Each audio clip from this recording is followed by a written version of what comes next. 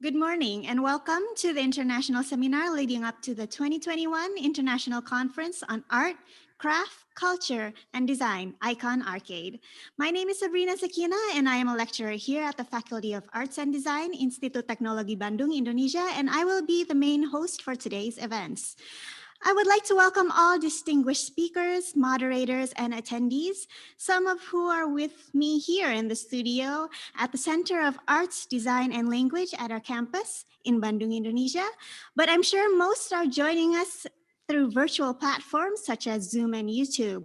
And so for those attending virtually, I would like to inform you to please fill out the attendance form that will be shared through the chat panel. Please allow me to also inform you all of the rundown of the events today. The seminar will be divided into two sessions. The first session will be covering the topic of sustainable social changes through disruptive design and creative economy, featuring the speakers Dr. Dwinita Larasati, MA, Dr. Leila Ajarolu, and Professor Lynn Capitan. The second session will be held after lunch break and will be covering the topic of exploration on the role of art and design in reinforcing sustainable development, featuring the speakers Professor Masato Fukushima and Dr. Agung Hujatmika. So to kick off the start of the international seminar leading up to the 2021 International Conference on Art, Craft, Culture, and Design, ICON-ARCCADE, I would like to share with you a brief introduction video about our campus, Institut Teknologi Bandung, featuring remarks from our rector, Professor Reni Wirahadi Kusuma. Let's have a look.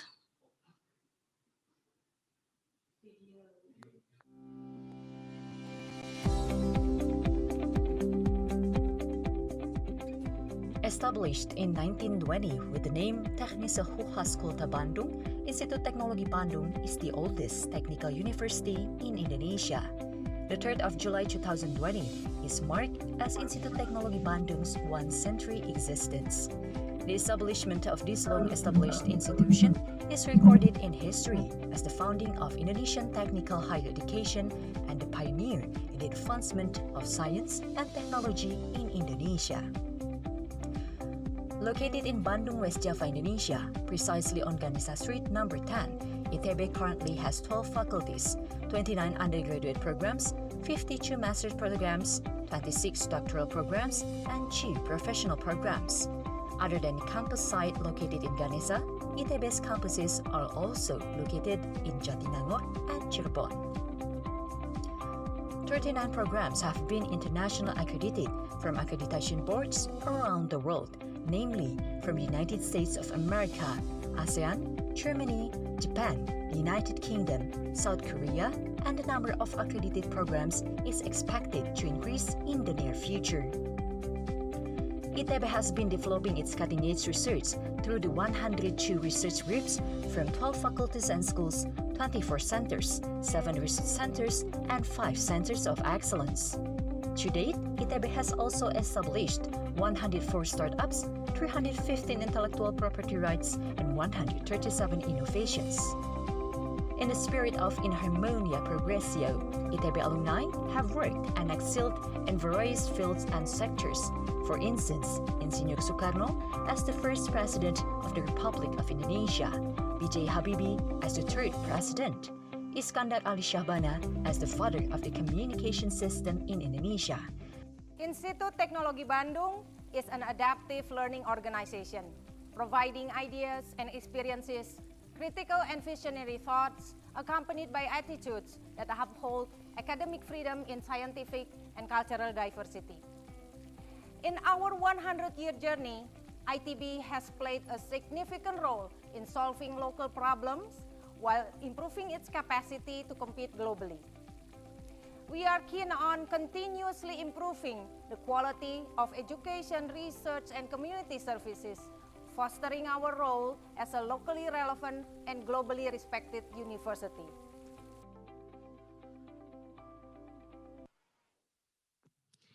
And of course, this event would not be possible without the efforts of the committee.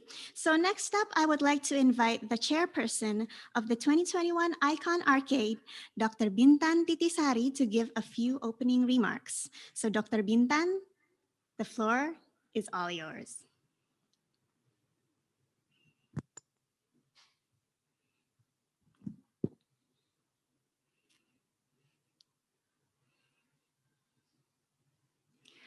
Thank you, Sabrina. Greeting from Bandung. First of all, I would like to greet Your Excellencies Dr. Andrianto Rikrik Kusmara, Dean of Faculty of Art and Design, as well as Vice Deans Dr. Intan Rizky Mutias and Dr. Nurian Iksan. Your Excellencies Professor Lin Kapitan, Professor Masato Fukushima, Dr. Leila Ajarulu, Dr. Dwinita Larasati, and Dr. Agung Hujatnika. Honored colleagues at the Faculty of Art and Design, Institut Teknologi Bandung, and partner universities, our beloved students, distinguished guests, ladies and gentlemen. Good morning, selamat pagi, sampurasun. Thank you for coming or tuning in to this international seminar leading up to the 2021 International Conference on Art, Craft, Culture, and Design, as we call as ICON-ARCCADE. It gives us great pleasure to welcome you all. In particular, I would like to express my gratitude and a warm welcoming to our plenary speakers and guests, especially those who are streaming from overseas. As I speak now, I'm very pleased to know that there are over 200 registered participants from all over the world within this Zoom webinar, and there are many participants who join us through our YouTube channel. We would also like to express our heartfelt thank you to the Faculty of Art and Design, Institut Teknologi Bandung, for realizing this event despite the adversities we are currently facing. To the former committee of the first ICON-ARCCADE, and to our fellow committees without whom this event would not have been possible. Now, please allow me to say a few words about the theme of this seminar and the upcoming conference, Reinforcing Creative Economy for Sustainable Development. As we know, last year at the 74th session of the United Nations General Assembly, Indonesia became one of the main sponsors of the proposal for the 2021 International Year of Creative Economy for Sustainable Development. On top of that, no one could have guessed that 2020 will be such a challenging year for all of us due to the COVID-19 pandemic. However, both circumstances have put us in an ideal situation to reflect on our past and contemporary practices in art and design as an important part of the creative economy and explore where we might head to after this. So we pluck up the courage to bring forward this discussion, inviting prominent speakers from different angles and practices in art and design, both from Indonesia and abroad, to help us shape the questions we can further explore in the conference next year along with you, our prospective presenters. We have decided to focus on two of United Nations Sustainable Development Goals, which are Goal 11, Sustainable Cities and Human Settlements, and Goal 12, Responsible Consumption and Production. Our first plenary session will address the topic of sustainable social changes through disruptive design and a creative economy. We have three speakers, which are Dr. Dwinita Larasati from Bandung, Indonesia. Hi, Bu. Dr. Leila Ajarulu from New York, United States of America, and Professor Lynn Capitan from Wisconsin, also from United States of America. Welcome. Our second session will address the topic of exploration on the role of art and design in reinforcing sustainable creative economy. We have Professor Masato Fukushima from Tokyo, Japan, and Dr. Agung Hujatnika from Bandung, Indonesia in session 2. At the end of both sessions, I will deliver the closing remarks from today's event to determine the second ICON-ARCCADE focuses in 2021.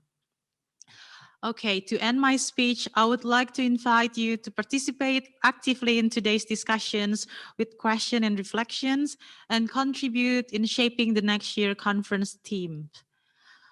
Well, while writing the answer is not what academics do, We hope that this seminar generates a lively discussions as well as raise more questions about how we can take part in reinforcing the creative economy for sustainable developments, and also walk hand in hand to realizing our shared dreams as global citizens, which are contained in the United Nations Sustainable Development Goals by 2030.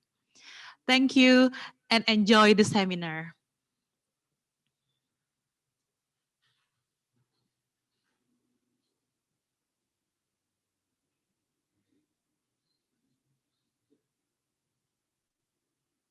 Okay, thank you, Dr. Bintan, for your remarks. We're all looking forward to a very fruitful event today. Next up, to officially mark the beginning of the seminar, we will be listening to a few opening remarks from His Excellency, the Dean of the Faculty of Arts and Design, Institut Teknologi Bandung, Dr. Andrianto Rikrik Kusmara. To Dr. Rikrik, the floor is all yours.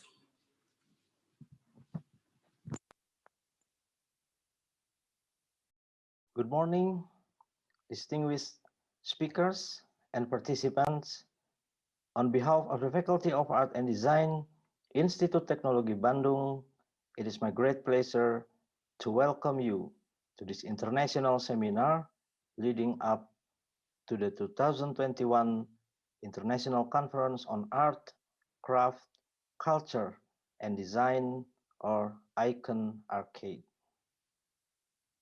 At the 74th session of the UN General Assembly in 2019, UN declared 2021 as the International Year of Creative Economy for Sustainable Development. The United Nations has prioritized the growth for sustainable economy, especially in developing countries. Thus, put creative economy in the center. Indonesia was one of the main sponsors of the proposal, as it is aligned with the vision of Golden Indonesia 2045. That has been a national priority, and it is translated to 4 pillars. The second pillar, sustainable economy, includes the mission to develop creative and digital economy. The international conference and the preceding seminar are a contribution to this global event and national priority. We are bringing forward several issues that impact the creative economy in relation to United Nations Sustainable Development Goals, especially Goal 11, Sustainable Cities and Human Settlement, and Goal 12, Responsible Consumption and Production. Economic growth equal to urbanizations. As cities develop and expand in every probable direction, the question of sustainability rise, and among them is about the material used by citizens in daily life. Cities are full of artificial human-made objects that shape the space and create living experiences. Most of the spaces, and as well as urban cultures and subcultures, grow organically, and despite crisis and scarcity, most people thrive. Urban communities no longer gather people from the same geographical context. They also emerge between people with shared values. Nowadays, even more so, due to the cyberspace that push the physical boundaries between cities, nonetheless, the question remains, how can cities and their citizens sustain the rapid growth and ever-changing landscape? What are the roles of creative economy in ensuring their sustainability? The focus on Goal 11 should provide us with knowledge and wisdom on the context of our practice in art and design, not only in the physical form, of object and space, but also in the intangible human capacity and community resilience. As practitioners and academicians in art and design, we are at the heart of material productions. So far, the idea of creative economy has continued towards the same scenario that does not truly go hand in hand with the concept of an environmental sustainability. Over the past decades, we have witnessed various efforts to overcome this problem from different angles, from engineering to anthropology.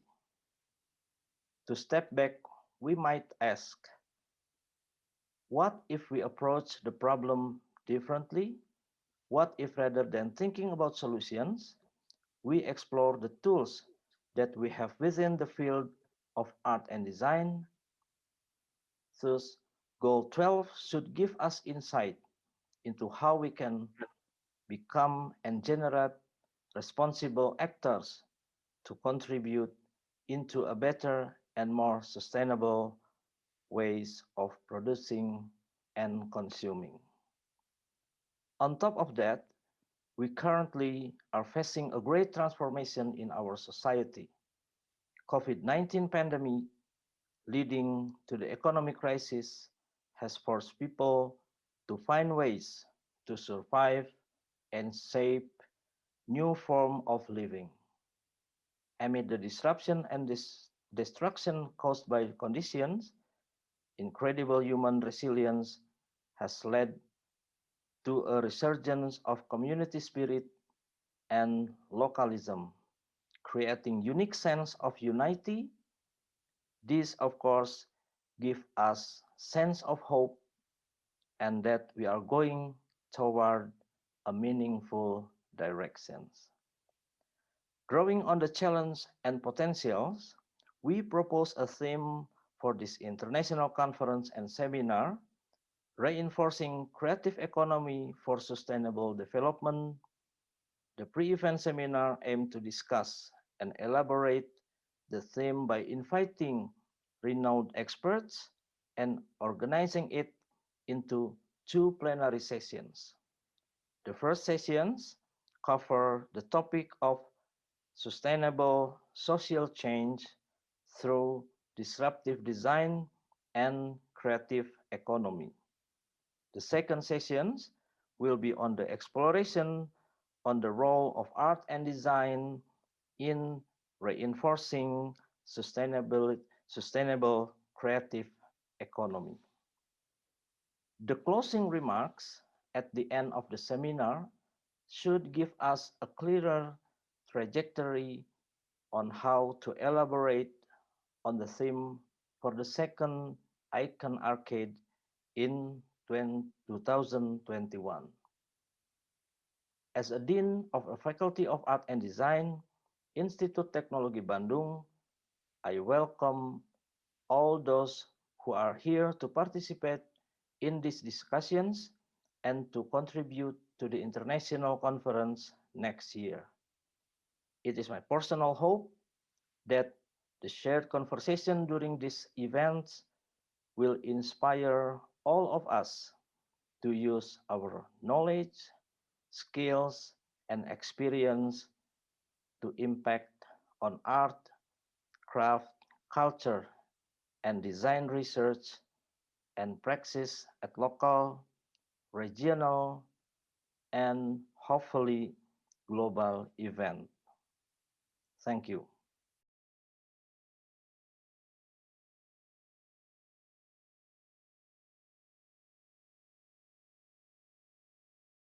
Okay, thank you to Dr. Rikrik for the very insightful remarks. And I would like to remind all attendees to please fill out the attendance form that is being shared in the chat panel. And after the seminar is over, we ask all attendees to please fill out our survey that will be sent to your email, your registered email, that is, so that you can receive the certificate for today's event. And now we move into the main event, which is our seminar sessions. Our first session covers the topic of sustainable social changes through disruptive design and creative economy, and will be moderated by Ms. Ardana Riswari, MA. Allow me to read a brief introduction on Ms. Ardana. Ms. Ardana Riswari, MA, ATHR, was born and raised in Bandung, Indonesia. She graduated with an MA in Art Psychotherapy from Goldsmiths, University of London in 2014. Since then, she has been registered under the Australian and New Zealand and Asian Creative Arts Therapists Association, ANZACATA, and done clinical practice as an art therapist. She joined in the Faculty of Arts and Design at Technology Bandung in 2017. Her main interest is in the community-based art therapy in the context of disaster, using her experience and knowledge as an art therapist to help with community recovery and facilitate the community during mitigation phase. She has done various community service projects in post-tsunami Banda Aceh, post-earthquake West Sumatra, post-earthquake Lombok, post-tsunami Banten, and is currently running a mitigation project with LPPM and Bandung Mitigasi Hub along the Lembang Fault, West Bandung Regency. Okay, so without further ado, we shall begin the first session featuring Dr. Dunita Larasati, Dr. Leila Ajarolu, and Professor Lynn Capitan. To Ms. Ardana, the floor is all yours. Thank you very much. Good morning, everyone. I'm glad to have you here with us in the international seminar leading up to the second ICON-ARCCADE in 2021. We have here our distinguished speakers. So let me brief you to the theme of our first plenary session. So this first plenary session will address the topic of sustainable social changes through disruptive design and creative economy. Dr. Dunita Larasati will open the discussion, sharing her researches and practical experiences in design and sustainability towards building creative cities on sustainable development goals. And the second will be Dr. Leila Ajarolu, who will continue this idea of urban habitat and give an overview on disruptive design, changing the system status quo from linear to circular economy. And Professor Lynn Capitan will close the session by sharing with us her knowledge on the principles of sustainable social change that build community resilience and well-being, drawing from her work as a cross-cultural art therapist and researcher involved in hundreds of urban and rural projects directed at popular education and social transformation. So within this discussion, I'm serving as the moderator, and I hope to be able to do it very well.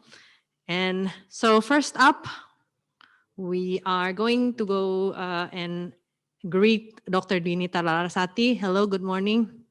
Butita, as we know her. How are you? Hello, good, thank you. Okay, so I'm gonna read a short bio from Butita. So Tita Larasati was born and raised in Jakarta, Indonesia. She studied industrial design in Bandung, Eindhoven, and Delft with an interest on the subjects of sustainability, exploration on natural fibers, interdisciplinary research, design thinking, community development, creative city, and creative economy.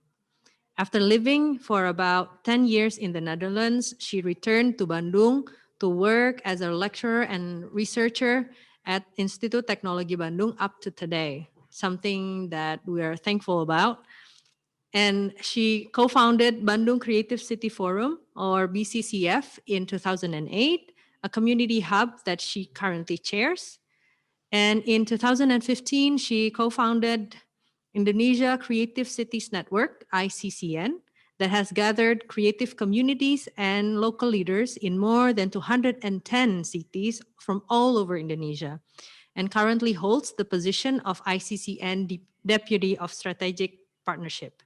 She chairs Bandung Creative Economy Committee, next to being Bandung focal point for UNESCO Creative Cities Network, UCCN, an advisor for West Java Creative Economy and Innovation Committee, and a member of International Advisory Council for Creative Industry Policy and Evidence Center, PEC, in the UK.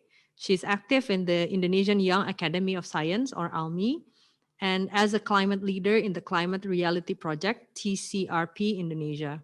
In her spare time, she creates and publishes her graphic diary, which I think most of you have been known about. Okay. All right, so I am glad to give the floor to you, Butita, when you're ready. Yeah, sure. Thank you, Ari. So it's been a long time since we met each other in person, but I'm really happy to be here. I hope everyone is in good health and keep being healthy all the time. So Yes. yeah, if I may start the slide. Despite all the situation, of course, it's a pride in itself to have this event held. So it's a sign that we're still actually moving on, despite the situation, because that's what human being is all about, surviving and then surviving in a new way. So we keep inventing stuff. And in this occasion, I would like to actually say a bit about how community initiatives can change situations and even to make recommendations to policy and changing the policies, because otherwise what you mean by sustainable or going on in your own way would be always temporary, and how would you keep the good things and how would you select the bad things and how would you like to go on. So this might be a bit of examples, and if I have the next slide please. If you see the next in this next slide, you see these numbers, amazing numbers that maybe only Indonesia has as a country. And this number is, of course, it's representing our richness in diversity, in cultures. We have hundreds of languages, hundreds of tribes and ethnic groups, and so on. Of course, it's our own abundant richness, but then it also provides challenges in itself. And if you think about that, we have 17,000 something islands. Not all are inhabited, but at least those that are, how would you distribute the access or the equal access to either basic services, education, technology, and so on. And if you see these numbers, from 270 something million population, most of them are of productive age. So we have this so-called demographic bonus. But then if you don't do anything about them, or you don't really put attention, then there won't be a demographic bonus. There'll be demographic disaster, because then you have to find ways also to be productive in a relevant way. And from all those numbers, 175 something million are having access to internet, and most of them are using it in social media. So if you see that, for example, we have this physical development going on down to the remote islands, to the remote areas that are not yet touched by technology, and then suddenly you have these roads, you have these shops, you have this all this modernization coming in. It doesn't all mean bad things, but then are you also preparing the development not only in physical uh, side, but also in the psychological and social aspect? So are they mature enough to receive all these new things, or are they wise enough, and so on? Because nowadays we are having this 21st century technology in our hands, but then that means our mindset should also be set to that kind of new way of thinking. So you don't use it, for example, to have a thinking for selfishness or something. So uh, in a word, that our main challenge keeps being the disparity of people all over Indonesia, and how would you solve that? And here in my presentation, creative economy is offered as one of the solutions. So next slide, please. Now, if we talk about creative economy, then we talk about sometimes these subsectors of creative industries. But actually, whatever it is, they all come from these four basic of development, which is innovation, technology, media, and arts and culture. So if you talk about the result of creative economy products, then products or services, so tangible and intangible, they should always, they must come from all these four basics, because you cannot just chop things apart from being a filmmaker, for being a fashion designer, for being everything is sometimes connecting to each other mostly. And also we like to map the stakeholders of the creative economy, because then all these products cannot be appearing by itself. It should be having this collaboration between among academia, business sector, community, government, and then also media, in the steps that we all can also relate to, which is connecting. So mapping your stakeholders and then collaborating in any way. It can be a product development, it can be a upskilling training, it can be a workshop, and anything. And then commerce and celebrate is when you are ready to show the result of the collaboration. So it can be a transaction, so it's really commercialization of your products, or it can be a festival, it can be a concert or anything else. So in this way we keep working and we keep exercising with our abilities. Next please. And if we look into the numbers of creative economy that was mapped by Beckraft last time, it was published in 2019, but then the numbers were from 2016. So the KPI of Beckraft then was the increase of GDP, increase of workforce intakes, and then export values. And if you see here, the numbers are increasing actually. So in GDP, 7 point something percent from the total of national economy, which is quite high.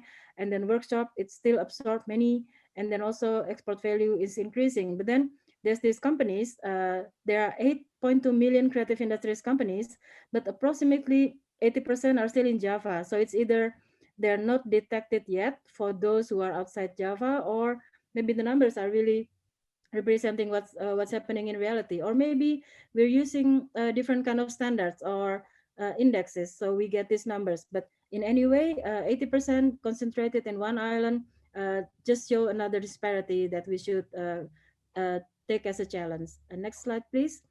And if we look into creative economy, we are not supposed to look into just one aspect, but it actually comes in an ecosystem. Because if you say only creative industries, then you see only the industry that is tangibly having this kind of transactions. But if we look into the ecosystem, then we should start from the human being itself, because creative economy comes from the intelligence, from the human capacity to create, to imagine, and to really actually work. So this is not really clear on the screen, but if you see the blue circle at the top, that's actually saying human beings. So it's actually human capitals, or the creators itself, or the people who are working in creative economy. And in order to do so, they need whatever their capacity should be built on. So they need maybe education or skill building, or they need space to create. They also need their peers to be able to create, and so on and so on. And after that, they produce the work. So it's either a product or services or system or anything else, which is in the green circle. So if you just create something, but without this economic uh, uh, plan in your mind, then it's not yet creative economy, because then you maybe just make it for your own expressions, or you want to give it to people, and so on and so on. But then once you need to make it into production, then you need all this ecosystem as well. You need manufacturers, workers, materials, and so on. And then if you go to the purple circle, that's the marketplace, or the audience, or those who appreciate your work. And if you hand over your work to them, then you need all these other systems. You need the marketplace, you need communication, you need promotion, you need everything else. And then if transaction happens, then you need all this payment system, and so on. And then going to the orange circle, that's R&D, and that's where you get as the creator, you get this input, or you get this feedback from people who already make more research about it. Maybe it can be in a form of a material exploration, production service, production system, or critics and reviews of your past work. So next work that you make would be based or would be influenced by all that is coming to you. And this chart is actually an effort to show where government can actually play a role in here, because otherwise people have been saying like, okay, with or without government, we keep moving on anyway, or we keep creating things anyway. But then just imagine if the government have the knack to see where they can support this creative economy ecosystem, then the system will go on sustainably. So this is also a point where this chart was created in 2014, where we try to redefine where the government, if they want to put creative economy in a formal form, so systematically within the structure of governance, then which part should they play in? Because otherwise things will not go as smoothly as expected. Next, please. And this ecosystem, these four lines, if I may offer a model, for example, if we have rattan-based product industries, so we all know that Cirebon is very famous for their rattan products and so on. But then the rattan itself, it comes from Palu or from Sulawesi, where they grow. So this rattan raw material should be transferred from Sulawesi to West Java, where in Cirebon they have all these workers, factories, craftsmen to make them into products. But then who design the products? Where does the design come from? So mostly it's from, for example, Bandung, where designers are trained to learn about the material itself and about production processes and so on. So the design comes from Bandung, but then the marketplace might come from, they might sell it to Jakarta or to Bali or to maybe abroad and so on. So in this kind of ecosystem, we look into the supply chain, and there's the demand and so on. Yeah, noted. So next, if we want to put it into that model, next please, we have this yeah, so there's the creator, there's the goods and for services, there's market, and there's R&D. And if you put into next please to the Rotten model, this is what we meant to say, that if you make an intervention to, for example, the R&D, then you have this effort that force the next in line in the elements of the ecosystem, next please, to also increase the ability, increase the skills, next. And then you touch upon the products development, and next you touch upon the widening of the marketplace and so on. So if this happens in many other ecosystem of based on commodities, then we can have a lot of intersection in this. Next, please.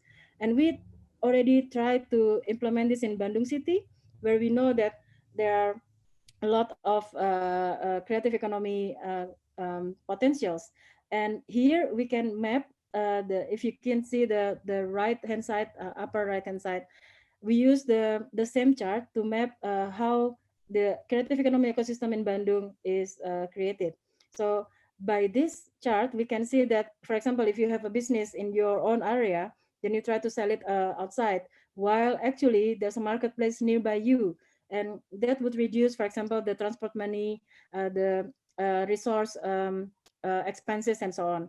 And who has this kind of insights? It can be this academics and can be the government, who will then be able to make a kind of regulations of and support on how you can distribute your products and services in a more sustainable way. Next, please. Well, while we're talking about Bandung, and this is how Bandung is, because we are basically very much used to the hospitality business, including fashion and culinary services. So people come to Bandung for these experiences.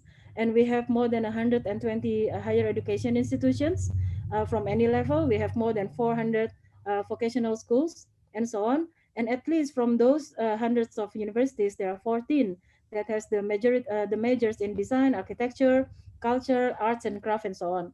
So if you see that every year young people come to Bandung to learn, and they have all these expressions and so on, you cannot avoid the fact that these young people, they would find their own expressions, their own place of expressions, and also they want to gather in a place that fits their lifestyles. They want to gather with the peers or with the friends that they like, and so on. And these young people are actually the ones who create the dynamics of the city. They are the ones who determine how Bandung looks like. And next, please. And they also forms community, and one of them is this Bandung Creative City Forum, which was declared by 45 individuals and communities. And we form ourselves because we thought that, okay, Bandung should be more fun for us to do things around. But then in early 2000, so 2005, 2007, we didn't think that Bandung was accommodative enough for what we need. So that's why we did a lot of prototype making to show the government and to show the people of Bandung that look, the city can be more pleasant if we do this or if we created things like this. So next, please.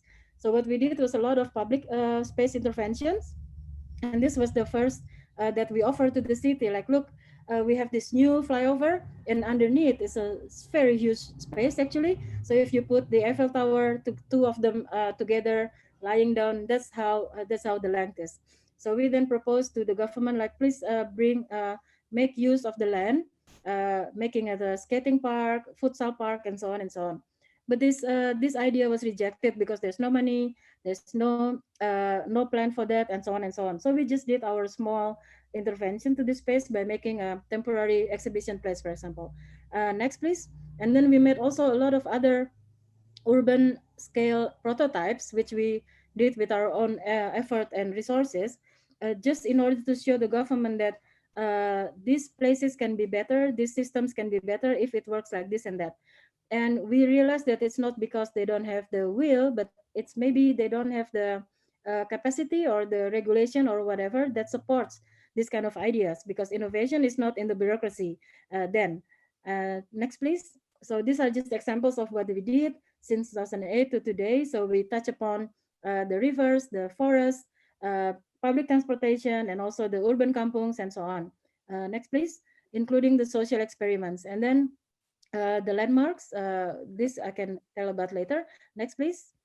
And then also we did this design thinking workshop by involving the municipality staff. So since 2013, we did this annually. So every year we bring up the most urgent things that happens in Bandung that we should find solutions for. So each year we do this consistently. So from 250 about participants, 1/4 are always the government employees. So they are the ones who make decisions of how, as a top-down hand, how would you support this kind of aspirations from people and from community. So we've been holding this from 2013 every year, and we'll have another one next week.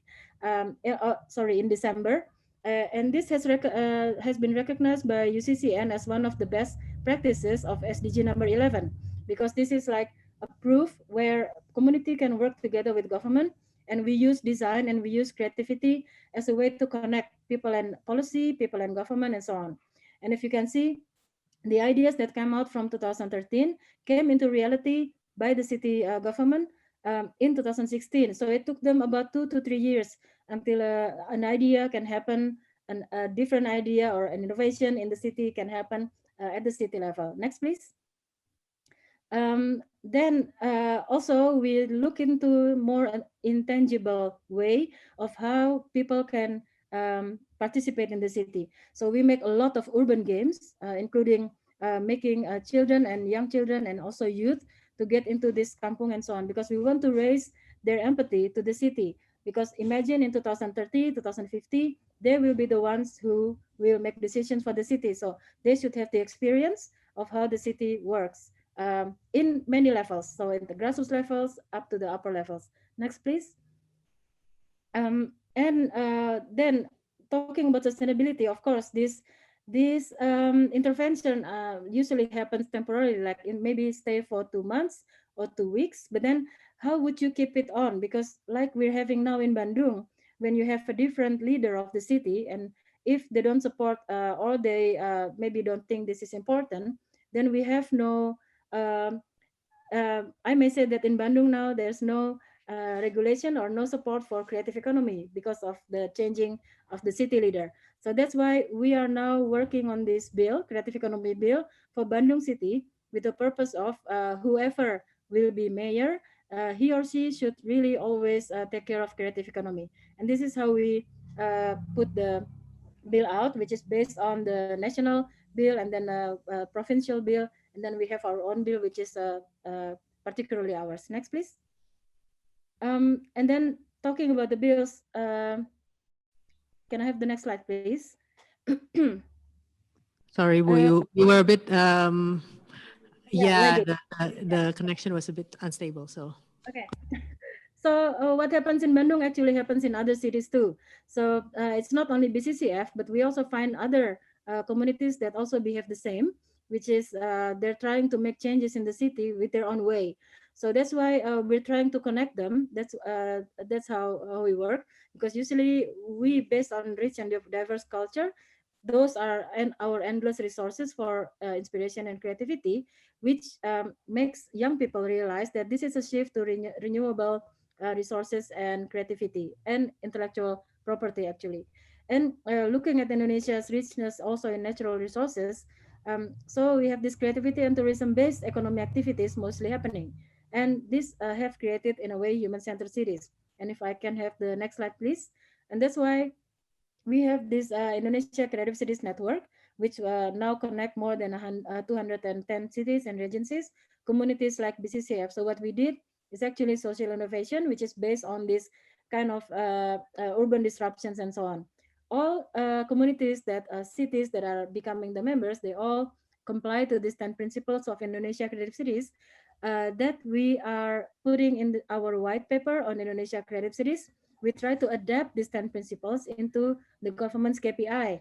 So also we're trying to help each other with these other cities and regencies, how to actually convince your government that creative economy is actually important and it's actually an inclusive way to involve people in the city development. Next, please.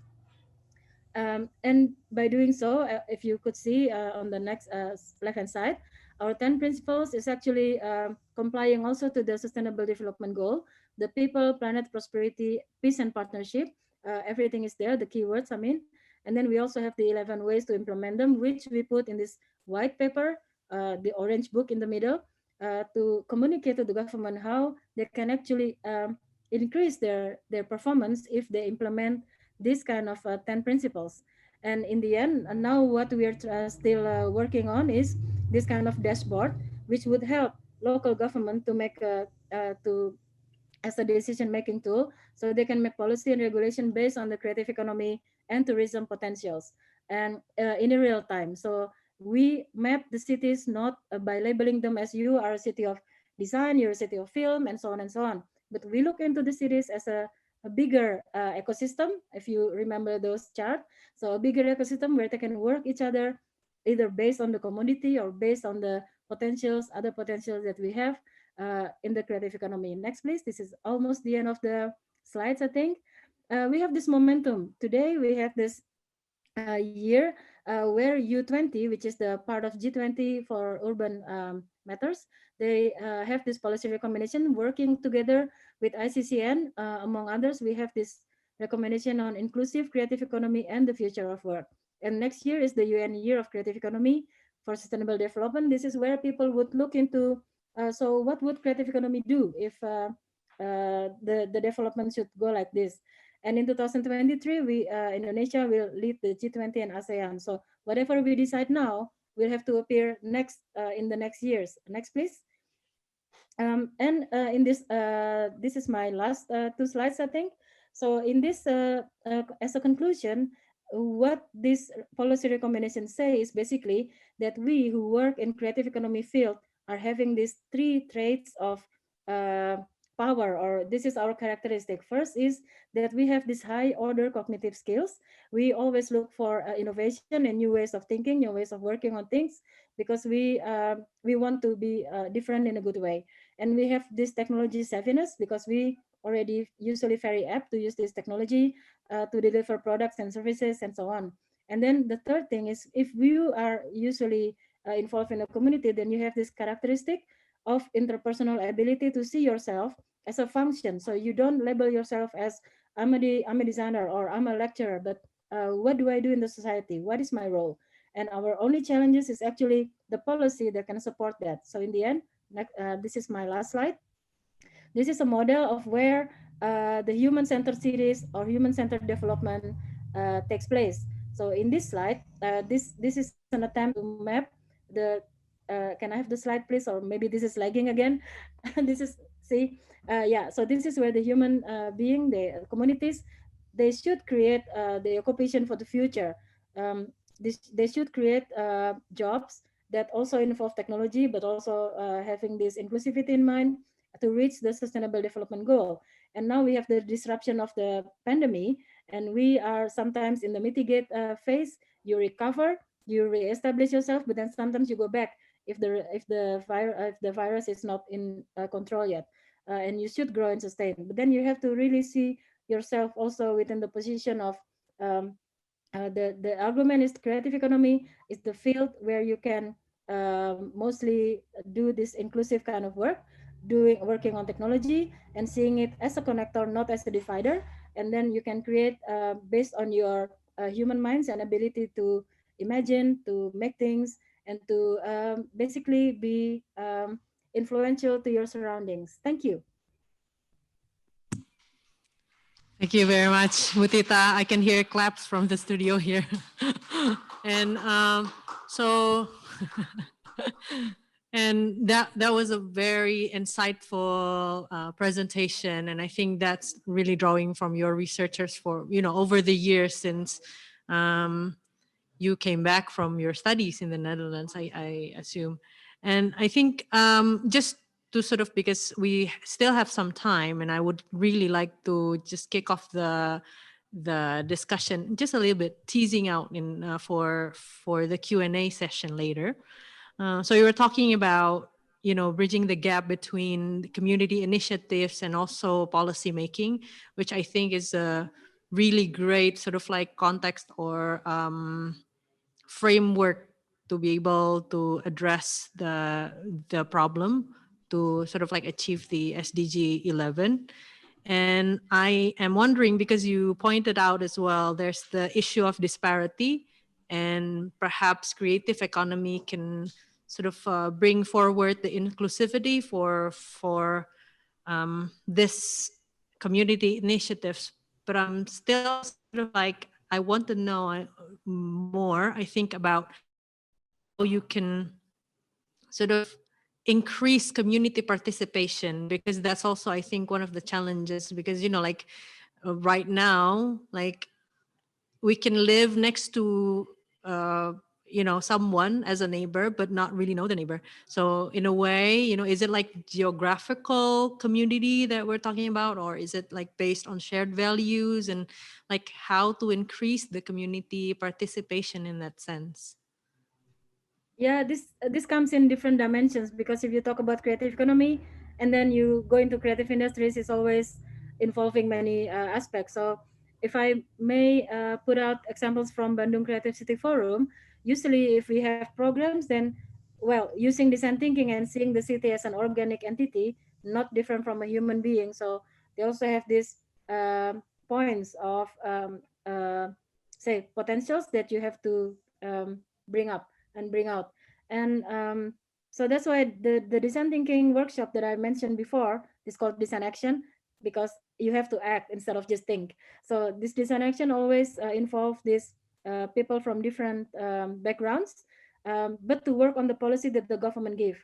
So for example, the government can give new facilities like, okay, now we do tax online, or now we do the registration of high school students online. But then going online is not always the same for different people. So that's where we invite people who are really at the grassroots level of education, or those who are activists in education, those who are leading a school, so headmasters themselves, and people from the Department of Education, for example. And then they have to work together on how to make this work through design thinking phases, where, as you know, design thinking is it has to put out the empathy in a fun way, and there's no hierarchy there. So you talk to your fellow human beings, not your boss or not your inferior, and so on. So by doing things in a fun way, and you have to this certain kind of exploration to yourself and to your own mind, then I think things can be achieved if you have these examples and pilots that you can experience yourself as a solution.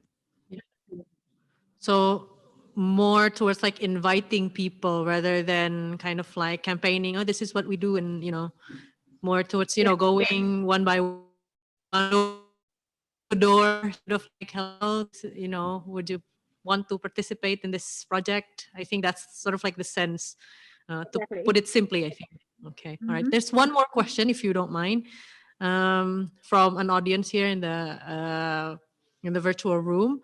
how to engage with the government to understand the importance of community value in creating policies. I think this is, like the other hand. So on the one hand, that's sort of like uh, my previous question was on the community participation. This one is, how to engage with the government to understand the importance of community value in creating policies. Because, like, I think, as you said before, when the head of the government was, the governor or the mayor changed, then they also bring in their own vision into like creating their cities to become more livable. And sometimes the visions or they clash with the previous ones or with the Yeah. what has been done for the development. Yeah, the thing is that we have to speak their language too, because I've been learning this years and years, and maybe I'm not into this yet. But then at least we make an effort that what is their interest, because their interest is usually making the programs work and making the budget, whatever they have, is safely spent. So we put out this offer to them that, look, you're the government, but I know that you have to make programs. But then if you we also as community have to understand that they have these terms, time in timing, and also in the amount of budget that they also should strictly obey. uh, and that's the only thing they're afraid of, maybe. So if we can speak their language, and if we can influence, convince them, for example, by adapting what we want, the principles that I mentioned, to their KPI. So we have to know what they want to achieve. So hopefully that can happen, because and also by communicating through pilots. So those projects, those interventions to urban space, it's actually showing them that this can happen if you go through this and this and this procedure, and that actually fits the way you work as a government. So if we try to convince them that, and if they believe that this can happen, of course nobody can easily just grasp that. But then if they do, then you can So really I get think it's things very going. interesting as well, because then, Okay. at So I one think it's very end with the interesting community, as well, if you because do then, have the idea, at then one you sort end of with the like community, empathize, if and you also, do have the use their idea, language then to you invite sort of them in like the empathize, and initiatives. And on also, the other use hand, their it's language to basically the invite same them thing, but with like in the different language initiatives. that And on the other probably the hand, it's government basically the same speaks. thing, but with And like different language that yeah, and I probably the think it government also then, speaks. And highlights the point of yeah, and I collectivism, think that it also these then, projects cannot be highlights done the point alone of as a collectivism, that sort of like, these just one projects individual. cannot It be done needs to alone as a sort of like, be done just one in individual. It needs to together with be done other people that have or share the same together vision. with Then with like other what people that have what or you share sort the of same like vision. Then, Exactly. like what you sort of like initiated in BCCF, and then growed it makes into sense now, ICCN, I think. then it makes sense now. Okay, thank you very I think. much for your presentation. Okay, thank you very And then much for your be presentation, together again in with the Tita, QA and then session at the end we'll of the be together again this in plenary the QA session. So session at next the end up of we the have Dr. plenary Leila this Ajarolu. plenary session. So next Gonna up we have read her Dr. short bio. Leila Ajarolu. Sustainability Gonna provocateur read and her cultural short bio. protagonist, Dr. Leila Ajarolu challenges Sustainability people to think provocateur and differently cultural about how the world protagonist, Dr. works. Leila As an Ajarolu challenges award-winning people to designer, think differently about how the UNEP world champion of works. the earth, As an sociologist award-winning and designer, entrepreneur, she developed the UNEP champion disruptive of the design earth, method and sociologist and designs entrepreneur, cerebrally she developed the disruptive design method and designs cerebrally activating experiences, gamified toolkits, and unique educational experiences that help people status quo. And she leads presentations around the world on activating positive social change. And she leads presentations around the world on activating positive social change through creative interventions and system thinking. Leila is the founder of Disrupt Design, the Unschool, and the CEO Project Fund. so we are going to Okay. have her So digital unfortunately, Dr. Leila presentation, cannot be here live played with us for you. today. So we are going to have her digital presentation played for you. Hi, I'm Layla Ajarlu, and I am really excited to be here with you today digitally, sharing ideas and provocations around how we can all help design a future that works better than today. So I'm actually a designer and a sociologist, and I'm really passionate about sustainability. That is the social, economic, and environmental impacts of the things that we all do. In my career, I design a lot of tools that help people think differently about the problems that we face in the world and to be able to come up with creative and innovative solutions to help solve complex problems. I would also describe myself as a serial social entrepreneur. I keep creating initiatives and projects that I really am passionate about and that I think will have a positive impact. I run a design agency, I run a school for adults, and I spent the last 3 years renovating and regenerating a farm. A few years ago, I was named Champion of the Earth by the United Nations for my work in helping to challenge the way we see sustainability and the design work that I've done for creating tools that help people think differently.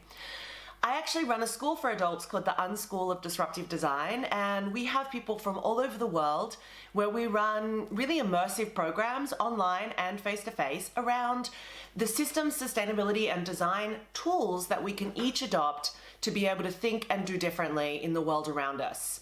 I've been running the school for over 5 years, and it's been one of the most inspiring things that I've done. I constantly learn from the people that I'm lucky enough to be able to teach and work with.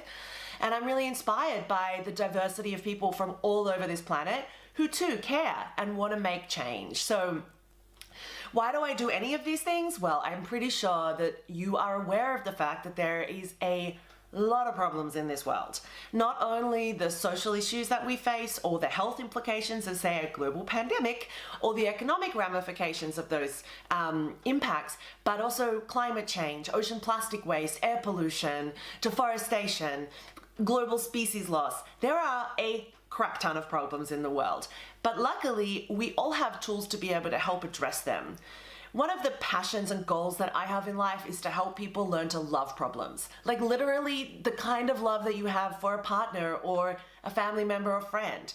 One where you really understand and respect it. Because in doing that, you actually really learn how to dissect all the complex components that exist within that problem. And it becomes less mysterious and more, you become more agentized to figure out how you can help solve some of the elements of that problem arena. Now, I'm a big fan of this guy called Buckminster Fuller. He's long dead, but he came up with some really incredible ways of using design and creativity to change the world. And one thing he says is that if you want to change the world, you need to design things that make the current system better. One thing he said is that the best way to predict the future is to design it. And what is design? Well, design is one of those tools that you can get a professional career in, but also we all interact with in our day-to-day life. It's essentially the configuration of the resources around us to create new things that help us live our lives and be healthy and prosperous in this world. But design is also this big social influencer. It's essentially what I call this silent social scripter. As we move around the world, whether it be the technology we use, our cities and how they're designed, the chairs you're sitting on, this is all created by an individual or a series of individuals working together to create the user experience, the functionality, to make it marketable, to make it work, and sometimes as well to design it to break. But the thing is that design, as much as we design things in the world, they also design us. We're in this dynamic relationship. And the world that we live in today, more so than any time before, is completely designed. There are so many elements of our daily lives where we interact with the decisions and thoughts of other people. And here's the big clencher here. We live in a society that's designed based on a linear economy, meaning we extract raw materials out of the ground, we design and produce goods and services, we use them, and then ultimately they get wasted. And in the waste, it's often ending up in landfill, incinerated, or unfortunately escaping into the natural environment. The thing about the current linear system is that it doesn't account for any of the services provided to us for free by nature. Like all of the raw materials required to make anything have had to come from a natural system. And the more we extract, process, and waste, the more negative impacts that we have on those systems. And so when you look at nature, for example, and how it solves problems, it's basically based on a regenerative concept where everything that's wasted is actually designed to be the raw materials and resources for a new system. So what we're talking about when we look at sustainability and the big picture is we're looking at transitioning our entire economy from being linear, which is reductive and wasteful, to one that is circular, which is more expansive and sustainable.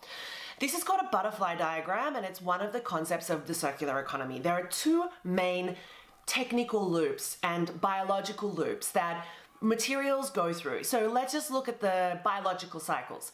The things you ate for lunch, the paper that you write on in your class, this is all made from natural materials that can easily be biodigested back into the natural world without having any really negative impacts. Whereas your cell phone or the technology you're watching this on, or even the chair you're sitting on probably, has technical nutrients. So it's been converted to such a way, like it's got plastics and different materials that are not easily digested by nature. They won't be broken down to parts that can be reused by the natural world. So we need to cycle them through a technical system, meaning recapturing, reusing, remanufacturing, repair.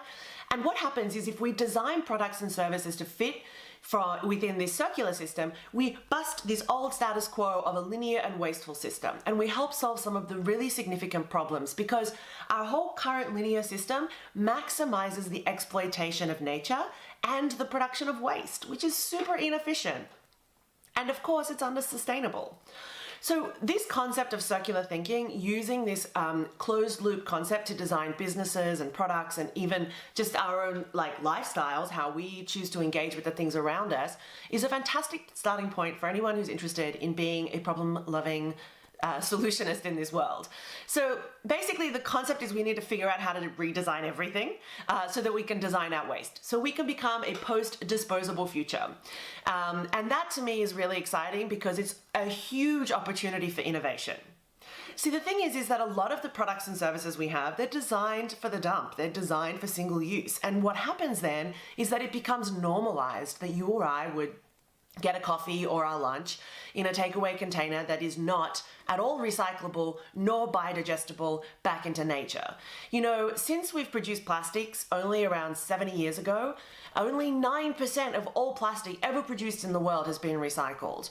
So if we rely on recycling for our problem solving, then we basically are relying on a false system. A few years ago, China, who was taking and processing a lot of the world's recyclables, decided that it was no longer going to do that. And so since then, we've seen a massive collapse in the global recycling market. Now, in order to help people solve some of these complex problems, I created a method called the disruptive design method, which essentially is about learning to love a problem before you solve it. It's about mining down underneath it, looking at all the nitty-gritty parts that make it exist, and then landscaping all of the parts you find so you get this bird's eye view of what's going on. And that's where we apply systems thinking, which I'll talk about in a second. And then the building stage, so taking all of those parts, that new information, and using it as inspiration to design, prototype, and deliver new concepts to the world, whether it be products, businesses, or entire new ways of thinking or doing things. And this process, it's being used by lots of people all over the world, which is really exciting, but essentially it's just a scaffolding. Like if you were to build a building, you would have to put scaffolding up so that the building could go up safely, and then eventually you take it away. So if you want to get started, there's heaps of resources online that you could look into if you want to start being somebody engaged in what I call three-dimensional thinking, being able to look through the telescope at the infinite possibilities of the universe and into a microscope and seeing that actually it's a mirror image and that the finite is also connected to the infinite. And that is one of the fundamental principles of systems thinking, that everything is interconnected. We live in a complex, dynamic, highly interwoven world where you and I rely on natural systems for survival. And if it weren't for, oxygen producing trees and photoplankton, you or I would not exist. We need food, we need water, we need the resources that nature produces for free as part of its incredible complex system. You and I are a system. Our bodies require all of the functionality to work in harmony, otherwise we drop dead. So a system is really a set of related components that work together in any particular environment to achieve the outcome or the goal of the system. So the goal of your body is to stay alive, basically, and often be happy and healthy as well. In systems thinking, we talk about this concept of the iceberg model, which is that a lot of problems often exist in the world where we only see the tip. But we know that an iceberg is actually held up by its mass, which is well under the water. So if we use this concept, we can dive under the water and find all the kind of different components that make up that system. And by doing that, we change the way we see the problems of the world, and we start to think things based on relationships and connections. Now, there are many problems in the world, but if we can break it down into 3 simple systems of play, it makes it easier for us to figure out how we can navigate our way through these things. So like, there's the social systems, you, me, and all of the systems we created to make society work. So for example, we have the education system, we have the legal system, we have the governance system, and all these systems require social infrastructure that's built and designed. So we have buildings, and we have roads, and we have transport, and we have books, and we have technology. They're all part of the industrial system, and then both the industrial and the social system rely on the planet and all of its ecological systems, such as the carbon cycle, photosynthesis, nitrogen cycles, all of the things that work together in this beautiful harmonious way to create the cycles of nature and resources, and of course food and everything else that we need. So by understanding these relationships, by adopting a systems mindset, we go from that linear perspective to this really dynamic view of the world. We challenge the way we see how things operate, and we can figure out how to contribute to a circular and sustainable economy. So I think I mentioned at the beginning, I regenerated a farm. I spent the last 3 years doing that. I wanted to learn how nature worked, and I got really engaged in that, and I developed this concept called the metabolism model, which is basically based off a mushroom because they're amazing. Mycelium, which is the under the earth that runs all through any natural environment, is the neural network of an ecosystem. And when a mushroom pops up, it's just the obvious part of the system emerging in order to help reproduce the mycelium. But the mycelium is in an interconnected relationship with the roots of trees. It's exchanging resources. It's communicating information between the different parts of the system. It's insane. It's amazing. And if you think about it, that little mushroom is just a representation of this beautiful complex system underneath the earth. And if we can start to think like that, think about the obvious parts and then the complex, beautiful, dynamic systems that are under the earth, we mine those elements, we can be truly innovative and positively disruptive in the things that we do in our lives. Because one other thing I learned from that experience is that there's no such thing as waste in nature. The only species to create waste is us. And waste is a loss. It's a loss of resources, it's a loss of time, and of course it's a loss to the system, and it creates so many other problems. So really what we're talking about here is revaluing things within the economy. It's changing the way we see things. Linear, it's no longer cool. Circular, the ability for things to be repaired, reused, remanufactured, for companies to completely redesign the way they deliver goods and services to the economy, that is where the future is. So to start with, we need to change the way we value things and also change the way we think about solving problems. Let's just look at COVID. We're all dealing with a pretty complex situation right now because of this jump from the natural world to the human world, and our inability to adapt quickly to respond. Now, what's fascinating is that a lot of science has showed that there's regions where there was a lot more deaths was related to air pollution. There's also been studies that talk about the loss of biodiversity and land clearing and the way in which the zootopic disease was able to jump.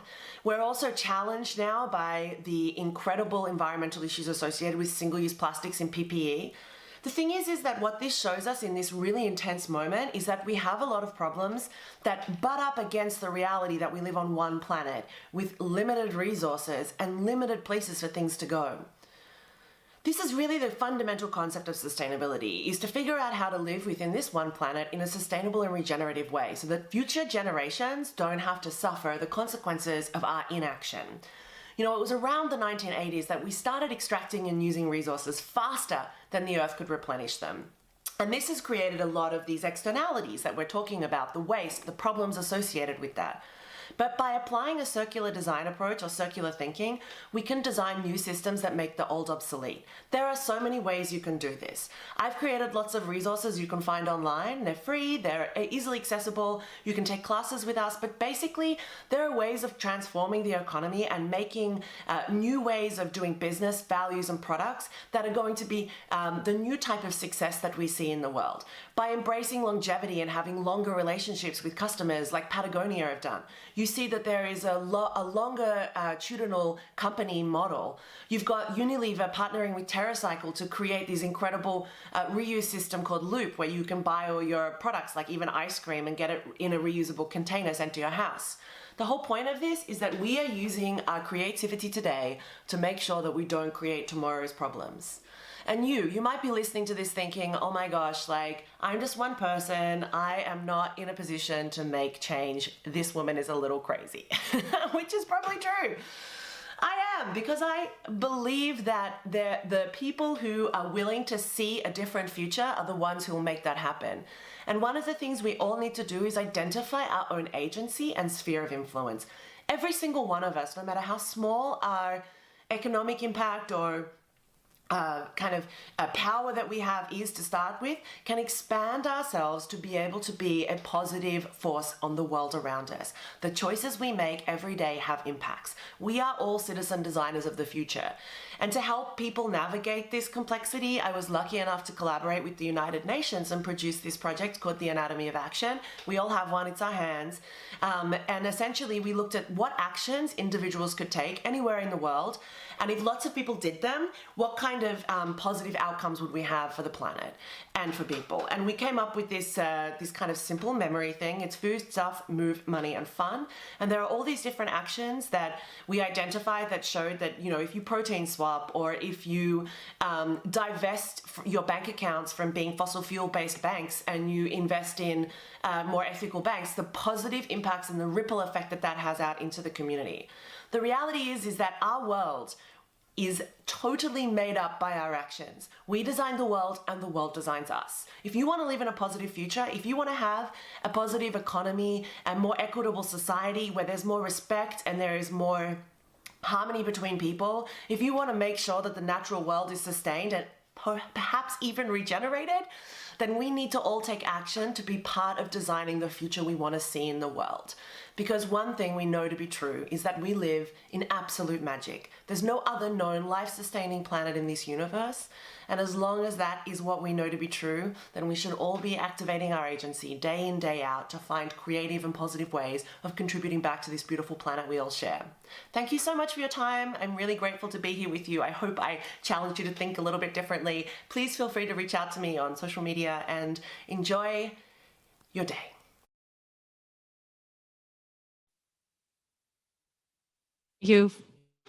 Thank you for Dr.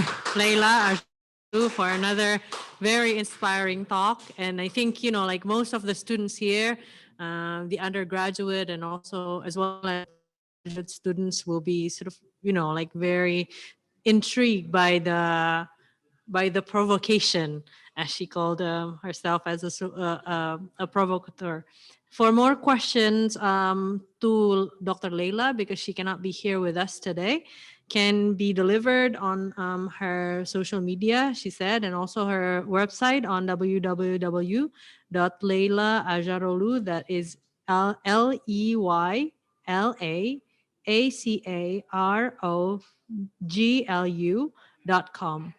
And also links to resources for the things that she had already mentioned are available on our website, icon-arcade.fsrd.itb.ac.id. Okay. All right. So next up, we have our last speaker, all the way from Wisconsin, in going into the middle of the night. I think it's probably 9:18 p.m. on Wednesday. Oh, sorry, on Friday night. Yeah, is it? Yes. Okay. So Saturday morning is here, Professor Lin, if you want to know. So I'm gonna read your short bio first. So Lynn Capitan is a professor and director of the Professional Doctorate in Art Therapy at Mount Mary University, Milwaukee, Wisconsin, the United States of America. Past president of the American Art Therapy Association. She is an international presenter, author of the seminal Introduction to Art Therapy Research, and former executive editor of Art Therapy Journal for the American Art Therapy Association. She is a long-standing member of a community-based cross-cultural research team in Managua, Nicaragua, and has advised numerous art therapy research projects throughout the US, Canada, and globally. I'm very happy to have you here. I personally am. And we are all, I think, really excited to listen to your presentation.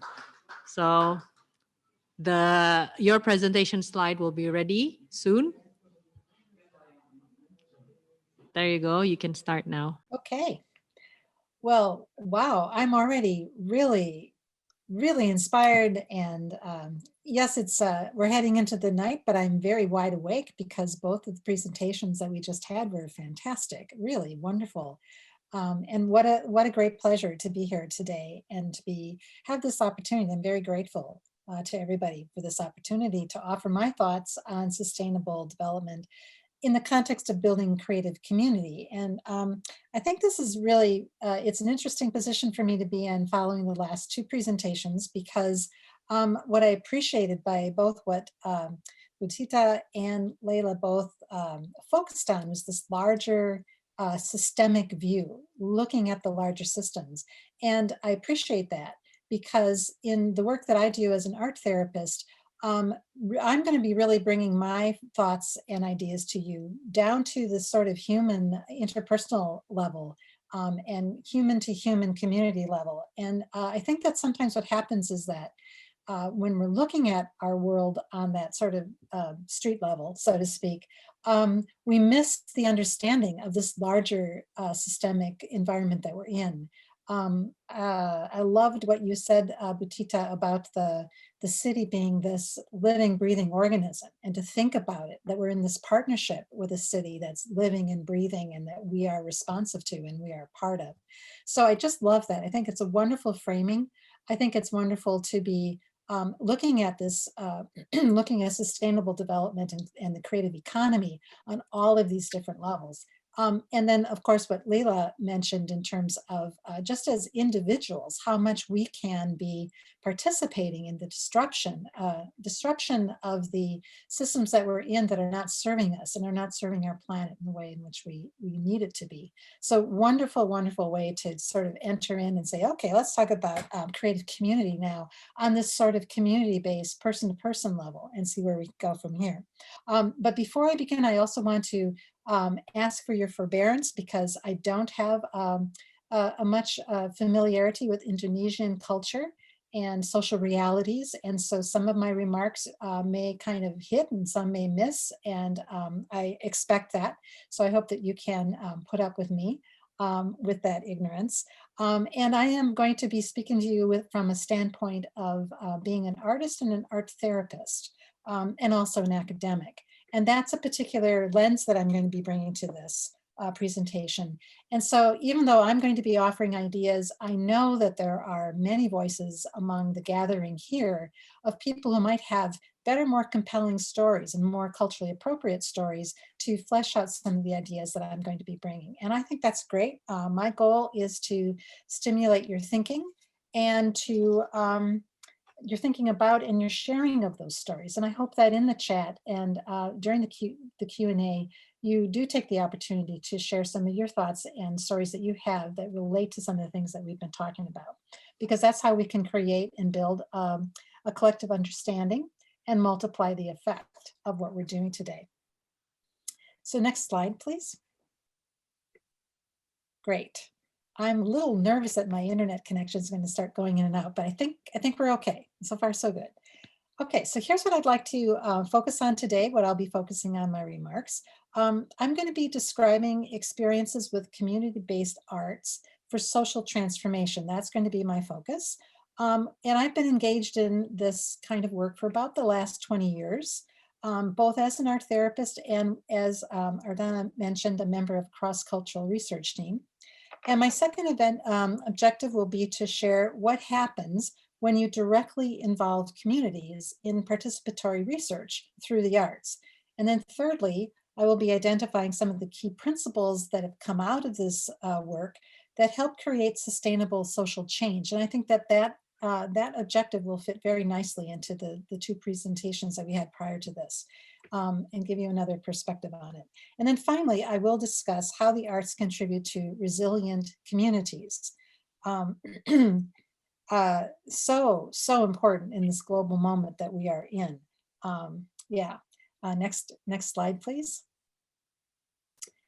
And we are living, it should go without saying, in very difficult times, of course, difficult politically, environmentally, technologically, and socially, upheavals of all sort.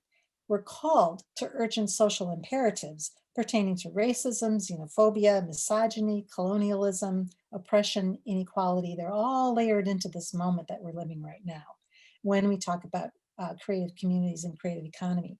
How do we conceive of a meaningful role for the arts in this world? It may be tempting, of course, to sink into despair, but I found that through the arts, we can choose instead to affirm resilience in the face of fear and intolerance and violence. And this is part of the world that I have interacted with quite a bit. We can move toward making arts socially responsible and aimed at emancipation and the realization of human potential. To ask such questions as who benefits and how from our work? When we make these designs, when we create these models, who's benefiting and how? What does it mean to be implicated in each other's lives, especially as we move toward creating solutions for these problems? Next slide. Now, because my work is informed by art therapy, and I realize that we probably have members through this day and participating may not know about art therapy, may not be very informed by it. So I'll tell you a little bit about that. Probably should do that before I go much farther, right? So when I say art therapy, sometimes people think, well, it has something to do with drawing a picture and then having a therapist psychoanalyze it and tell you what it means, right? Or probably more like revealing a psychological problem through your artwork that a therapist will help you fix. So that's a very common perception that people have about art therapy. And I would say that in the origins of the field, about 50 or 60 years ago, that was how some art therapists navigated and used art. But in today's world, it has a very broad scope of practice, from specialized clinical treatment areas in particular, to a more collective cultural and community use of art. And it's really this last part, this other way of looking at art that I've been involved in.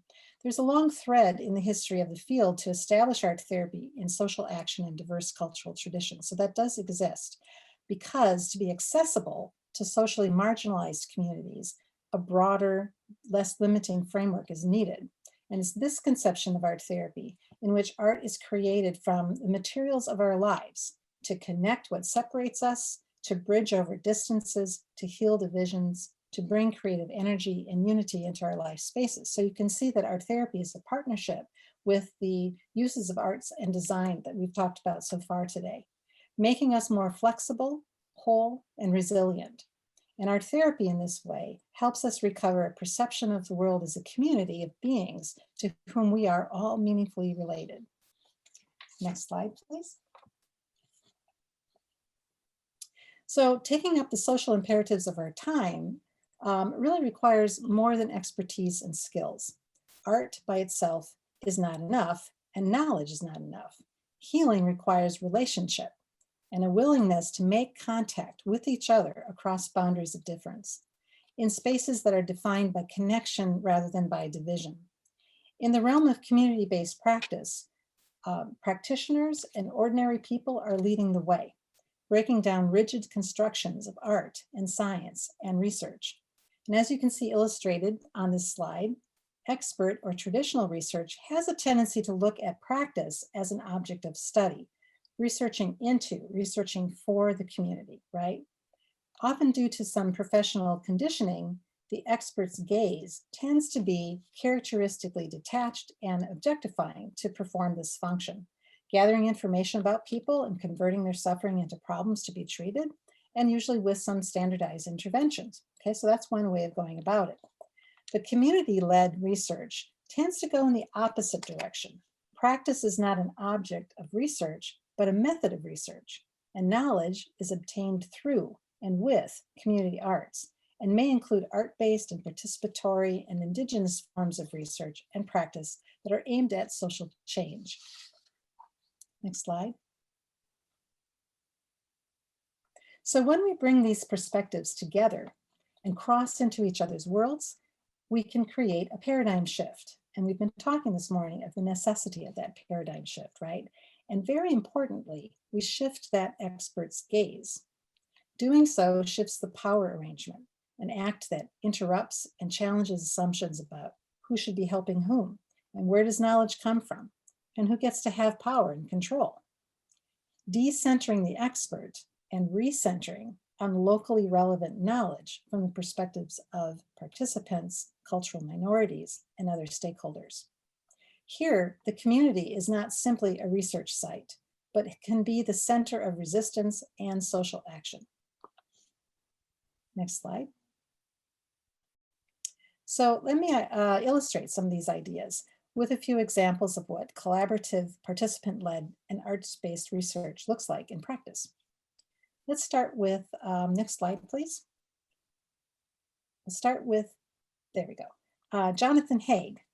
As an example of how arts-based research can create some of these trends, a trend in the research that is based increasingly on the accessible digital tools that are starting to filter down into community on the community level, which I'll be talking about in a few minutes.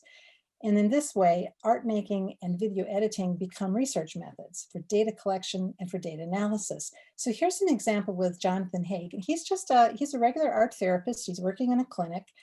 He's worked with people of all ages who are dealing with grief and loss.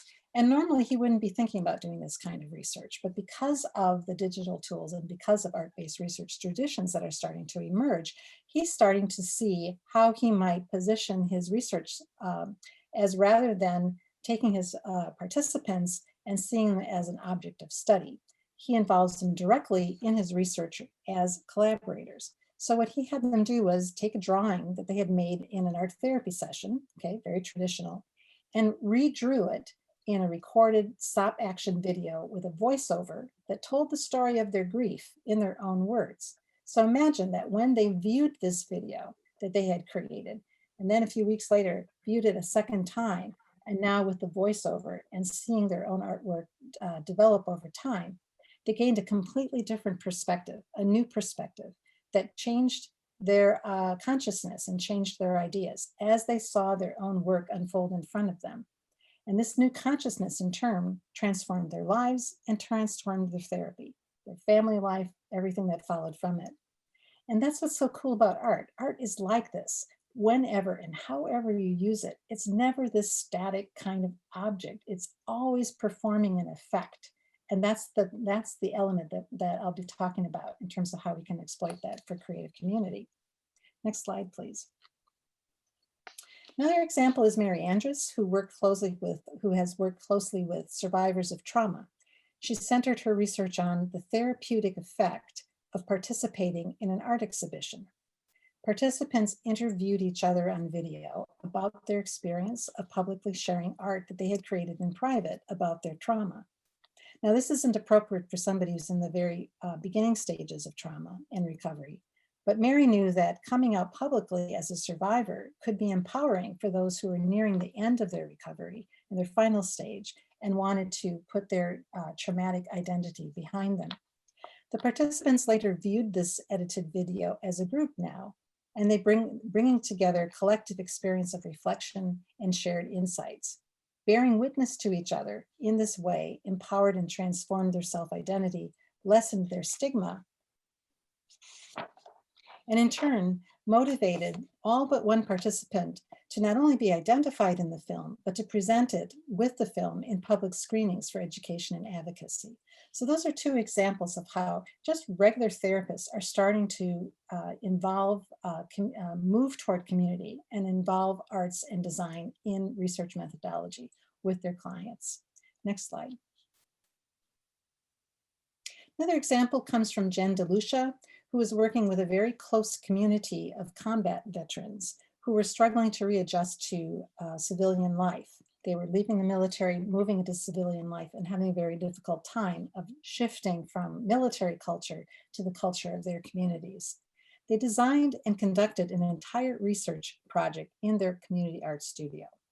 After weeks of art therapy with Jen, they studied their own outcomes to determine from their own perspectives as experts on their experience of trauma and recovery within the military culture, what had made art therapy effective for them. So they took on the study themselves, and here are the results. Next slide, please. They came up with these principles, studying their own process. They determined that art therapy had helped them, had offered them psychological safety, had promoted growth, that it gets to the heart of the matter. Art therapy builds connections. Art therapy draws out strengths. Art therapy cultivates a sense of purpose. Art therapy awakens emotions. So these are all uses of art in the service of community, in the service of social transformation that the veterans themselves were able to determine from their own research study. And these outcomes came, because these outcomes came from the veterans themselves, the study not only empowered them, but also attracted the attention of the US government, which disseminated the results in a treatment manual that's now used throughout the whole Veterans Administration's healthcare system. Next slide, please.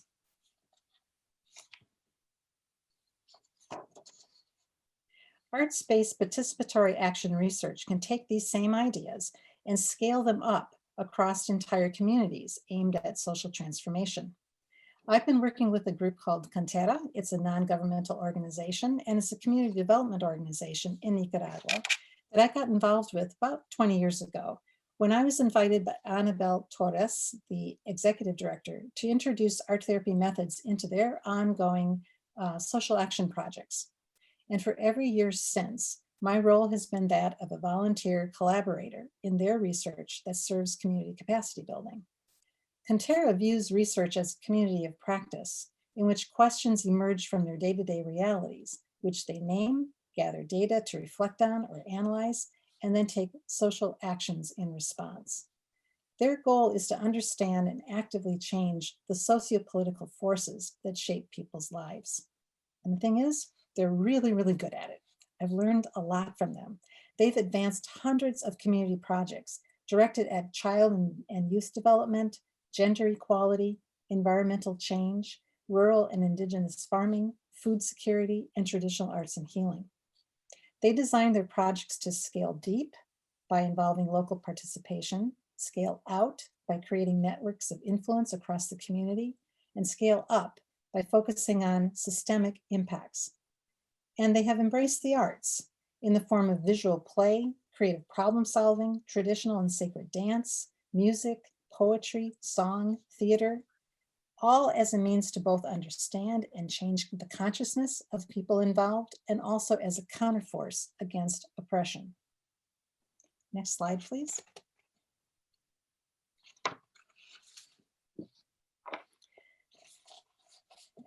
Cantera's model is very effective. Oh, I wish you could see that a little better. Okay, I'll tell you exactly what it says. In every community where Cantera is connected, people identify. It starts with somebody being identified as the one person in that community who everyone recognizes as a natural leader, which they call the promotora. It's not the person who is usually the elected official or somebody whose family put them in a certain position, that kind of thing. No, this is the person that everyone respects because they know that that's the person people go to get something done in that community. And Cantera targets those people and invites them to attend a popular education research training program in a workshop in Managua. And that's where they connect with other promotoras from rural and urban communities from all over Nicaragua. In exchange for the training that they have during that workshop, They make a commitment to return to their communities and multiply what they learned.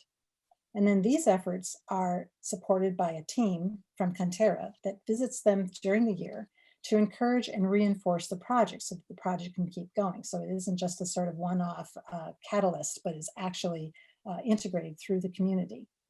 At the end of the year, the promotores return to Managua and share the results of their project and renew their knowledge and energies and gain ideas and connect with each other and gain new practices. And over time, as the capacity of the local community grows, new promotores arise, who in turn impact the central training groups. Cantera's model thus is a natural unfolding of a research network across several communities with learning and knowledge, resistance, and capacity arising out of every cycle of Cantera's participatory action research. Next slide, please.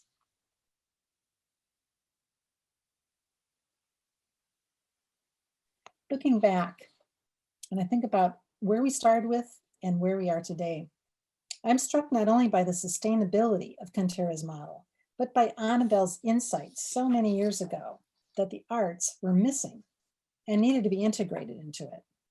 Nicaragua has always had traditional arts, of course, but their communities have been connected over the years from them due to generations of social disruption through civil war, dictatorship, and economic instability. Annabelle invited me because she saw a resource in the arts, a generator of connectivity. And it's really amazing for me to see the impacts that that decision made and how it multiplied over time. Think about how she started with this one art therapist who connected with 30 to 50 community leaders who were all creating projects in their communities and change agents, and then multiply that over 20 years. And where we are today is we have thousands of people who are using community arts in hundreds of research projects for social transformation. It's amazing. I remember my very first day when I was working with her, using nothing more than lined notebook paper and ballpoint pens. That was our only art supplies. And today, everywhere Cantera goes, there's a flowering of community arts, traditional and new and digital and folkloric, all contributing to community capacity building. And what's so interesting to me is that I can go to these places now and see this happening. And people don't even remember. They're so immersed in the arts, they don't remember what it was like when they didn't have those arts and when they didn't have that capacity. It's a wonderful thing to behold. The use of the arts in this configuration can be understood as an orienting means by which the community finds interconnections. That's what the arts are doing with them, between here and there, between then and now. And it helps them revise their working theories in response to new problems. Arts give them thinking within the place relatedness of their practices. And in the studio, we might pick up a chalky pastel, say, and make a swish of color across the paper, bearing witness to a current reality that we find ourselves in. And following the phenomena that arises in the art making, we welcome or interrupt their arrival, and in the process form new expressions and become more attuned to our context and our needs. And we can learn this in community, and we can teach this to others in community, because these and further connections can reproduce and join with others in any direction from any spot. Creating art together fosters this expanding network of thoughts and ideas and theories on which on the macro level link Cantera's communities of practice into a single, highly complex system. Next slide, please. Stepping back now and continuing this reflection on what I've learned over the years about a community's resilience, I have to ask, what are the key drivers? What are the drivers or key requirements? Many communities that I've been working with are isolated. They need jobs, they need roads. There's only a small fraction of people who have had more than a high school education. And yet they are so committed. They succeed because a sustainable future is so critically important to them. In truth, they are wealthy in their collective knowledge. They've taught me about resilience through the efficient sharing of resources and innovation, usually deployed through existing infrastructures, which is a necessity when life is always a matter of survival in the face of continuous change. Next slide. So of these key drivers, I would start with connection. In any healthy ecosystem, Connectivity is critically important and appears as conduits or corridors through an environment that serve to distribute or seed different resources as they open up to all of their surroundings, to everything that's moving within them. And the greater the linkages, as we know from Creative Cities and the presentation that Dewita was describing, the greater those linkages, the greater the potential impacts of actions that can be taken through them. In the human world, connectivity has been found to be essential to health. From neuroscience, we know that to have healthy circuits in the brain to develop, the individual needs to have lots and lots of healthy experiences. Connectivity also strengthens resilience with flexibility and adaptation that helps a person thrive, even in the most adverse circumstances. And that same notion in the collective culture that surrounds Cantera values the arts for the kind of social circuitry that they facilitate, which fortifies the community's social immune system to resist the toxins of oppression, marginalization, and stigma. Next slide, please. Culturally appropriate knowledge can only emerge organically from the local context, as we've already mentioned today, from and between people and their awareness of their overlapping subjectivities. In Latin America, the concept of accompaniment best expresses this model of interaction. Accompaniment is defined as an invited relationship that demands a willingness to experience one another's pain and struggle, walking alongside in solidarity, while refraining from strategizing on their behalf or proposing solutions to their problems, instead of listening intently to their own emergent strategies. Collaboration also often means continuously ceding control of the agenda and reorienting toward the work of the community by drawing on collaborative imagination and action. The practice of accompaniment is rooted in an interdependent understanding of the psychological and community well-being. The aim is not healing only the body-mind, but the creation of healthy, free, and creative minds in a free, dynamic, and just social body, as Martín Baró asserted. Next slide, please. The third requirement is diversity. In Nicaragua, diversity is expressed in the agency of the community, which sees itself as the protagonist of change. It's for this reason that Cantera's model deliberately involves children and adults, elders and youth, city people, rural campesinos, different social classes.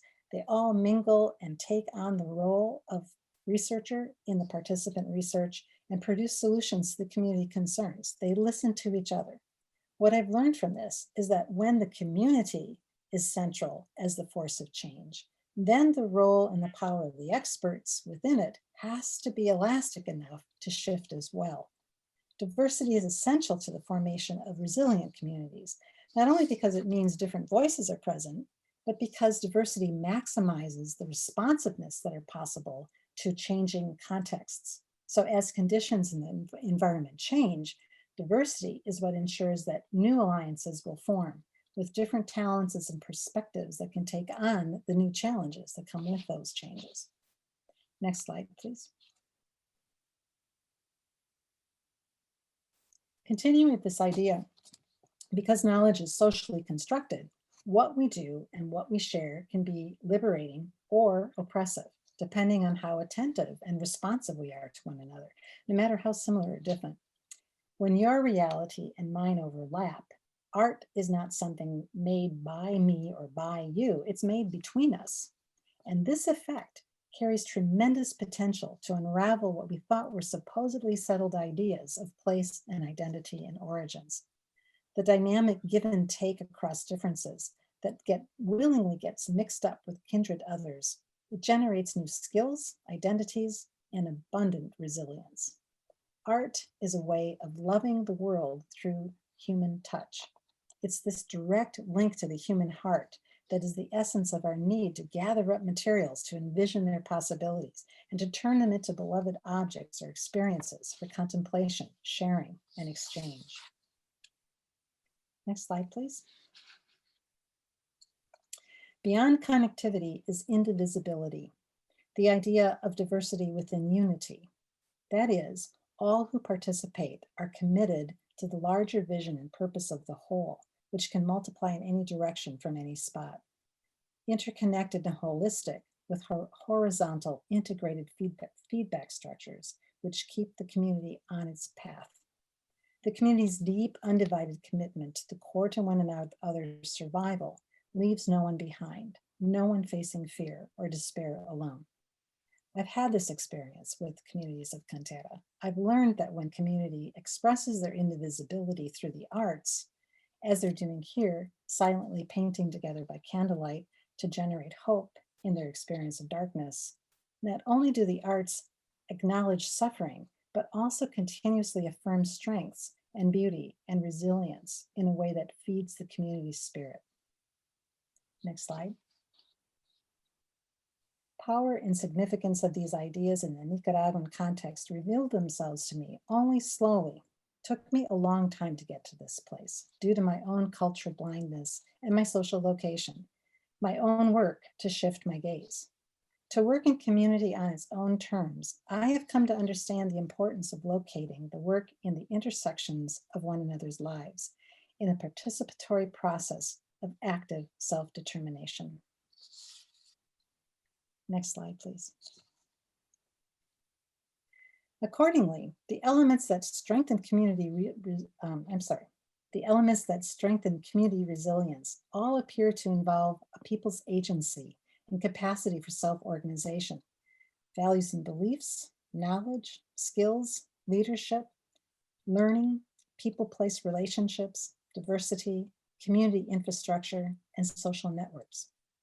Resilience can be defined as the ability to thrive in an environment characterized by constant change, uncertainty, and unpredictability, in order to be able to adjust to internal and external shocks, yet retain the community's fundamental value through that.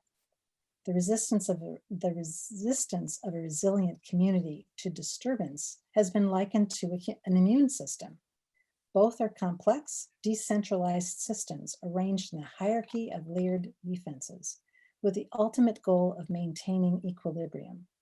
So with the arts, we are always tapping into this primal source, asking not only who are we, but more often and more insistently, how can we be at home in all this change and movement and maintain ourselves as a community? Next slide, please. Okay, here we go. Yeah. Because here I'm talking about resilience. And I think at this point, there's this sense of how wonderful these communities have been in developing and sustaining these social action projects. But lest we forget, our resilience will be tested again and again and again and again, right? And in Nicaragua, I remember April 18th, 2018, when seemingly overnight, the worst political conflict in a generation began. And just like that, it seemed like all the work we had done over the years just was lost. It was such a horrible experience. An outraged public that took to the streets by the hundreds of thousands to call for political change was met with a brutal crackdown by paramilitary forces that left hundreds dead, many thousands exiled, and a country thrown into many months of chaos and fear and deep despair. But you know, now we know, looking back, that Cantera's work over the years had helped make their communities resilient and able to mobilize quickly and effectively. And what they did, one broken heart reaching out to another and another and another, drawing each other together across boundaries back into community with a gaze of recognition that acknowledged their dignity and strength. And only 2 years later, having survived those political conflicts, the pandemic arrived. And just this week, back-to-back hurricanes that have ravaged an already stressed society. Physically apart, yet emotionally connected, grounded and centered, the communities have put their knowledge and experience into action to continue to strategize for their survival, to care for one another, to reclaim spaces of resilience as a counter narrative, to take hold against the terrible power of fear and despair. And yes, they're using the arts to connect with each other and to get through this moment, to strategize their survival. Next slide, please.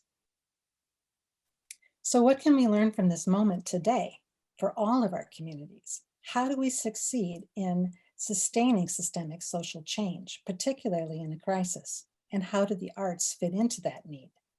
According to the research by Lith and Associates, we build community resilience and well-being, and you can do it in 3 particular ways.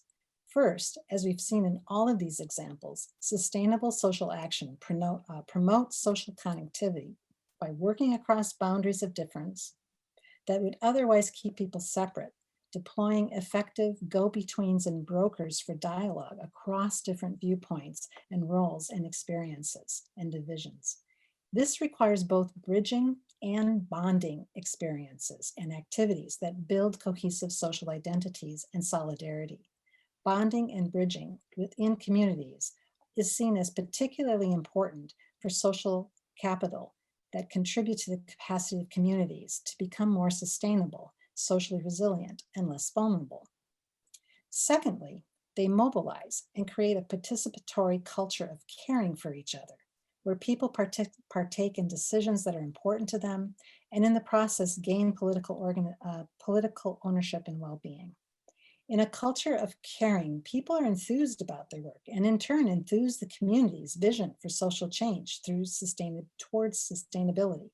They work together. They participate in community arts and rituals, which reinforce resilience because they know who shows up, who people are, what they can do, and who cares. Thirdly, and central to sustainable social change is social learning. That is the power of learning by doing, observing, art making, reflecting, engaging emotionally, and replicating all these practices throughout the community until they become so much a part of them that no one even remembers when they weren't there, as I mentioned before. Social transformation is most likely when all 3 of these features are present and complementing each other. Next slide, please.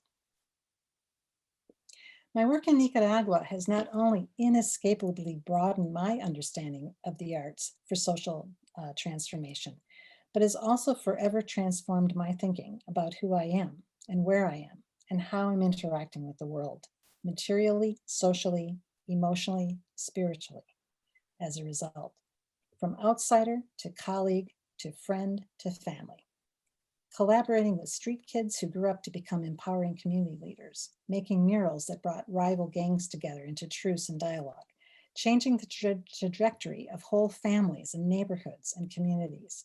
And then, after my daughter followed me to Nicaragua to work as an intern with Cantera and fell in love with the irresistible Marcelo, Cantera is now family to my beautiful Nicaraguan grandchildren.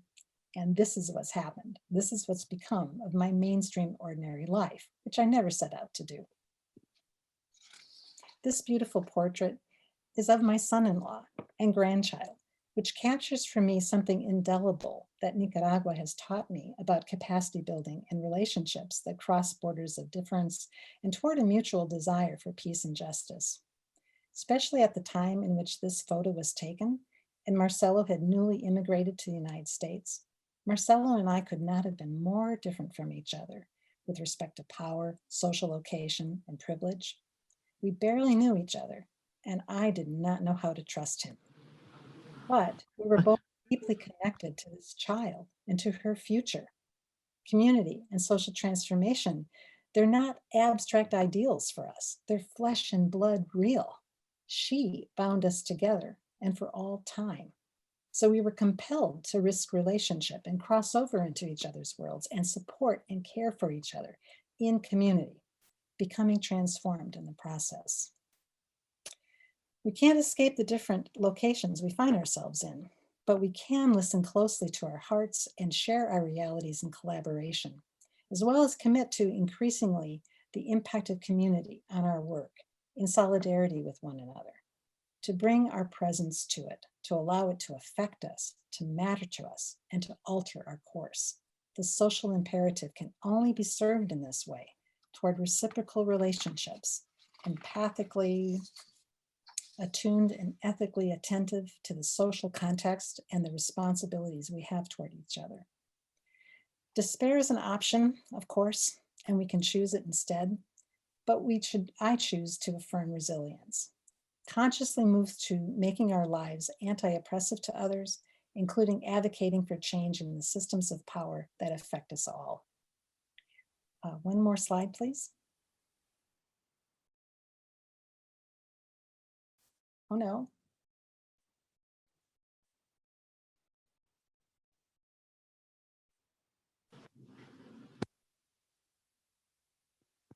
Okay. Okay. We just had a really big thunder, torrential rain. It's really raining cats and dogs outside. So I think that's a symbol, right? yeah. Universe. True. Universe is responding to what I'm saying. Yeah. Well, If you can hear the thunder, well, but well, we're resilient. I think we can move on. and I'm almost done. This is my last slide, everybody. All right. Being there with me, because before I end, I would like to offer some words from Bernie Glassman. I don't know if you've ever bumped into his work, but they've always been an inspiration to me, and I hope they might be for you as well. Whenever I struggle to leave comfort behind and risk the rupture of my certainties, I like to think of these words, and that is that when we are ready to live a questioning life, a life of unknowing without fixed ideas or answers, then we are ready to bear witness to any situation, no matter how difficult or painful. And out of that process of bearing witness, the right action of making peace and healing arises. And I just have a reference slide if you want to see it. There's a lot of references there. I'm happy to, of course, send them to anybody. Okay, thank you very much, Professor Lin. That was very insightful.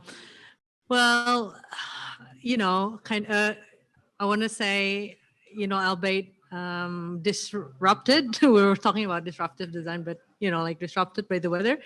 But yes, so thank you very much. It was very insightful, and you were right. You begin with sort of like this, bringing us to the context of interpersonal level.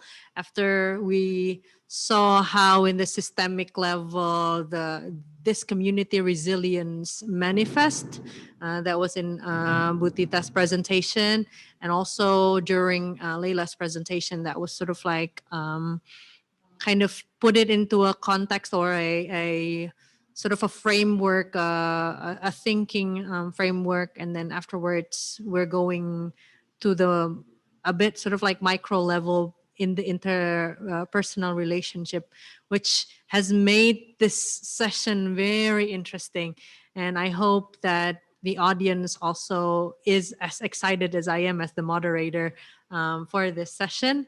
So next we are going to invite, there's a live commentator that we have today for this. Hello. Hi, would you introduce yourself? And Hi. I will give the floor to you. Thank you so much, Ali. I'm really sorry. There's a huge rain outside. And Same I here. hope you, yeah, it's really crazy. So, hello, my name is Yuki Agriardi. Hello, Butita. Hello, Professor Lin. I'm from ITV. And it's been a pleasure to hear all the three talks, all the lectures. And it was very insightful for me. My research is actually also work on the area of urban environment. And also, it's huge rain. Yeah, it's huge thunder. I hope my connection is all right. Yeah, and it's really interesting because like these three talks kind of gave me like a reminder that nature will always inspire us. We learn about ecosystem in biology, and in blooming ecosystem usually came from a healthy biodiversity, which is include about the diversity of the species, between species, and in its environment itself. So I do believe diversity is the key for an ecosystem to survive and thrive. So this include also the support and collaboration between the inhabitants and the space itself. So what I see in here, the city or the community is like a space, and the citizen or the human itself as a species who live inside the community or the city. So I really enjoy this kind of talk from you, three of you guys. I'm really happy. And that's another huge thunder. I think Professor Lin can hear it also from Wisconsin, isn't it? Yeah, all the way over here in Wisconsin. So uh, from the three presentation, I'm highlighting Ibu Tita presentation talk about the diversity in inclusive creative economy. And then from Dr. Leila talking about the importance to change the way we address or think about, we approach the problem itself. And then from Professor Lin, I learned about how art can make connection and help our growth and giving impact between human, especially, and also between community that led to a social change. So from here, I would like to ask Butita and Professor Lin opinion that as we experience right now, we are living in this odd and complex time. And I don't know if I'm supposed to be happy or sad that I mean, I'm part of this kind of this global pandemic situation right now, but this pandemics actually challenge us in things we didn't think before. Like in certain way, it's kind of accelerate how we adapt, think, and act wiser toward life. So, do you think this situation will lead us into a new hybrid kind of social system or community or city or even culture that we are going to see in the future? So, hopefully, maybe we can be more resilient and adaptive together uh, for this sustainable ecosystem in the future. So, I would like to know your opinion. Thank you. Butita, should I answer? I'd be happy to jump in, and then please feel free. Yeah, I do. I do think that that's a very interesting question to point at hybridity, because hybridity has already been happening. It's interesting when you look at social media systems, how culture has people who are very much involved in social media communities have so many cultures that they're navigating, because they're living in so many different life spaces and simultaneously, and they're in these blended life spaces. But I think that's true too in what I was describing emotionally in my presentation when I was talking about my son-in-law. I think that what I've become aware of is that because it's so compellingly important for me to connect with him to help support this child, and he in the other way, that we really are creating a hybrid relationship. We're moving into each other's worlds. He lived in a world I had no knowledge of before these events. So I think that you're right, that there is a hybridity that's coming out of this. And I do think that the pandemic is accelerating it. And, my mention of how when that political violence was happening, we didn't know, it felt like everything had fallen apart, but we learned briefly over time that it hadn't fallen apart, that it was really a test of resilience, but it came from this sort of disruption that pulled out that hybridity, I think. So it's a wonderful question. Yeah, and if I may add to that, because whenever we like it or not, we are forced now into living in bubbles where you be in your own bubbles, where you meet people you trust that they don't carry the disease, or who lives with you, or you connect, but then there are certain requirements that makes you want to meet them.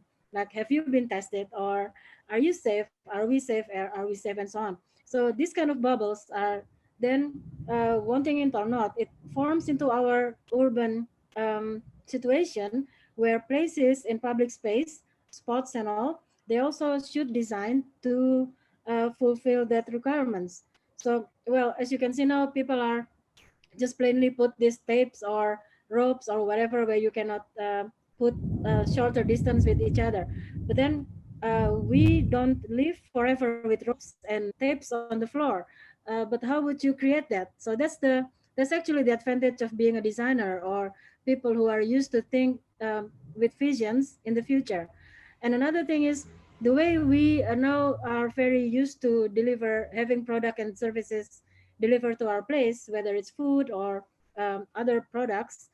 um, it adds to what we need as packagings and waste and or other things that actually we try to avoid before the pandemic, but now we have to put up with them again. So how would you, this is another challenge, how would you create um, packages or the ways of delivering things without adding the burden to our earth and so on. So in that sense, these challenges onward is actually how we prove ourselves to create those kind of spaces. And then another thing is I might be influenced by also what Charles Landry had said about this bubble things and how you create space in the future. If you build or if you create a space in for public, you wouldn't call it, again, you wouldn't call it or label it as, for example, this is an office or this is a school or anything else, but then you will consider those places are a place to connect, a place to, for example, inspire each other, a place to create something together and so on. So yeah, even we before the pandemic already have this concept about remote offices, public transportations and so on, but then the pandemic forced us to really go to it in a high acceleration, also by going digital. But then, yeah, then what you have to do now is to find out a way to not uh, widen the gap, but then to how to connect in a safer way as well. So interesting future we have, Yuki. Thank you so much, Professor Lin and Ibu Tita. Yeah, I think the idea of hybrid is a thing that we are going to see maybe in the future, and we must be ready for it, I think. And I think it's much better also if we face it together. But I really also enjoy what Butita talk about, like the idea of this new social situation, which is impacted into a new kind of facilities in public area that we are not going to label it as any like an ordinary name of a function. And I think that will be a things that as a designer should also promote, or like working with clients, while working with clients, that the development itself, it could be something new, like new facilities and something like that. And I don't know, it's already happening right now, I guess, in Yeah, Bandung. well, if you read this publication by UNESCO called Yeah. uh, Urban Future, then you can see that they also have predicted that in the future, cities should be, for example, having this mixed use kind of thing. There should be a connection between urban and rural, and they should be human centered. So if you build anything that's anything that's built environment, then you should consider the human scale instead of car scale or building scale. So I think it goes that way. And if you look into the, for example, trend in Dutch Design Week and so on, they start putting in these ideas that, of course, you live in this modern convenience, but then you have to take care where you take your resources from and so on. That's why all other speakers here are also giving a lot of lessons to me, more things to explore and to learn, which is actually we can use in the future. And if you're interested to read the policy recommendations on inclusive creative economy and the future of work, you can actually download it through u20riyadh.org. So I also put the link in my presentation. So if you Okay. later glance on it, then you can read the complete case, because the cases come from not only Indonesia, but also contributors are from UNTED and from Russia, from China, and the International Policy Evidence Center, UK, and so on. Lots of readings, Yuki. So But maybe uh, I really want to highlight also Professor Lin lecture about how actually art, it's something that I won't say it's simple, but it's in more human way. It's kind of connected us in how do you say it, like in a modest way, like you can connect it with art. And I really enjoy that kind of situations. And from your presentation, you also said about the art project for the community, for which is kind of help the community to thrive and survive. Yeah. And I think that will be also a big challenge for art practice in the future, to help to build the community like that, that can survive and adapt to the new situation. Mhm. So I think, I don't know, is there any things that you want to share also about the idea of adaptive by using art practice for the community. So when you said you think that in the future this will be hard to do, what are you thinking about? It's not something hard to do. It's just it will be. I think art will be something that will be, how you say it. It's not simple, but it's very human. Mhm. Like it's human It- to human. So it's more like person to person things. the connection of a human Yeah. that Yeah. goes back to each other. Yeah. I have a couple of responses. One is that I think that that is really so much of the power of art is on that level of connecting and recognizing a human being in that response. It's not just expression, it's also this effect that art creates. It creates this effect, it moves people. And so that's really powerful and important. But something that I've been very interested in is that this also shows up in the digital world, that as our digital tools get better and better and better and more refined, there's actual research that shows that our brain doesn't differentiate between what's in our hand and an extension of our hand in the digital tool. So there is so there was a period of time where people were, in my world, in art therapy, were very upset with digital art because they thought it wasn't real. It wasn't like real art materials that make this kind of connection. But I'm finding that as I'm connecting with people in the digital world with art materials, it's still there, even though it's virtual. Our tools are getting more refined, and so our brain is still making those connections in that very human sort of way, which I think is just a very interesting paradox. It seems that our brains also evolve, isn't it, to this new technology. The way we see the expression through digital things might be different from the way we see it like 20 years ago, I guess. So, because I still have a lot of things that I want to say, but we do have some questions from the audience. So I'm gonna sort of deliver the first question for the panelists. And I think this is for Butita more, as we are now in the digital era. Technology has helped businesses expand customer base, shorten the value chain, and increase financial inclusion. In your view, how has the impact been for the creative economy in Indonesia and other countries? And what other innovations do you expect to see that can further leverage the development of this industry? Yeah, I have answered this in text, but then I can also say it here. Well, the challenge now is providing equal access to of digital technology or internet infrastructure. As you know, we have these challenges especially in education, because once you have to do schooling online, not everybody has the equipment.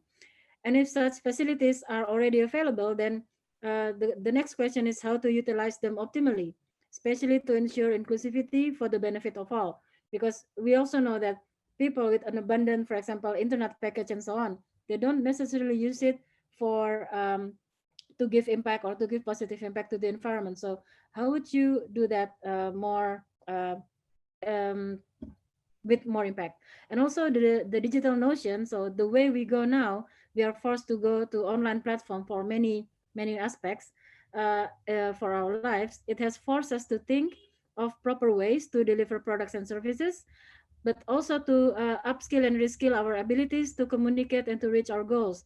And this happens particularly because, for example, usually you just go to a marketplace, an open marketplace where you can just pick your products, see it yourself, touch them, and then buy them.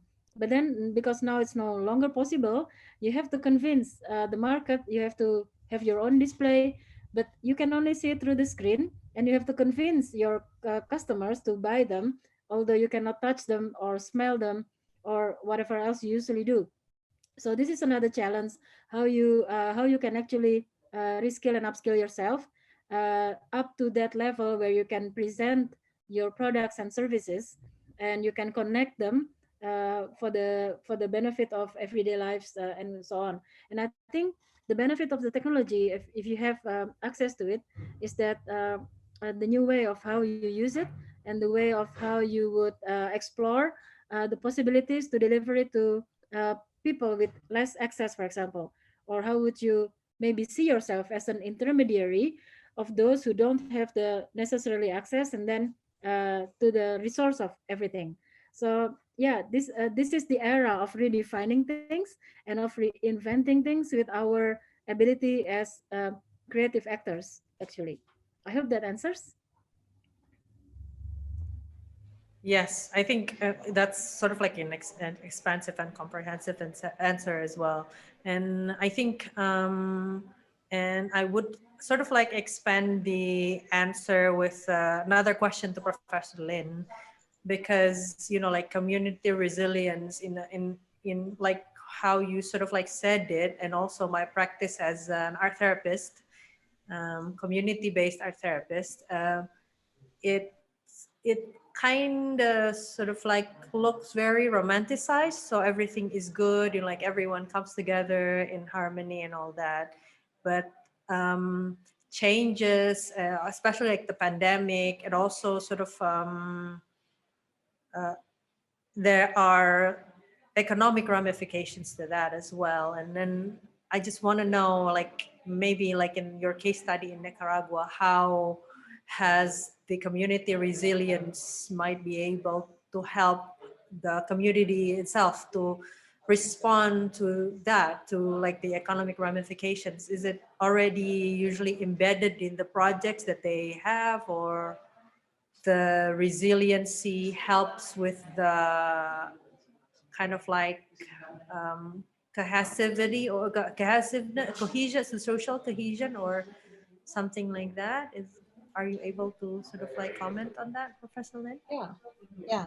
Oh, I'm frozen, I think. Okay. Yeah, I know that I understand what you say about a sort of a romantic idea of the community coming together and everything is wonderful and good. Can you hear?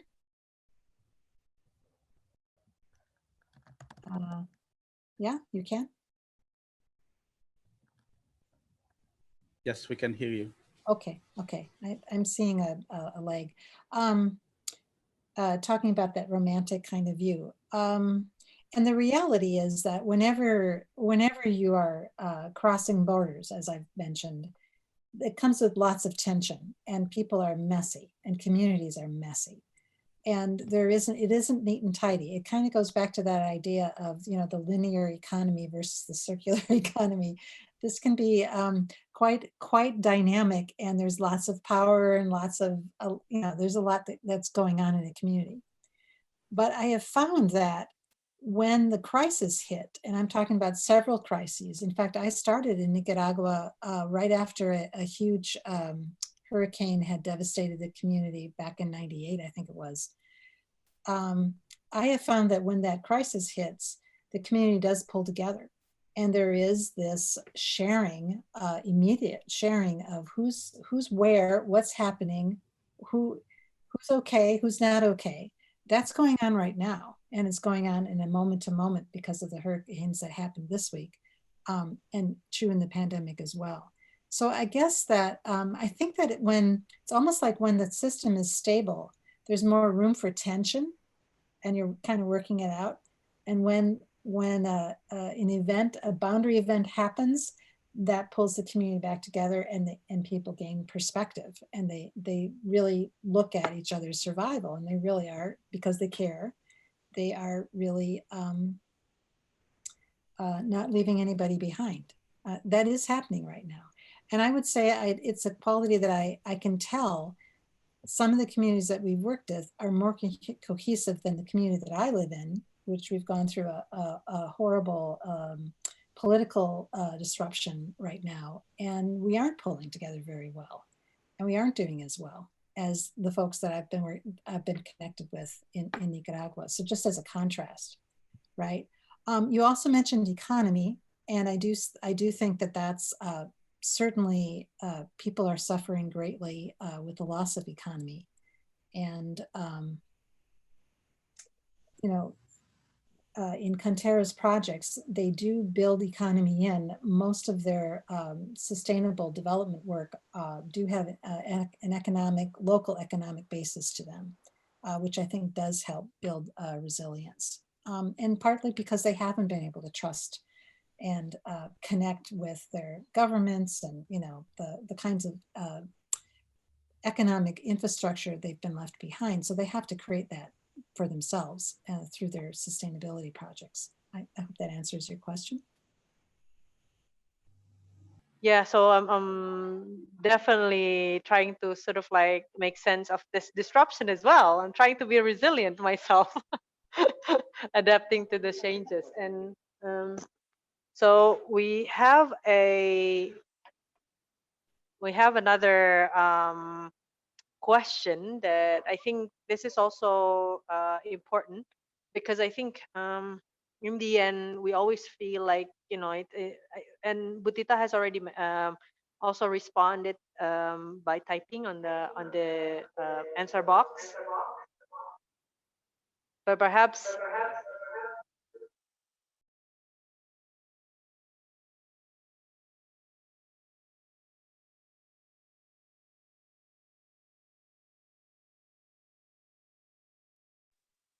hello.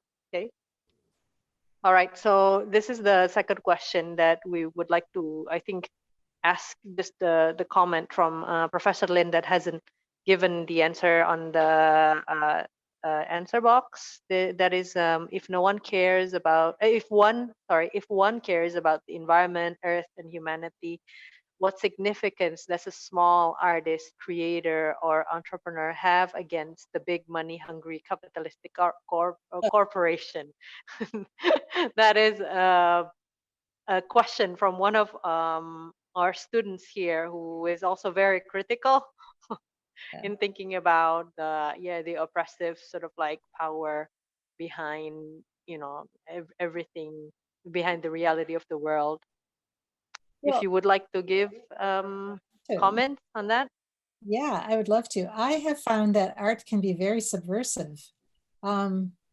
It's subversive and dangerous. And, you know, I can tell you that when I was traveling back and forth to Nicaragua during the political crisis, I know that I had to be very careful. I had, you know, it wasn't this romantic idea of art. It was, there is a political subversive reality, and governments know that, and the big corporations know that. So I guess my answer is, it's worth, if you're interested in this topic, it's worth exploring the subversive nature of art and the various ways in which you can interrupt and disrupt and subvert systems, and do so with subtlety, and do so in ways that have impact, and that people know have impact, and that people gravitate toward. I would do some research on that if you're interested in the subject, because I could go on and on about it. But if you're interested in the subject, do some research on some of the kinds of subversive artists that are out there. They're not just operating by themselves in a gallery somewhere. They are working with communities and helping to empower communities. So yeah, no, I think of art as not as a simple thing at all. I think of it as a very powerful tool. Okay, so I think that's a really good answer. And I think, yes, I think we need to be reminded of the hope like that, hopeful sort of like future where we can actually, you know, like in later on. Yeah, I think also Butita has already mentioned in her presentation to sort of like just take a stand and then think about what we can do, and then look for some hope. I think a small matter, or a sort of like insignificant thing that we think of doing might. I always have like this idea of a butterfly effect, you know, like the kind of like a flutter butterfly can actually create a wave in the ocean. So it might look insignificant and small to us, but actually when it's realized, then probably it gets bigger. And also like this idea of collectivism, it means that we cannot really do anything by ourselves and on our own. We still need, people that we can connect and people we can trust, and then create that relationship and go in and out of each other's life and make the difference. Ari, if Okay, I may, so yeah, go well, ahead, Boo. Yeah, but then I have a good example maybe that happened in about 2010, 2011. That was when the only city forest that Bandung has, which is Babakan Siliwangi or Baksil, then there was a plan of a developer to build multi-stories apartment and restaurant and so on there. But then if that happened, and they already have the permission from the city government then, and if that happened, we don't have the city forest any longer. So if you're only one artist or just a simple single person who didn't like that, you wouldn't be succeeding in retaining the forest for us. So what we did was we worked together with the local artists who now have the compound around that forest, and then also with many different people, designers, architects, but then also local inhabitants of the area. And the way to protest is not to protest through by shouting in front of the government office, but then by building something that show the government that this is actually what we like, and this is this we can do it ourselves. So this is among the many efforts when we do the so-called urban acupuncture.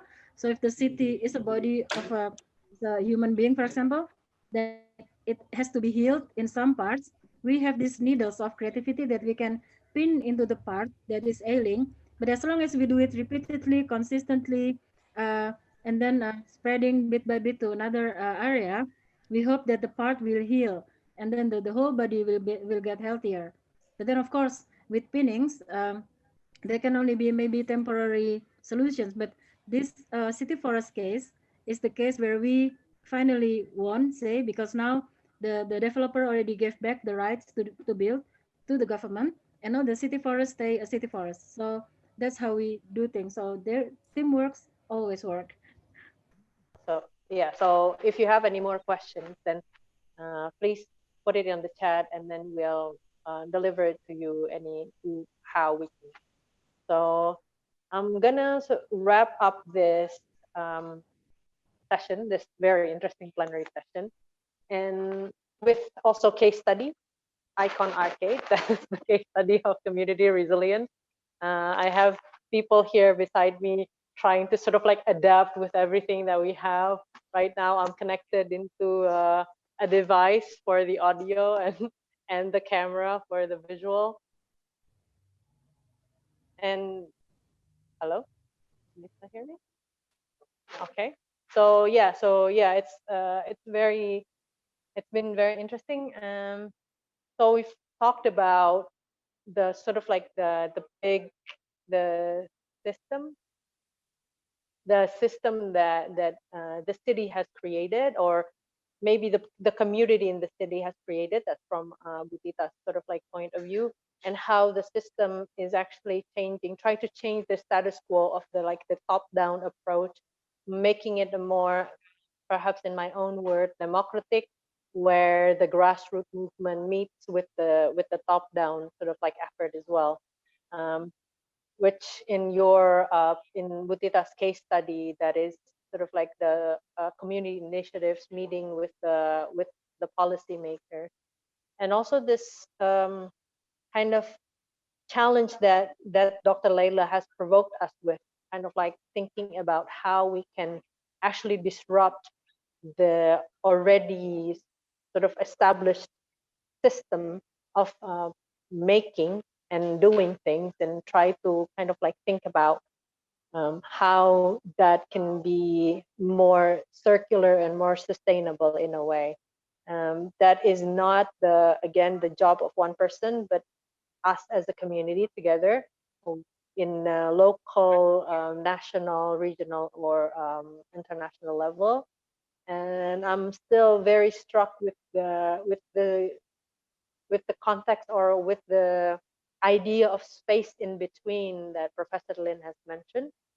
that perhaps the practice of art and design, and the practice of sort of like designer and artist doing with the community creates this space in between, and not kind of like, this is my thing and that is your thing, but try to really make a connection, and thinking about a puzzle as well, where, like a puzzle is never in a kind of like a perfect square kind of form. It always has like a sort of like um, not a hole, but like an imperfect shape, just to make it able for the other piece to come in, and then create actually like a finished picture together, not by one single piece. And yeah, and that space in between is a very abstract thought, and I think it will not be it won't be able we won't be able to sort of like implement the space in between as a program, but it definitely can inform how we think as the citizens, as the designers, as artists, in the practice that we try to do to create a resilient community, and a sustainable sort of like city or habitat. Okay, thank you very much for bearing with me and with us as well through thunders and storms, real storms and thunders. And we would love for you to also, to join us again, perhaps next year in any way we can think of later. All right. So warm good night for Professor Lin, and a good day for Butita. Also for Yuki, who has been Thank you. covering for me during the No worries. stormy weather. Yeah. Thank you very much. And also for our attendees here, participants that have contributed and participating actively. We fortunately, luckily, will have a 1 hour break for lunch, and then we will resume again the conference or the seminar afterwards. So I'm gonna give this back to Sabrina. Thank you very much for having me, and I'll see you again later. Bye-bye. Okay, thank you to Ms. Ardana, Dr. Dinita, Dr. Leila, and also Professor Lin. And I must apologize on behalf of the committee due to our technical difficulties over here. We're still trying to fix everything, and hopefully by the end of the break, we'll be back on track as usual. So there were so many takeaways that we could learn from the presentations, and one of the most important things that I personally learned is that everything is interlinked and we must be adaptive. So right now we have reached the end of the first session and we will have a break. Our Zoom webinar will remain open, so for attendees who will be taking your lunch breaks, you may leave the webinar and rejoin using the same link you used earlier, or you can also opt to just remain in this room throughout the whole break, but we might be adjusting a few things, so you will be probably seeing the adjustments that we may be making. This lunch break will last for approximately 1 hour till 12:45. Right now it is exactly 11:46, so exactly 1 hour. So please enjoy your lunch time wherever you are, and rejoin us at 12:45 Western Indonesian time, GMT +7. So thank you, and I'll see you later.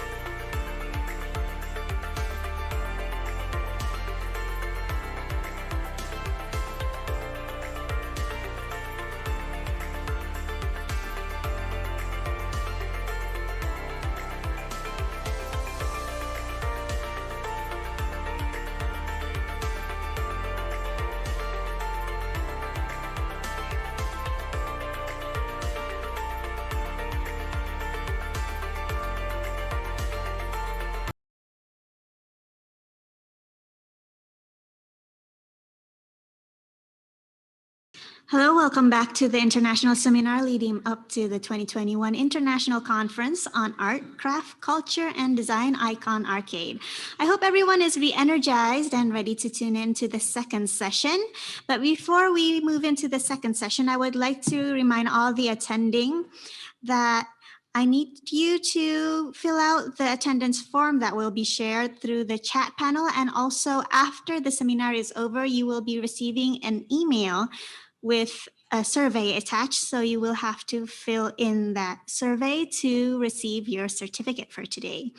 Now, the second session covers the topic exploration on the role of art and design in reinforcing sustainable development and will be moderated by Prananda L. Malasan.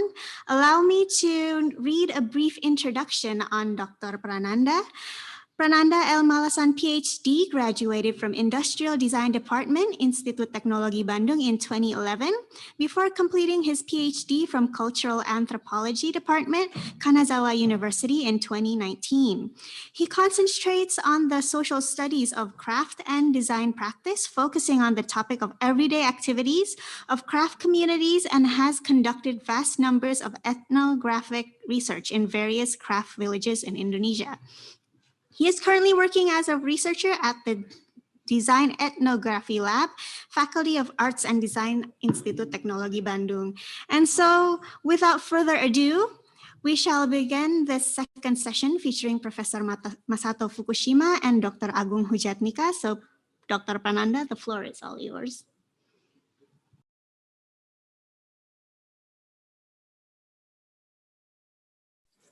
Okay, good afternoon, everyone. Thank you so much for Ibu Sabrina, Mbak Sabrina, for such wonderful introductions.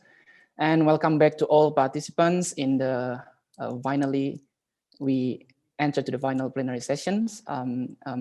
We as a community also apologize for technical problem happened during the first sessions. So after the lunch, I hope you are still awake. So please grab your coffee, bring some sweets and snacks, and prepare your questions. So, and you actually may also to drop some questions on the chat box here anytime during the lecture. So yeah, well, I'm really glad to have an opportunity to be a moderator in this really exciting session with all of you, despite this, unprecedented situations has struck in these days. Anyway, so in these final sessions, we're gonna address the topic of exploring the role of art and design in reinforcing sustainable creative economy, which we try to rethink and recontextualize the role of art and design practice to respond with broader issues, especially in responding to the issues of sustainability and its relations to the issues of community and environment. So I believe today's topic in these sessions will give some rich insights to all of us and provides us a different perspective from of course, the first session that we had this morning. So to address this issue here at the final sessions, I'm really happy to have two wonderful panelists from Japan and Indonesia. So let me greet our first speaker, Professor Fukushima, or Fukushima Sensei. Can you hear me? Okay, so welcome to virtual room. And how are you today? Yeah, great, panas. Yeah? Panas, ya. Sini panas ya, panas sangat. Okay, he can speak Indonesian though. Yeah. Okay, so terima kasih Pak Fukushima, and also I would like to welcome our second speaker, Dr. Agung. How are you? Hello, Prananda. Okay, thank you. I hope both of you are fine and keep healthy during this interesting time. So, well, we are supposed to meet each other with all our audiences here also. So, so today we will have first presentations from Professor Fukushima, who will provide us a new perspective of design from anthropological view. And to end this seminar, we will have Dr. Agung, who will give us different perspective from the discipline of arts, and by providing a specific case study about Tisna Sanjaya's work, I guess. So before we start the first presentations, let me briefly introduce the first speaker, Professor Fukushima, or I usually call him Sensei. So he's a professor at the Department of Anthropology, University of Tokyo, who is very well-known social anthropologist in Japan. And he holds doctoral degree from the University of Tokyo in anthropology. And later on, he continued his study as a visiting scholar at the London School of Economy in 1992 and Centre de la Sociologie des Innovations in Paris, which he was supervised by renowned scholars such as Bruno Latour and Michel Talon, which inspired him to focus on the study of science, technology, and society. So his academic interest ranges from comparative religions to science, technology, and society studies, and also the issues of experimentality from science, such as the laboratory, politics, and recently the issues of art and design practice. And he published numerous books and journals, including Constructing Value in Biology, which published in the Social Studies of Science, The Experimental Zone of Learning, Mapping the Dynamics of Everyday Experiments in the Journal of Mind, Culture and Activity in 2017. And he also published a book, Factory of Truth, on Contemporary Science in 2017, published by Tokyo University Press. So, well, I'm really, personally feeling nostalgic because Fukushima Sensei was also my supervisor during my doctoral study, which enriched me about study of design from STS perspective. So, which I think this will be a main topic as well for his presentations today. So in any case, today, Fukushima Sensei will address specifically about the changing paradigm of design practice throughout the time and how and what roles might designers have in community, environment issues, and how they should be when collaborating with other disciplines or with other experts. So anyway, I think the slide has already set up by us and by Komite. And yeah, without further ado, I'd like to welcome Professor Fukushima to start your lecture for the first session. So please, Fukushima Sensei. Dozo. Can you unmute? Wait. Can you hear? Okay. Yes, right? I can hear. Okay, good. Yeah. Thank you very much for your very kind introduction, Dr. Prananda. My name is Masato Fukushima from the University of Tokyo, and right now I'm talking from my own house in Tokyo. And the weather is very exceptionally hot here. 23 degrees at this moment of time is rather surprising. Anyway, my talk is with the title of Changing Concept of Design, Myth and Reality in Design Practices. And the slide 2 shows the kind of outline of this lecture. And basically, I start from a bit of my research background at first. So I would say in 1983, I visited Java, Indonesia for 2 years as a social anthropologist at the time of Orde Baru to study the religious and political dynamics in the northern part of Java, that is the Pasisiran, the area between Kudus and Pati. I later wrote a book with 3 chapters on Nahdlatul Ulama, Kebatinan, and Gerakan Samin, actually, published, unfortunately, only in Japanese in 2002. So it is a long time after the fieldwork. And then after that, I moved to Thailand in 1988 to study new Buddhist movement, which is called the Tamakai and Santiasok. And part of this study is now available in English, which is published in 1999. Then, as is introduced by Dr. Prananda, I visited the London School of Economics in 1990s to study cognitive science because I wanted to do something more global than the local anthropology. And then I kept on using my ethnographic method for studying people's activity in the place. So I chose the places like nuclear reactors, mental institutions, and emergency medical center. So that should be, I forget to talk about the slides. So that should be slide 3. So this is about my early days of Southeast Asia. And then slide 4. So this is about my recent study on mental institutions or, the chemical biology lab and so on as an ethnographic method.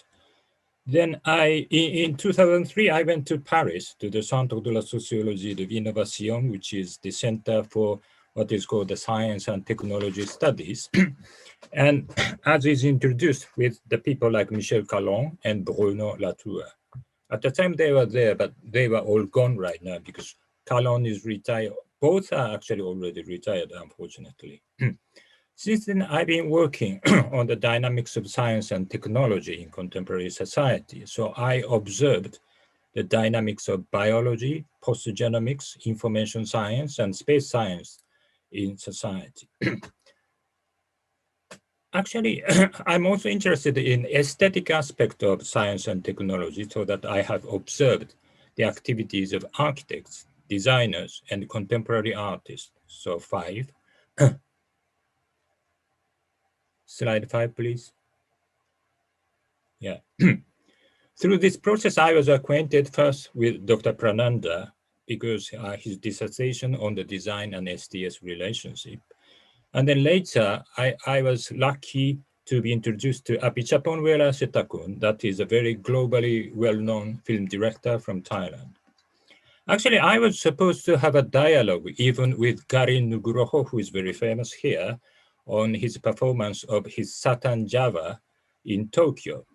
Unfortunately, he canceled every plan of a meeting without my consent and did not even reply to my mail. So saya rasa orangnya agak kurang ajar dan saya letak namanya di dalam blacklistnya.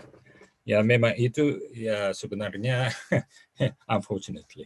Anyway, after the following talk is the following talk is the outcome of my observing the few different aspects of the discussion on contemporary design in various fields. Some of the materials here has come from the documents and others from personal observation or private conversations with a couple of designers. So the first thing is about the changing meaning of design concept.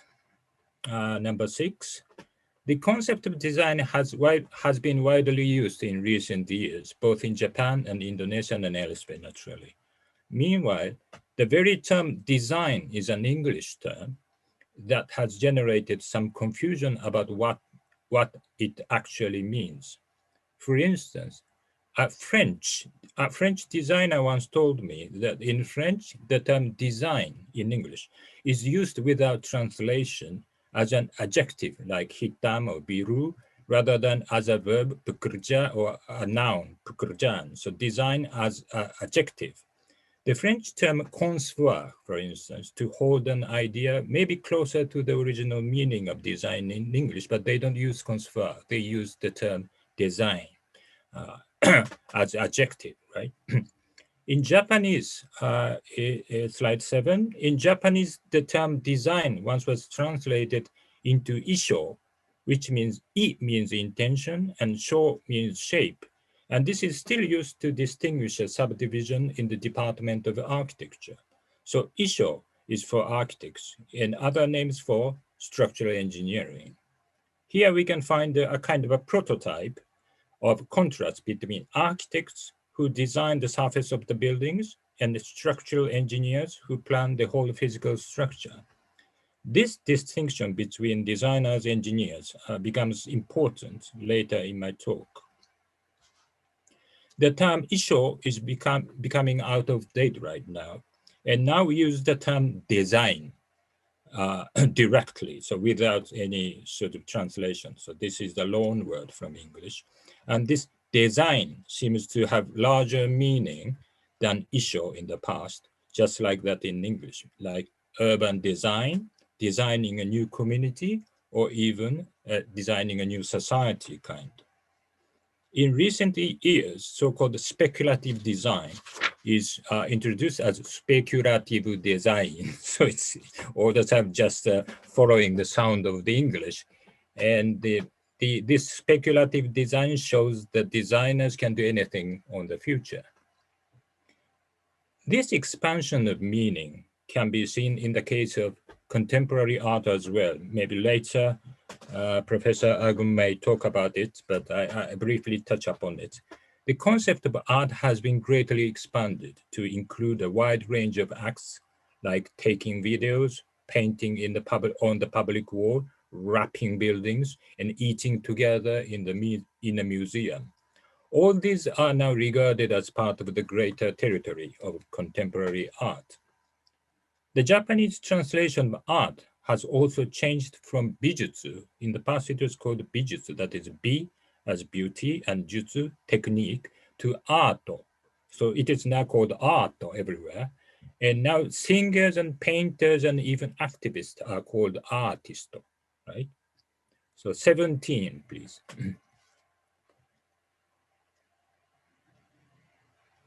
Yeah. In the case of design, the justification of its meaning may also come from Herbert Simon kind of emphasis on the idea of systemic thought as part of design. Hence, the idea of planning and coordinating is also part of the activity of designing. And this allows us to think of designing from designing pencils to designing communities. Now, the problem remains, however, when designers develop their professional identity in relation to what designers can and should do. So this time I look at space science for understanding what's the problem. Because space science is a kind of a thing where a graduate from design school might have little or no role to play. Space science requires a huge variety of instruments, such as rockets, satellites, and rovers on the surface of a planet to measure various factors in space. Number 8. Yeah. Hayabusa is a kind of a well-known Japanese exploring device on the right side, and she was sent to collect information from an asteroid called Itokawa. Asteroid means the fragments of stars floating in space, and Itokawa on the left side is a name of one of the founders of Japanese rocket engineering in the post-war area. So this small asteroid is called Itokawa, and this Hayabusa is coming to Itokawa to pick up information, right? Hayabusa's journey, space journey, was filled with many, many troubles, such as the repeated loss of various capacities, like the 3 engines out of 4 had stopped. She also once disappeared from scientists' scopes. 9. Slide 9, yes. Finally, however, she made her return trip to Earth, back from Itokawa to Earth, and she safely delivered the important materials from Itokawa, while she herself burned up on atmospheric re-entry like a firework. So the left picture is the last time of Hayabusa, and the right one is Hayabusa's last photo of the Earth. So it was like weeping, right? Number 10. Hayabusa was so popular among the public, almost like a national symbol of Japan's engineering power. And you can see there are 3 movies made for commemorating her feat. Photos and miniature models were in abundance everywhere at the time. Obviously, Hayabusa's appearance, the shape, has great appeal in the eyes of the general public. And we might think whether any designers were on the team that designed and built this explorer. The answer, unfortunately, is no. The design process, in the sense of planning the construction, consisted of a long conversation or even conflict between scientists on one side, and the other side is the engineers, that is the rocket engineers. Conflict because scientists wanted to include as many instruments as possible for collecting scientific data from Itokawa, while the rocket engineers worried about its weight. So rocket engineers wanted Hayabusa to be kept slim and efficient so that she can come home safely. Here, no one did care about her outlook or her user-friendliness. Were there any designers coordinating the whole team who had ample knowledge of both astronomy and rocket engineering? The answer is no. 11. Intriguingly, however, there was a designer who wanted to participate in the design process of Hayabusa. That is Shunji Yamanaka, who is a very well-known engineering-minded designer, and he is also well-known for his aesthetically oriented design of artificial legs. So this artificial leg is very cool and at the same time very functional. In his book, he once commented that he would improve Hayabusa's appearance because her popularity was so immense in public. So he thought, Yamanaka thought maybe you can make a kind of better outlook of Hayabusas. Perhaps Yamanaka might have a better or cooler image of her compared to her present image as simply a collection of the technological requirement. To be honest, however, I don't think that this kind of designer's wish would come true even in the near future because of the long struggle between scientists and engineers to make Hayabusa as such. This is not only the case of Hayabusas, but also true for other types of space instruments.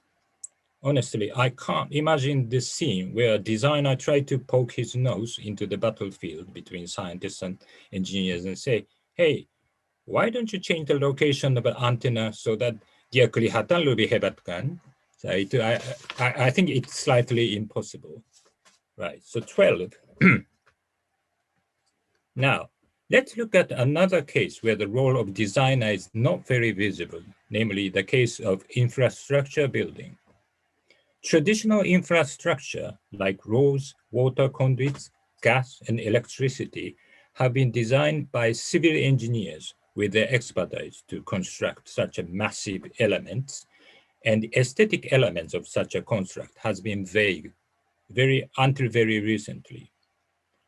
Though infrastructure is often more readily visible in everyday life because it is used daily by the general public, we hardly hear that graduate from the Department of Design doing a work for dams or water conduits.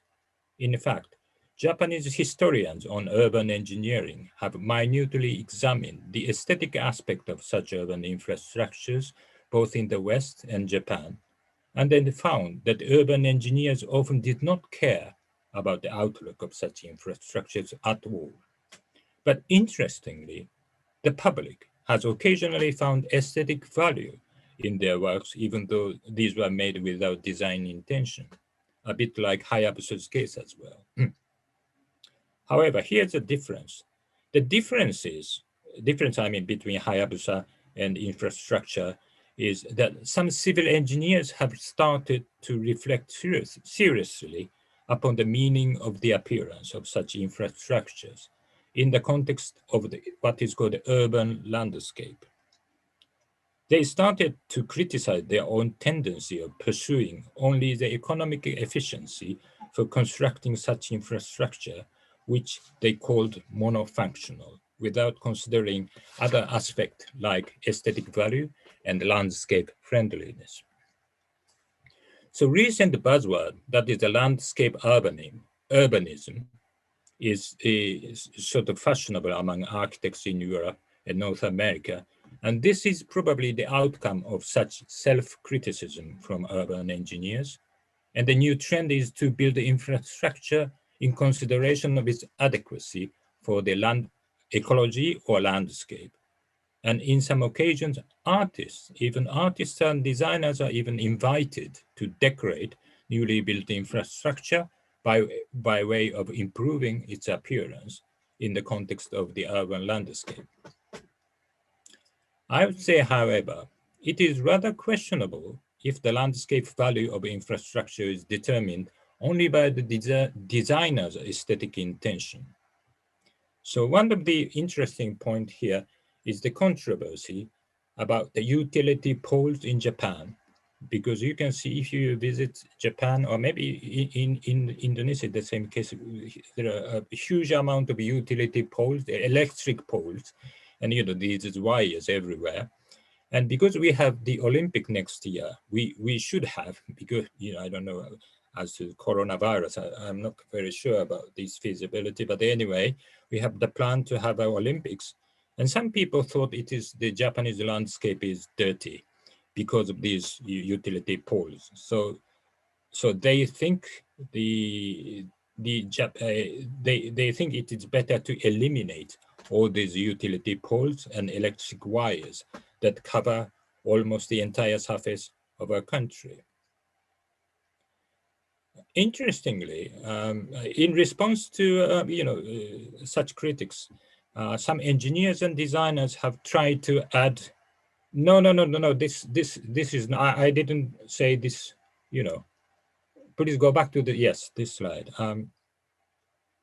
In response to so the added artistic elements to these poles by changing their color, for instance. Other urban technostructures, such as gas tanks and water towers, have occasionally been ornamented, one example being the painting of gas tanks to look like watermelons. So here comes 14. 14 slide, please. Next one. No, 14. The gas tank. Yeah, this one. So this is a kind of a new attempt to, ornament all this gas tank and, this water tower, but I'm not very sure about its meaning. Anyway, there are some people, however, they criticize such an effort of design intervention to infrastructure is not very good. Hideaki Anno is one of such critics who believes that the very landscape with these poles and wires are from the beginning beautiful. And so this should be the 14th, right? So this should be 14th. Yeah, so this is the guy called Hideaki Anno, and he is the author of well-known Evangelion anime things, right? And 15, please. Yeah.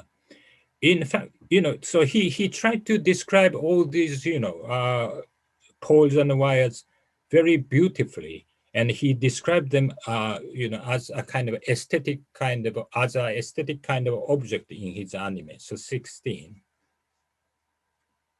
The next one. Yeah, this one. In fact, the point here is that, in fact, the public's attention to the urban technoscape goes through ups and downs. That means, people may find the beauty in any kind of public institutions or public infrastructure if they like, and their taste has a kind of a going up, sometimes goes up and sometimes goes down. So when sympathy overrules antipathy, even the nasty look of such technostructure can be regarded as attractive without any visible effort from artists and designers. So this is my point. Right. So the kind of differences between the case of infrastructure building, where the role of artists and designers have been excluded, my point basically is that in this case of infrastructure, basically the role of designers are excluded from the beginning, but later we talk about the case of architecture, where the design elements have been more clearly demarcated in the sense of division of labor between the architects here, then structural engineers and others on the other side. And the relationship is a kind of a tug of war. I don't know how to say in Indonesian, tarik tamban, kind of. So a kind of tug of war between these two, that is the architects and engineers. So 18, I take up the case of Sendai Mediatek. This is the building that brought international recognition to this chap, Toyo Ito, one of leading architects from Japan. The point is, this is at Sendai Mediatek, and it is very well known. And you can see from the first design, that is a 19. Next one. Yeah. So this is the first design of, first kind of design of Mr. Ito, that is like a multiple series fluctuating in an ocean kind of design, a bit like a surrealism kind of designing that he made. And then it was Mutsuro Sasaki, that is 20. Yeah, this guy is a Mutsuro Sasaki, and he's a structural engineer who translated this concept into a set of monumental pipes that support the building. So that is the 21. So he translates the basic idea of the again the. This is very interesting. So something's going on about the Japanese architecture, right? But anyway, so basically Ito's idea is on the left side. Then it was translated by structural engineer to a realistic formula of the building, which uses irons and so on and so on. So you can see the distance between the original idea and later translated idea of structural engineering, right? So there's a kind of very real kind of collaboration between architects who has an idea and the structural engineers who try to make it in the form, right? So this is one case of the collaboration between architects here and the structural engineers on the other side. However, the borderline between the designer for aesthetic design and structural planning by engineers has become blurred in recent years because a couple of structural engineers have started to go into the realm of designing. So they start from the engineering to the realm of designing in recent years. 22. This guy is called Cecil Balmont, is one of such case. So he basically is a structural engineer, but he tried to promote his aesthetic theory of algorithmic structural design for collaboration with leading architects here and there, including Toyo Ito himself. So 23. So this is a kind of a, project that Cecil Balmont conducted. And then actually you can see whether this is a Cecil Balmont or whether from the architects, you don't know, because it is a kind of a combination between the architect's design and Cecil Balmont's design as well, right?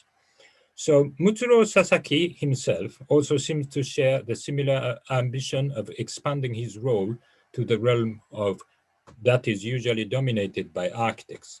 Hence, in the lecture, so we can go back to 20. Can I go back to 20? So Mutsuro Sasaki himself has a kind of a similar intention of going into the world of design. So in a lecture where Sasaki reviewed his work in the past, actually he presented not only in Sendai Mediatek but other world famous architectural works like that of Sana or Arata Isozaki as part of his own works. So 25. Yeah. But not every architect is very happy with such a move of engineers, though. So here's Kengo Kuma, who is another leading architect who designed the new National Stadium for coming Olympics. Actually told me in personal conversation that he does not like the idea of these engineers coming into the scene of architecture. So Kuma actually emphasized that architects just simply use these engineers for their own purpose when the former needs the latter. So when architects need engineers, okay, we use them, but don't come to our field of designing, because designing is our field, and structural engineering is their field. So he wanted to keep the boundary very visible, right? So this is a kind of reaction to a kind of this kind of progression from the side of structural engineer. 24. Even Toyo Ito himself, who collaborated with Cecil Balmont, and Toyo Ito was very much sympathetic to the theory of algorithmic design method by Balmont, actually later revealed a sense of frustration when actually he made this kind of installation that is a Serpentine Gallery in Pavilion 2002 with the help of Balmont, and he felt this is not very good. So even though he sort of sympathized with the theory of Balmont, in reality he felt that this design is not enough for for his own aesthetic feeling. So this is a very much interesting problem of collaboration and confrontation between architects and structural engineers. Now 26.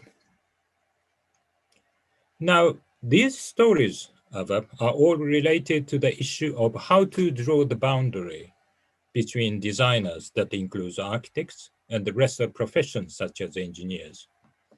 In science and technology studies, this topic is called boundary work.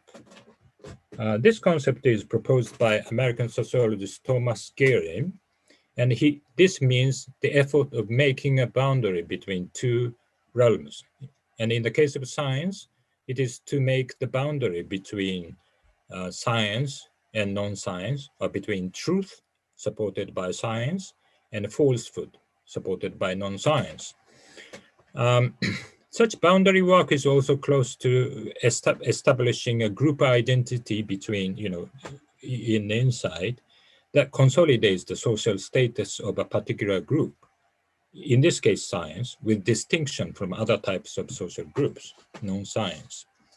In fact, the history of industrial design is intriguing because it has been a typical case of such a boundary work, as the history of the early days of industrial designers records their struggle in getting their design ideas accepted by engineers, while engineers were more concerned with the innovative function of this and that of new technology rather than its aesthetic aspect and user-friendliness.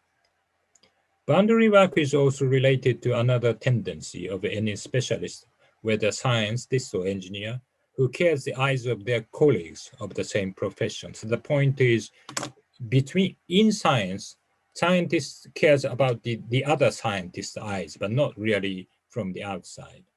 So this is very important because the most extreme case of this kind of, colleagues' eyes is advanced mathematics, for instance, where you have only 5 colleagues in the world about the topic, and the job of a mathematician is to receive reluctant appraisal from this small number of potential rivals. Now, in this context, 27, in this context of the division of labor and boundary work, an intriguing new trend in the UK, that the host country of design research so far, is called design engineering. This term refers to the effort of uniting designing engineering practice in education, and we have a branch of this effort within the University of Tokyo, very close to where I work at present. In fact, the usual way of separate education for engineers who seeks for technological innovation and designers who are more concerned with aesthetics and user-friendliness may be a cause of the difficulty in communication between these two groups. Under the usual system, they each have different expertise and frames of reference, whereas in the real world, these two groups actually should collaborate closely. Hence, the aim of this program fits with the need for collaboration between them, and officially program staff members in the UK are boasting of successful outcomes in this new orientation in education. Yet, this seems to me to be only one side of the coin, this success story. In a private conversation, one of the principal staff for the program once told me that even in the UK, no staff members from the engineering department are fully involved with the project itself. So this is the reality. In fact, it is managed by, this program is managed by those who, from the beginning, were interested in both engineering and designing. So these are the kind of exceptional persons who are interested both designing and engineering, but engineers at large are not very much interested in coming into this project. Hence, the reality behind the scene does not necessarily reflect what is superficially propagated publicly. Yamanaka, that is number 11 again.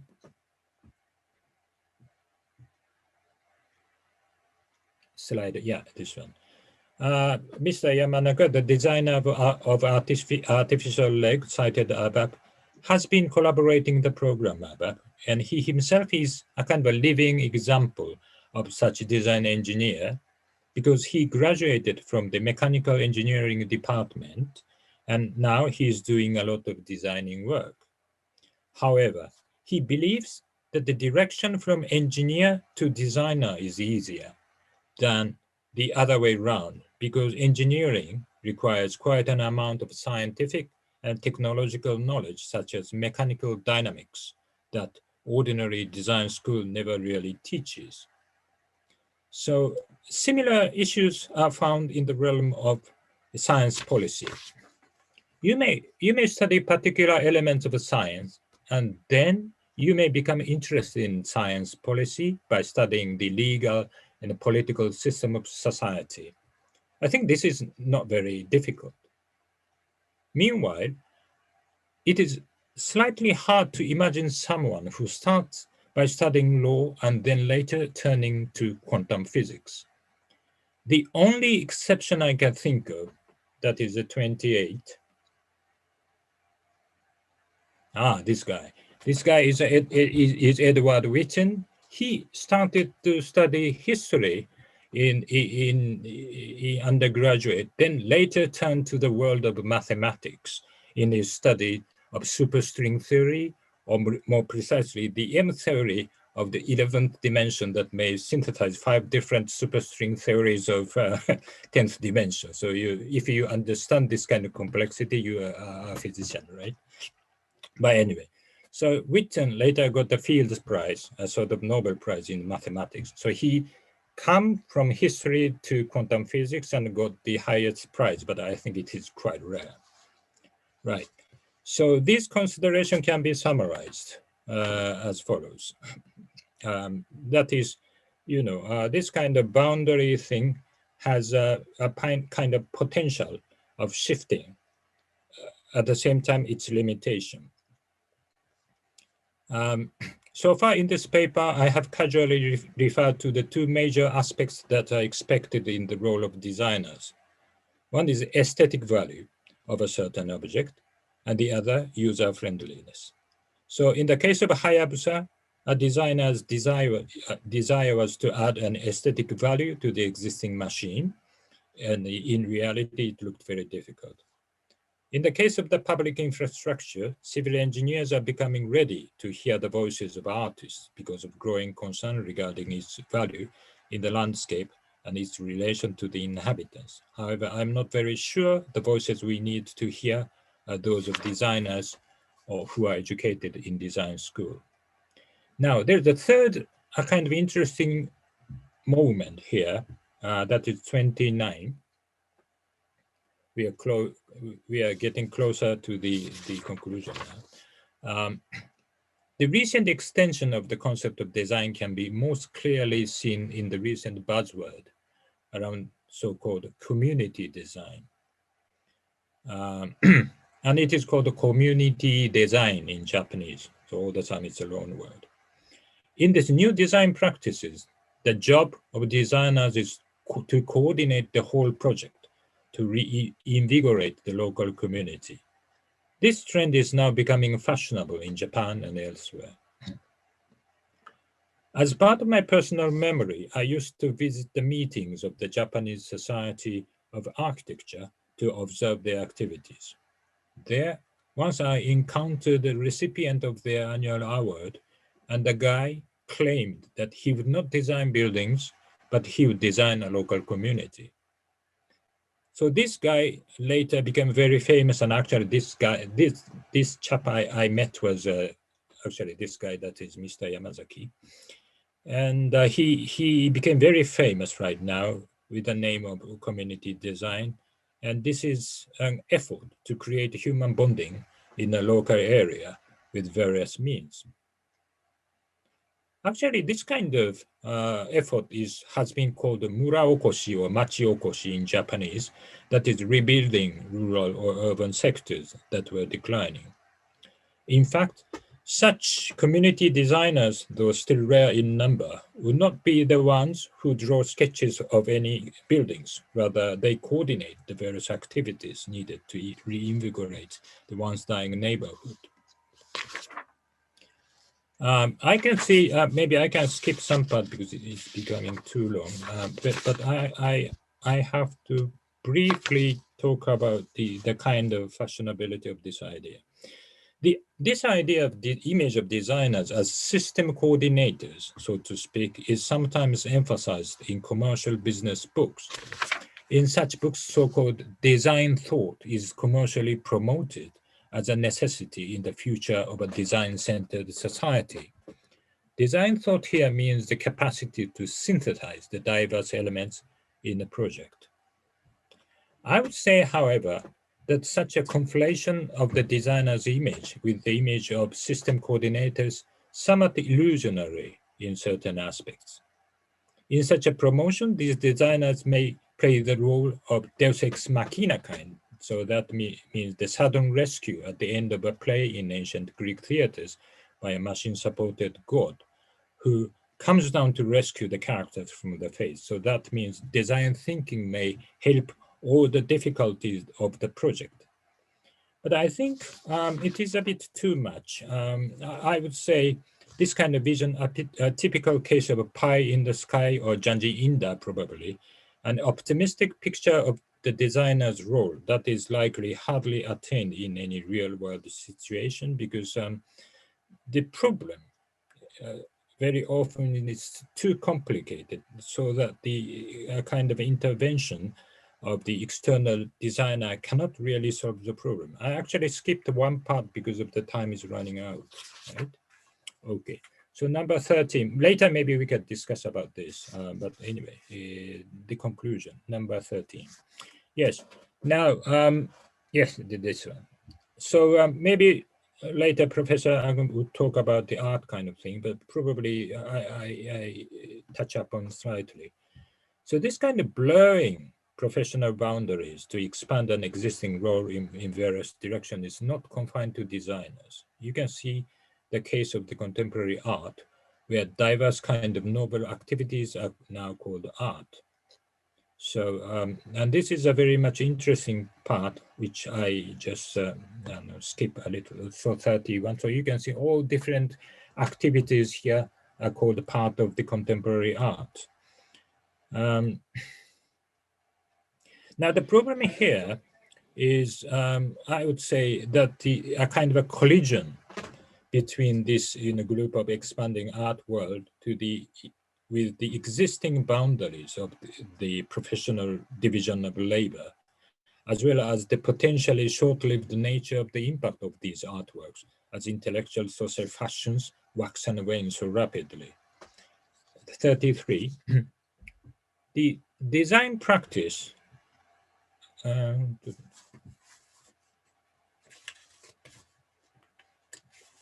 sorry. Yeah, sure. Design practice have been more closely oriented to industrial and post-industrial society, and designers have to be confronted with their continuing allure of expanding their realm rather endlessly on one hand, versus the limits on their own core competence on the other hand.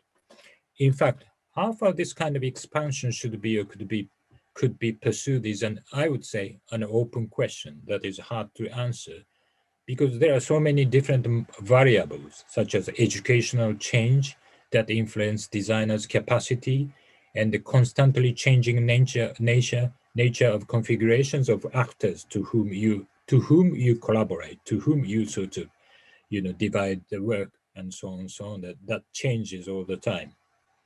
Intriguingly, 32, in the case of science, we have what we call the science map. So this is the map of the emerging science, and you can see, unfortunately, this is written in Japanese, but you can see on the top, for instance, environment, psychiatry, life science, energy, and so on. So this means this is a kind of a whole range of science, and you can see where it is emerging, where any kind of group is emerging. So emerging groups are, spotted as red, and the blue part is rather stagnant. So in case of science, you can monitor how the new trends are coming. I sometimes think that maybe we can have this kind of, design map kind of, where you have, this kind of emerging design practice of A, B, C, D kind, but it should be a kind of an open question. Anyway, the cases that I have presented here are kind of a borderline between, with regard to the ordinary habitat designers, vis-a-vis the kind of extreme cases that designers going away from the center to the periphery. But as I told you, that there's a problem of what would be the core competence of the designers and how far designers can go. And at the same time, you have the kind of problem of boundary work and collaboration, antagonization, and so on. And that is very much an interesting part of the design future. Okay, so 34, thank you. 終わりです。Thank you so much, Fukushima Sensei. Just in time, right? Yeah, just in time. Yeah, really in time. Actually, there's 1 minute more. You can, if you want to talk again. No, it's okay. Capes sekali. Oh, capes sekali. Yeah. Well, thank you so much, Fukushima Sensei, for really stimulating presentation, and I guess really reflective for all of us as designers. And I think the issues of boundary is quite interesting, as you know, in recent time, many designers or design researchers have tried to expand their work, and as you said, to many fields, like from science, engineering, even to art itself. And I think one point that before we move to Bapak Agung, but I think I'd like to ask one question, like as you said that the value of expanding the field is not a new thing in other field. Like as you show the science map, there's lots of like physics meet with biology and becoming biophysics, and also like in the contemporary art itself. Also, I think Dr. Agung will explain more like how art can be expanded to many fields. So like actually, what is the promising value, especially in the field of design, when the designers or design academics try to expand, as you have explained before, that it's a rather pessimistic view, how designers actually doesn't really work well with many disciplines. So from your perspective as anthropologist and as STS researcher, what is the actually promising value being designers to expand their own field? Well, I think that's one of the most difficult questions to answer. Just like how shall the COVID, influence the world would be kind of question, right? Because so many uncertainties as to the future. Because as I told you, there are so many variables. The main variable, the most important variable is a kind of a core competence based on the education in university. So in the case of design engineering, what is the most difficult part of the design engineering is how to teach mechanical physics to design students, right? So this is why even Yamanaka says it's better to go first to the Department of Engineering and then go down to the Department of Design kind. But it is more difficult to start from the drawing or painting to the world of quantum physics or mechanical physics, right? So one of the problem is how to make the core competence of designer, and then the kind of the possibility of expanding depends on this core competence, right? So my sort of guess is it is slightly easier for the designers at this point of time as to a kind of a what shall I say, coordinating kind of aspect rather than the mathematical or engineering knowledge, because coordinating kind of element is everywhere in design practices, right? Because designers should combine between the engineers and the users. So basically, designers should have 2 faces or 3 faces. And every designer has to have this kind of element. So that means this can be a core competence compared to the mechanical physics kind of capacity, right? So I generally feel that it is rather acceptable way of going to the kind of social design kind of element. But at the same time, the problem is the social is so much complicated, so that any, if you go to any village or you go to a kampong or anywhere, their structure is so complicated, so that you have to understand anthropology, sociology kind of thing, and that you should really study or experience from the beginning, not simply drawing paintings and so on, but kind of social relations and how to maneuver things. So this might be the difficulty for the designer. So everywhere you have the kind of obstacles, but my guess is it is slightly easier for getting social rather than getting physical, right? I mean, because of the limit of education in the universities, right? So this is my sort of. I think but I may be wrong. It is simply my guess, but only my guess. Right. Okay, I think that's an important clue that we can discuss further in the Q&A sessions about how we can being a coordinating specialist or like facilitators, such kind of things. I think this really relates to the next presentation from Dr. Agung. Okay, so actually we have lots of questions, but we'll keep it until the Q&A sessions. Okay, thank you, Professor Fukushima. Anyway, for those who just joined us in this session, very welcome. So we still have one more speaker here. So next up, we'll have Dr. Agung Hujatnika as a second speaker to close this special session. So let me briefly introduce you, Bapak Agung, before we start. So Dr. Agung holds a doctoral degree from Bandung Institute of Technology, and he's been focusing on the issues of art curations and art research. He was also visiting curator in residence at Queensland Art Gallery, Brisbane, and Real Hall Gallery in Australian National University. And he was also former fellow researcher in the curatorial residency program of Japan Foundations at Nanjo and Associate in Tokyo. I guess we'll have more discussions in later on. And he's currently a lecturer at the Visual Art Study Program and also a member of the research group of aesthetics and the science of arts here in ITB. And his research experience made him one of the outstanding art curators in Indonesia. And he's curated huge numbers of major national and international exhibitions since early 2000s. For instance, we will know like Art Joke in Jogja and Venice Biennale Indonesian Pavilion in 2017.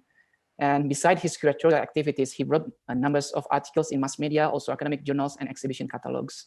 So recently he published a book with the title Kurasi and Kuasa, and he discussed the issues of curatorship and power relations in the Indonesian art world.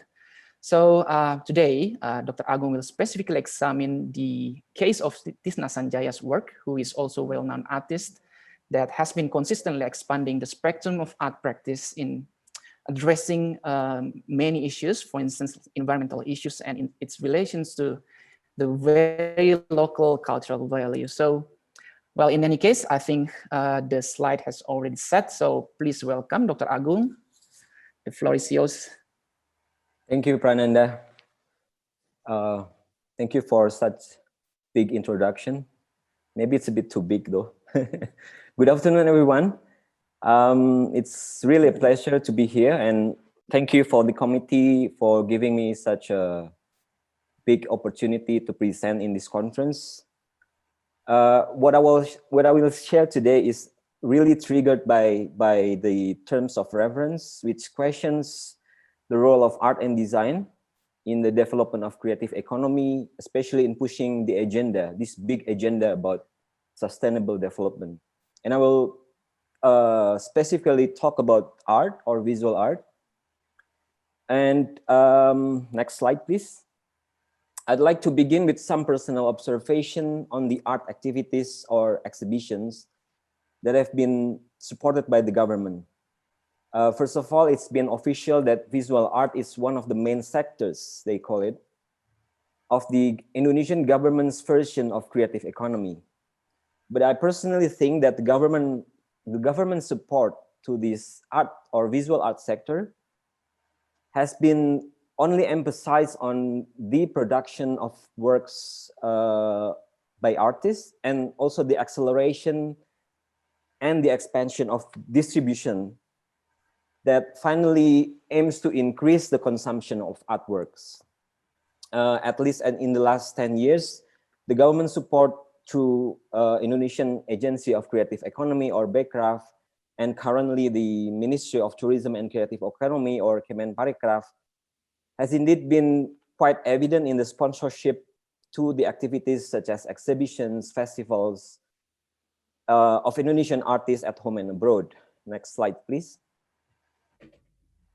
However, I have also observed that the scope of their activities or types of activities supported by the government is actually limited and may rely too much on only on the economic pragmatism. In general, the activities supported, the activities only include the production of art as a kind of product or physical product, or maybe as a commodity. And this is, in my opinion, is a policy that may raise a number of problems, especially when we talk about the topic of sustainable development like we are doing now in this conference. Next slide. And at extreme level, the excessive focus on the commerce of physical goods, which use the quantitative market parameters such as volume of goods and the financial value, will definitely bring some risk. Firstly, the capitalistic commerce. Sorry, can we go backward to the previous slide? Yeah, this one. Well, firstly, the capitalistic commerce system has been proved to be potentially subordinate the cultural value of an artwork. Secondly, in the long run, the system also lead to a tendency of overproduction and overconsumption, which is actually counterproductive to the ideals of sustainable development. And thirdly, the art in the current creative economy program is narrowly understood as a product, or more precisely, tradable physical goods that potentially marginalize some particular artistic practices, especially works that are not based on material processing or intangible work. So here I will try to propose an alternative perspective about art and creative economy by discussing a specific type of art. And I hope this can help trigger discussion about the scope of creative economy sector in Indonesian government programs. My case studies here are some artworks and projects that, to a certain extent, do not only emphasize on physical products as final result. The working methods and also the approach of the makers, of the artists, are also somewhat different from what the studio-based artists usually do. Here we also underline how this practice has actually gained an important place in the theoretical discussion, especially in the discipline of art history. So I propose that art history should also become an important knowledge basis in discussing the creative economy. Next slide, please. So I'm going to discuss the number of works by Indonesian avant-garde artists who consciously carry out their practices as a critique of the environmental and ecological degradation problems. In the Western or Euro-American discourse, this kind of practice is often revered as environmental art or eco-art, generally as art that address social and political issues with regards to urban and natural environment. My presentation will not go at length with these various definitions and categorizations, but rather to connect this art practice with the agenda of sustainable development. I will go straight to discuss a number of projects and exhibitions that, in hindsight, have contributed to the agenda of sustainable consumption and production. Here I'm showing you a chart of timeline of exhibition histories that I did in a research with my colleague, Jacobus Arirespati. And this is about the art movements and also exhibitions, projects that happens throughout the 70s and 80s that especially deal with a spirit of resistance. The mainstream art history tends to place environmental art as a continuation of art practice that display the representations of nature, such as paintings of natural landscapes, the beach, the mountains, and all that. And within this framework, we can indeed include the genre of landscape painting, which is popularly known in the early 20th century Indonesia as the Mooi Indi, or the beautiful Indies. However, my starting point is a bit different. I deliberately choose to start with various kinds of art in Indonesia that originate from the influence of this resistance movement that happens throughout the mid-70s and 80s. And throughout the decade, a series of exhibitions and projects that took place in Jakarta, in Bandung, in Jogja, have actually resulted in the revolts against the dominant artistic paradigm. The young artists involved here have experienced some kind of controversies, but they are actually, well, these young artists actually agreed on one thing, that the practice of Indonesian art at that time has experienced a depoliticization. So they form several movements, but of course the most famous one is the Gerakan Seni Rupa Baru, or Indonesian New Art Movement. As a response to the shrinking social themes in art, the Gerakan Seni Rupa Baru artists raise actual problems that occur in society, such as militarism and consumerism, and the materials they use in their works were really different compared to other senior artists, for instance. They use everyday objects, ready-made, assemblage, and installations, which at that time was considered radical and sparked controversies. The late art critic Sanento Yuliman used the term the concreteness to describe this artistic trend. He explained that the concreteness can be seen as a criticism or even rejections to the style of abstract religiosism that was prominent at that time. Next slide, please. One of the group exponents, named FX Harsono, is probably one of the first artists in Indonesia to use the term environmental art.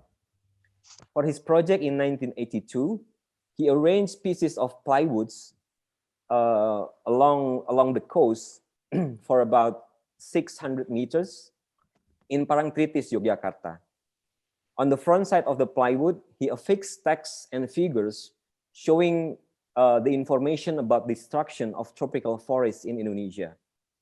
It may look a bit too small for you, but I can read it and I translate in English. For instance, it says that can human needs be fulfilled without destroying forests?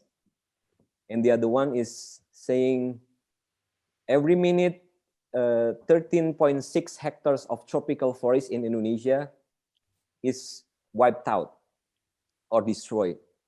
Next slide. In 1985, Harsono again organized an art project called Proses 85 or Proses 85, which involved other young artist fellows from Yogyakarta, such as Bonyong Murni Adi, Gendut Rianto, Mulyono, and Haris Purnomo. This time, their agenda is also to deal with the method of working, specifically on the method of working. In order to subvert the dominant artistic creation at that time, which is said to be in a distance from social reality, these artists consciously employ a working method that resemble community research or maybe journalistic investigation, And now we are talking, we are now close to Fukushima Sensei's point about crossing boundary. They do field observation, fact recording, and also literature study as the important stages in this project. In the Indonesian context at that time, this method was completely new and considered to have deviated from the general norms of artistic creation. The issue raised in this project relates to a type of disease, an actual disease, which was suffered by a number of residents who eat fish from Jakarta Bay. And they found out that this bay was actually contaminated with mercury waste disposed by a multinational company. Next slide. They also bring issue of forest destruction or deforestation. For instance, in this slide, on your left-hand side, is the work by Harsono, who constructed an installation from used wood. And another artist, Bonyong Muniadi, moved a giant tree stump from felling trees in the city area. Meanwhile, another artist, for instance, Gendut Rianto, he worked on a poetry or an elegy actually for a little girl who passed away from the exposure to the poison in the bay. Next slide.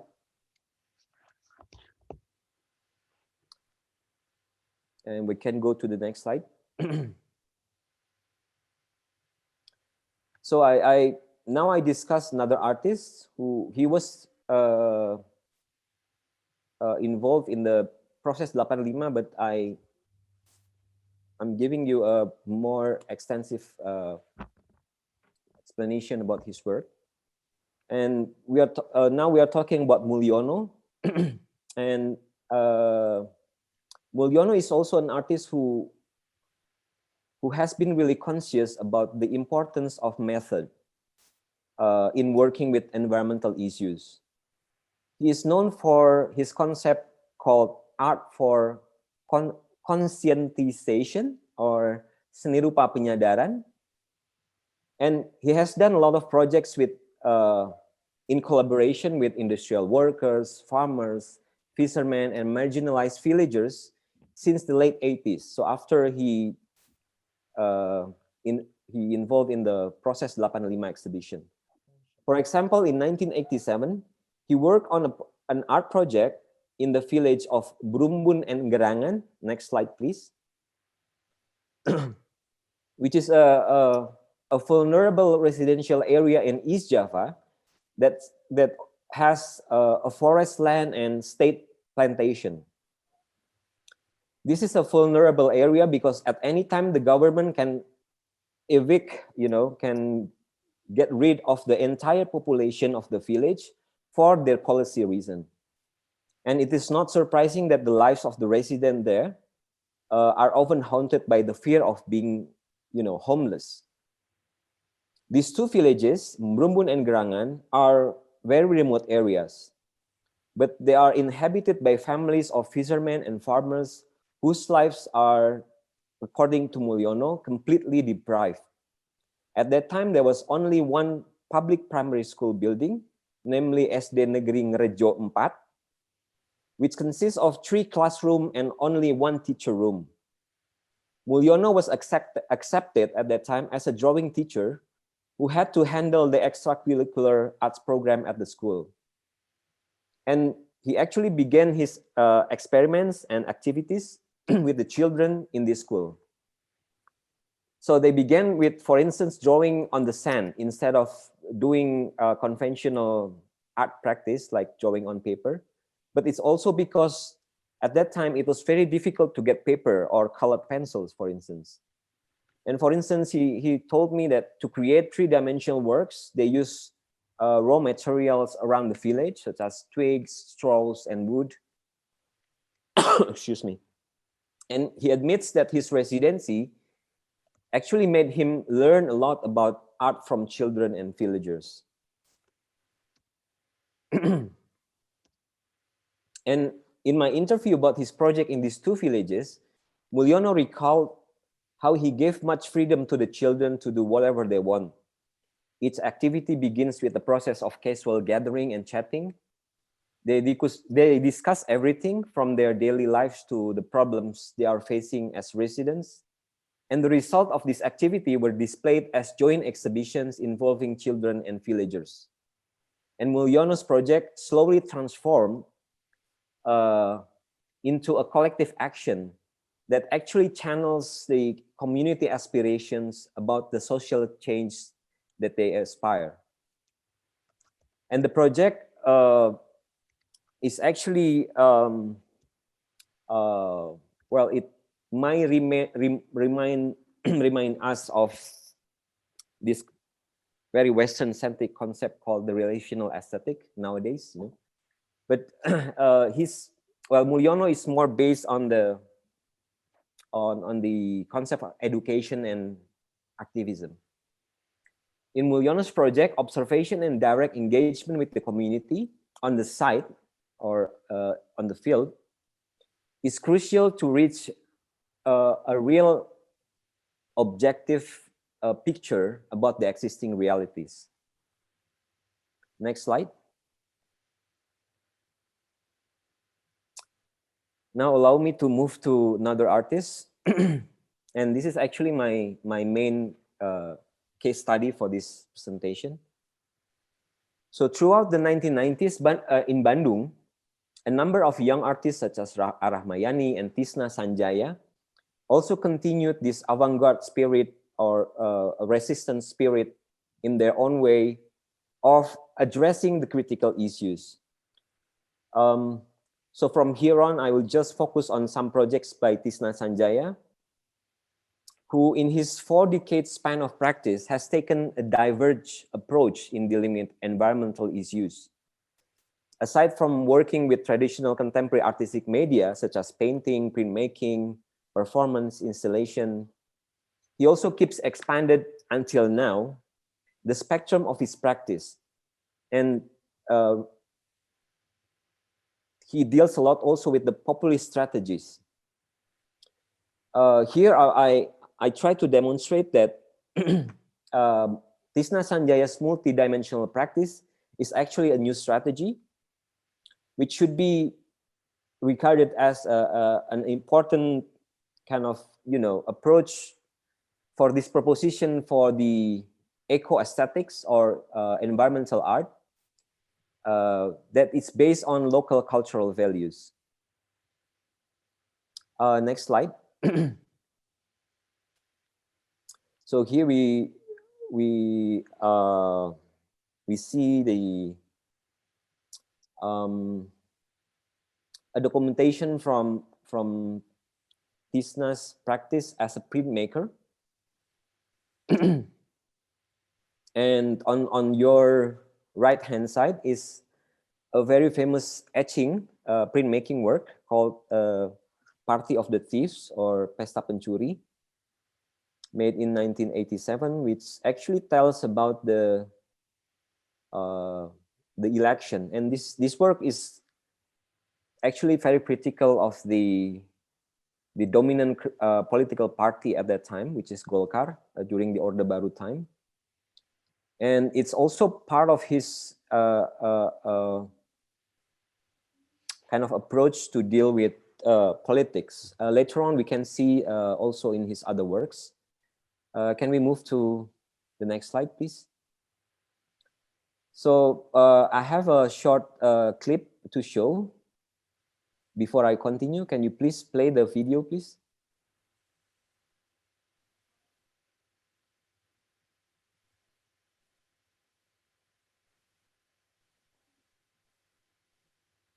And I hope the sound is okay too.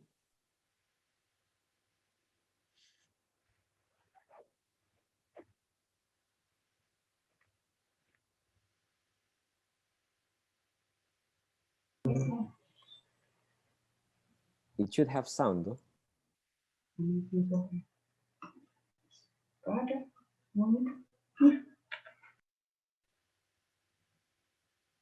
Okay, never mind. But I think the image Sorry. is quite clear. This is about part of his project, which I'm going to tell you about. It's called the instalasi tumbuh, or growing installation. So this is this is actually one of the early projects by Tisna Sanjaya which deal with the problems of environment. In this project, Tisna has a big ambition, namely to plant 1,000 mahogany or mahoni and melinjo trees in big cities in Indonesia. And these big cities, he only choose cities that during the 90s underwent a major transformation due to the urbanization and industrialization. He was inspired by a tradition of the people in the city in Braunschweig, where he lived while studying in Germany. And he took this, he undertook this project with a group of collaborators also, dancers, literature figures, theater artists, in each city that he visited to plant the seeds. Through a personal metaphor of his marriage, he campaigns for the planting of this tree as a spiritual manifestation of a gratitude. I quote, "Plant any tree in gratitude for the birth of our children, so that this country can grow with an attitude of respecting the process of life. We have to learn from the tree every morning, water it, so that we can learn from the tree a philosophy not to grow hastily," end of quote. This is a quote from 1996. Next slide.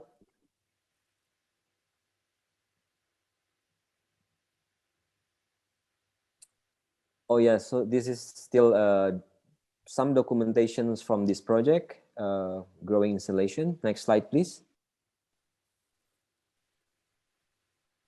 Yeah, we can go through. Next slide. And this is another documentation from 2007. From his long experience working with printmaking, Tisna developed a series of what he called dark works.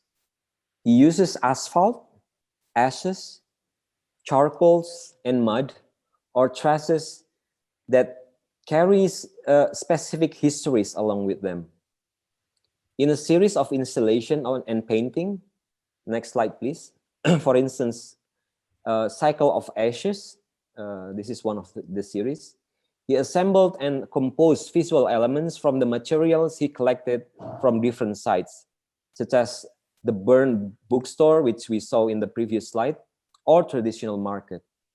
He associates the process of collecting ashes, remnants, and residues from these tragic incidents with a pilgrimage. He paid a homage to the idea of struggle in people's life. In some of his installations, he also juxtaposed the collection of ashes with bottles containing water. Sorry, I can't show this particular piece right now. And these bottles containing water, he actually collect this water from washing other people's food. Next slide, please. Yeah, this is another work from this series, which used the mud from Sidoarjo, an area that had environmental devastation due to the mishandling of the land. So Tisna went there and collect the mud to produce this body print. We can go to the next slide. Yeah, so I tend to see that the basis of Tisna's whole practice is often simplified as socio-political.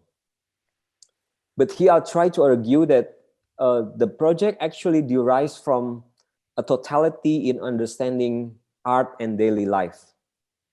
To greater extent, his inner heart and thoughts, and also his conscious self-positioning as part of the people, have actually been the aspect that play the more dominant role in his creative process. And this reminds me of a concept called Gesamtkunstwerk in German language, which is literally often translated as total work of art, which is a synthesis of comprehensive understanding about forms, about life, and about the arts. But the concept of Gesamtkunstwerk, actually through Tisna's practice in particular, becomes more expansive. It's even stronger and resonant because of his totality in viewing art and life as one entity. He always believes that art can contribute something to the social change, mainly because of the border between art and life, which to him is really thin or even blurred. So this is a view from a site which actually also his main the main work for the last almost 20 years, I think. And this place is called Cigondewa. This is actually in an industrial area in Bandung. So you see here how the river is color, how the river looks red, and this is actually real red. You know, this is not a computer. You know, this is not edited at all. This is a real photo of the river in the time when Tisna began to research this site. So starting from 2007, he has worked on a specific site-specific project, which actually also deals with the history of his family. Yeah. He was triggered by his personal desire to memorize his childhood experience in this village called Cigondewa. We can go to the next slide. These are some views from the village or the area before he built something actually on this very land. He bought a land of 630 square meters in this area, and started to build something since 2007. Next slide, please. So this area used to be a resident village of his great-grandparents' family and ancestors. It used to be a beautiful area that is famous for its good local rice and Islamic social and cultural environment, where he spent part of his happy childhood. And due to rapid industrialization, it has now turned to become a site of, as you see, ecological destruction. The river became highly polluted. The paddy field has turned into a junkyard. The air is contaminated by the industrial smokes and plastic combustions, etc. The social life of the locals has changed due to the arrival of the migrant industrial workers as well. We can go to the next slide. So under Tisna's diligent direction, Cigondewa Cultural Center, this is the name of the cultural center that he built actually. It's also called Imah Budaya Cigondewa, or Ibu. Ibu means actually mother in Indonesian language, but Imah Budaya Cigondewa is Cigondewa Cultural House, yeah, literally. Yeah, so it has gradually become a platform that creates new social relations. We can go to the next slide and run through next two slides maybe, just to show how the project was built. It has become more than just a site-specific project, since it involves many other aspects that that is only not about working on an art project. TISNA carries out an ordinary activities such as gathering, planting, and mingling with the local people on daily basis, apart from doing his studio activities. So he moved his printmaking studio to this house, or sometimes he also work site-specific installation in this cultural center. He opens the house for different activities for other people. Next slide, please. Yeah, so this is the early the view of early the phase of the development. Next.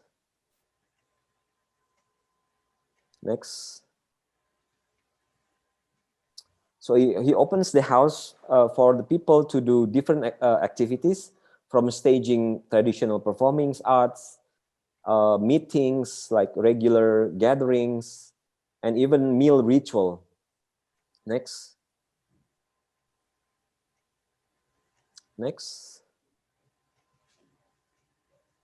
Here's a documentation of yes. This is actually a hip hop concert, Sundanese hip hop concert, happening in this cultural center. We can go to the next. Sometimes they do discussions with students, with researchers. Next. And performance art. So this is a view from a performance art festival in the river, which is just behind the house.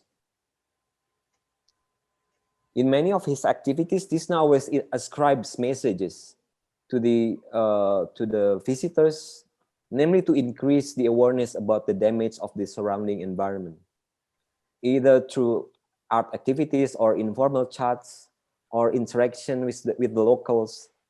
He found out that the loss of the memory or the story about this formerly beautiful area has made the local resident ignorant about what is happening. Next.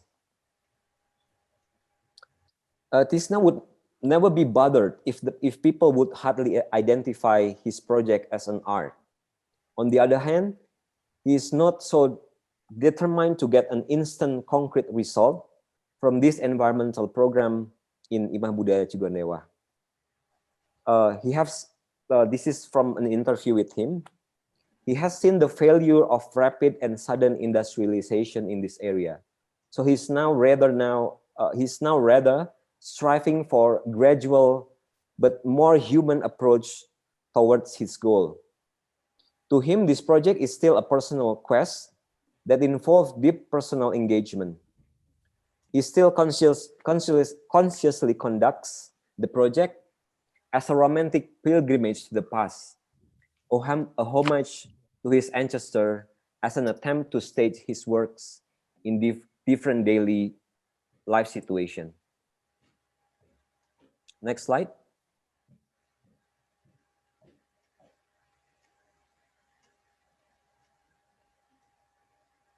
We can go through.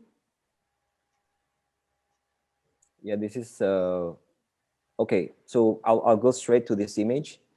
TISNA believes that the language of imagination in art can still contribute something to the social change. What he has been trying to achieve with Cigonewa project is just one scope within multidimensional reach of his practice. His deep concerns toward sustainable environment in Bandung is also reflected in a local television program called Kabayan Nyintruk, in which he plays as the main character. He takes the role as Kabayan, who is depicted as someone who really loves the city. He likes to wander around to different places. He observes damaging social situation. He likes to talk to the people, but never hesitates to criticize the government, for instance. And his comments is very typical. typically Sundanese common, very witty and humorous. And nyintruk is a Sundanese word for flicking someone's ear. For instance, for a naughty kid, if we want to remind about his wrong behavior. Originally, the story of Kabayan exists only in the oral tradition of Sundanese people. Many researchers on Sundanese literature have still struggled to discover whether this is a story based on a real person or whether this is just a folk. As happened to other folklore figure, this character of Kabayan has traversed from mouth to mouth, being told by individual to another, transmitted along the different generation.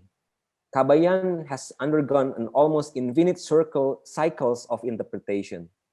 The story has been reinvented again, especially when people start to write pantun or Sundanese poetry and wawacan or pupuh.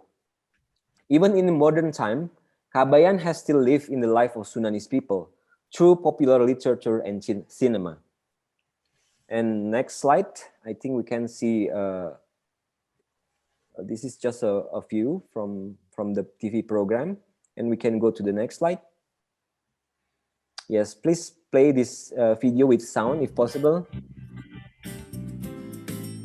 Okay.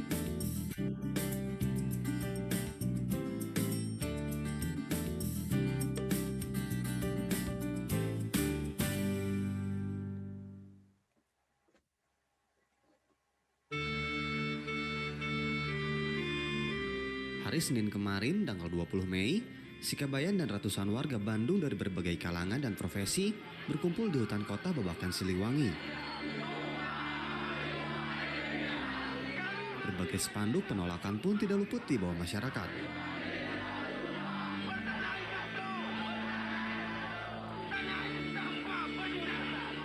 Para penonton, ayeuna di tukangeun si Kabayan aya anu keur demonstrasi mempertahankan Babakan Siliwangi. Ayo acara teh halus pisan lantaran ku cara-cara seperti ieu. Jadi Babakan Siliwangi teh moal bikin ka beunang. Nah, aya hegemoni dari kapital dan konspirasi dan politik anu ayeuna teh keur ke kaharepna mudah-mudahan ieu Babakan Siliwangi teh IMD-na dibatalkeun jeung dijadikeun hutan kota.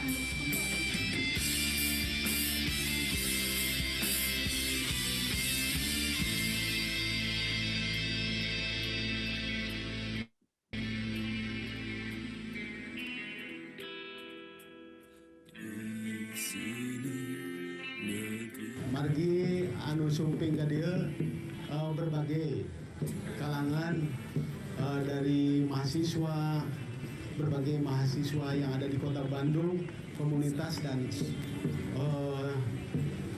perorangan. Semakin macet, semakin banjir, dan kita harus solidaritas terhadap situasi Kota Bandung yang mudah-mudahan ke depannya dengan berbagai cara. Yang kita lakukan hari ini adalah cara budaya, secara kultural yang plural. Ini adalah gerakan damai. Ya, gerakan damai ini. Bukan gerakan kemarahan, tapi gerakan cinta. Kanyaah ka Kota Bandung, lantaran Bandung teh urang-urang geus dicaci mati. Mudah-mudahan kita gerakan ini jadi monumen yang memberikan inspirasi pada anak-anak kita kelak. Jadi metode untuk perubahan lingkungan lebih baik.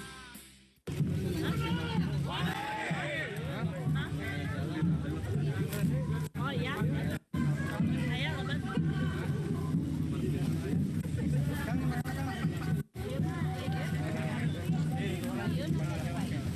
Di mana ya orang? Di jalan.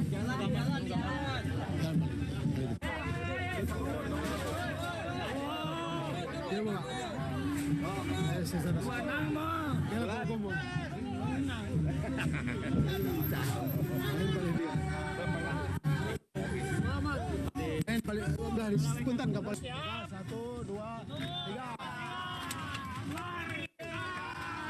Tinggal kapal itu, pengen meninggalkan itu.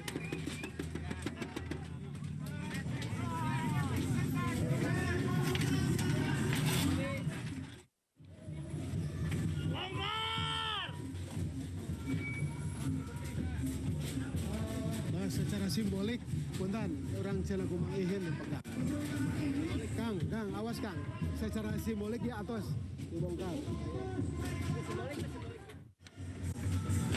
Teman-teman, ini adalah pembongkaran pertama oleh tokoh Indonesia, pejuang Bang Ihin, Pak Solihin GP. Ini simbol dari pembongkaran kesewenang-wenangan terhadap alam Babakan Siliwangi. Iya, simbol. Ini akan diangkut ke balai kota sana.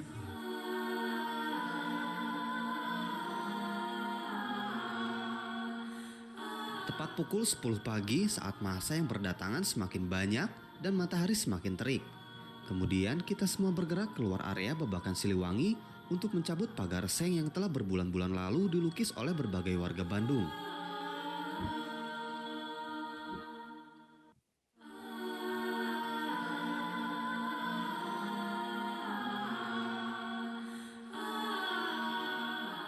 Seng yang telah digambari itu akan kami bawa ke Balai Kota Bandung dan akhirnya akan kami pamerkan di galeri kita setelah pencabutan seng pertama dilakukan oleh Bapak Solihin GP. Kemudian warga dengan semangat 45 membuka seng yang menempel pada pagar sekeliling Babakan Siliwangi dan dilanjut dengan long march menuju Balai Kota Bandung. Tak urung, aksi ini sempat memacetkan jalanan sekitar.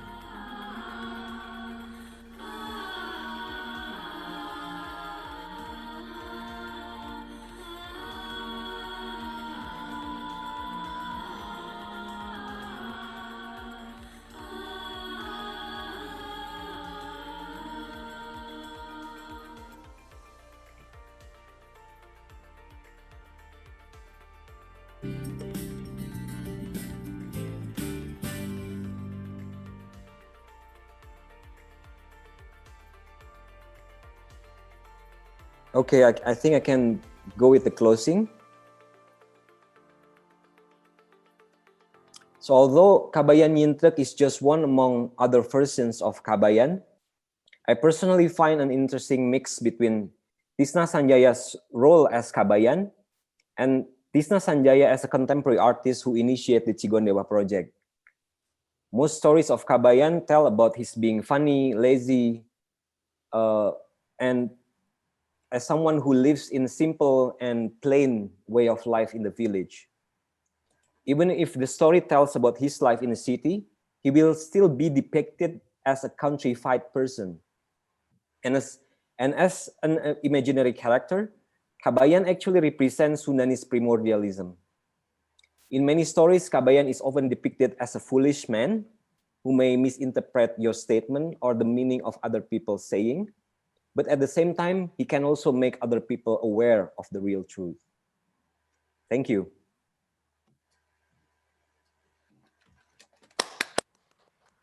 Give him applause. Thank you so much, Dr. Agung. I think it's really intriguing, and yeah, I think Fukushima-sensei is already here. So thank you again, Pak Agung, for bringing really important issues, and I think he has drawn many examples of art practices in Indonesia, from art joke and various festivals to specifically address the Tisna Sanjaya's work, which I think what most interests me is the way how Tisna could cross also the boundary by putting aside his identity as an artist or expert, I guess, when he encountered many peoples and address specific issues that he wants to raise. And even he, as the latest presentation, he becomes a popular figure as a Kabayan for all of here that really familiar with him. Kabayan is known as a lazy, foolish, and countryman, sort of, to spread the issues to broader public. And I think Tisna Sanjaya's interesting things is how he flexibly enters many realms, from students to even the authority and many people. So I think this current expanding spectrum of art practice that explained before actually has shared a similar topic with Fukushima Sensei's about the boundary itself, but in different angle. But I think before we are going to more detailed discussions, we already have invited one guest to briefly give a comment on today's presentations. And I think she will provide some questions for two plenary speakers here. I think Dr. Merina is already here. Yes, okay, so yeah, Dr. Merina is also a lecturer in industrial design program, and he also actually graduated from anthropology department as well. So I think, yeah, please provide some comments or questions. Thank you. Good afternoon, Pak Panda and Pak Fukushima, and also Pak Agung. Maybe let me introduce myself first. My name is Merina, and as Prananda told me, I'm actually one of the colleague in ITB. And I was asked to give some comments about the presentation today on this session. But before that, I would like to apologize because I'm working from home, so you might hear a little noises coming from my sons and my family. Well, that's all. And well, first of all, I would like to appreciate the lecture both from Fukushima Sensei and also from Pak Agung.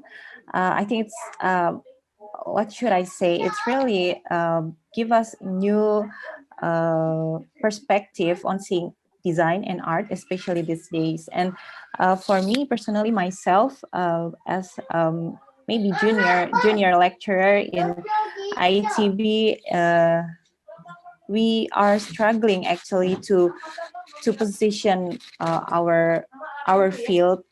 In this case is design, and maybe our friends also from art, because we are actually now is living in and growing and developing our field in an educational institution which consists of very diverse field of science and engineering. That's why this is so important, because I think our future, in the future, as Fukushima Sensei, we have to, and maybe we have to cross our boundaries in many ways to build and to develop our field. And then, yeah, maybe that's just for the opening. And I have some comments actually, a little bit specifically, first from the Fukushima Sensei's lecture. At the first parts of the presentation, I found this very interesting for me. Fukushima Sensei said that when Sensei showing the slides where some scenes from the Evangelion, if I'm not mistaken, was shown. Yes, it's very interesting, because I also thought myself when I saw something like that, is it's kind of artistic and yet so messy, but it's nice to see. And then I reflect on my experience in Bandung all of this time.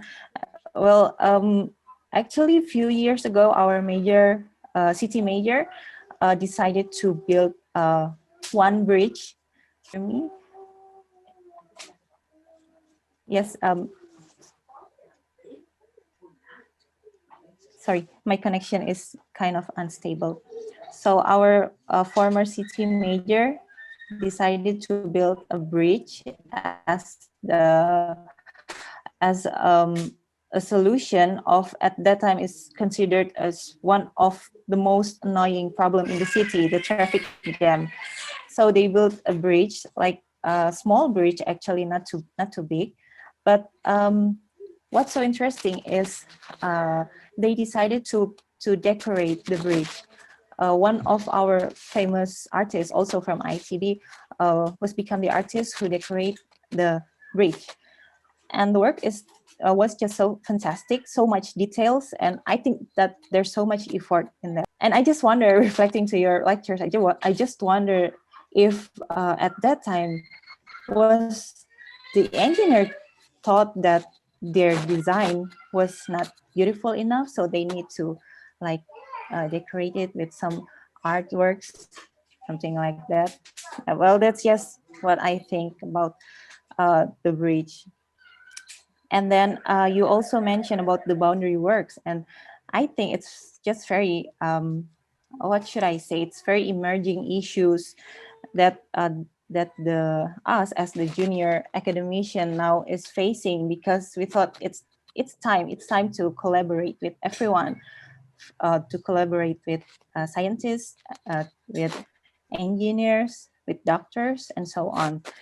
And you also mentioned about the design engineering, innovation design engineering, IDE, and you said that one cases in Tokyo in your university that the designers and engineers here collaborate and solving problem together. I wonder if you revert to the RCIIS Tokyo Design Lab, because well, that's one of laboratories that catch our attention so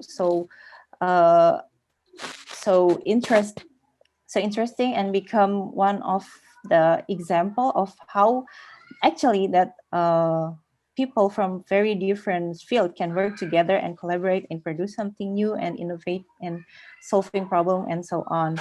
But again, I reflect in our case, maybe me personally think that at least in Indonesia, at least in maybe our institution,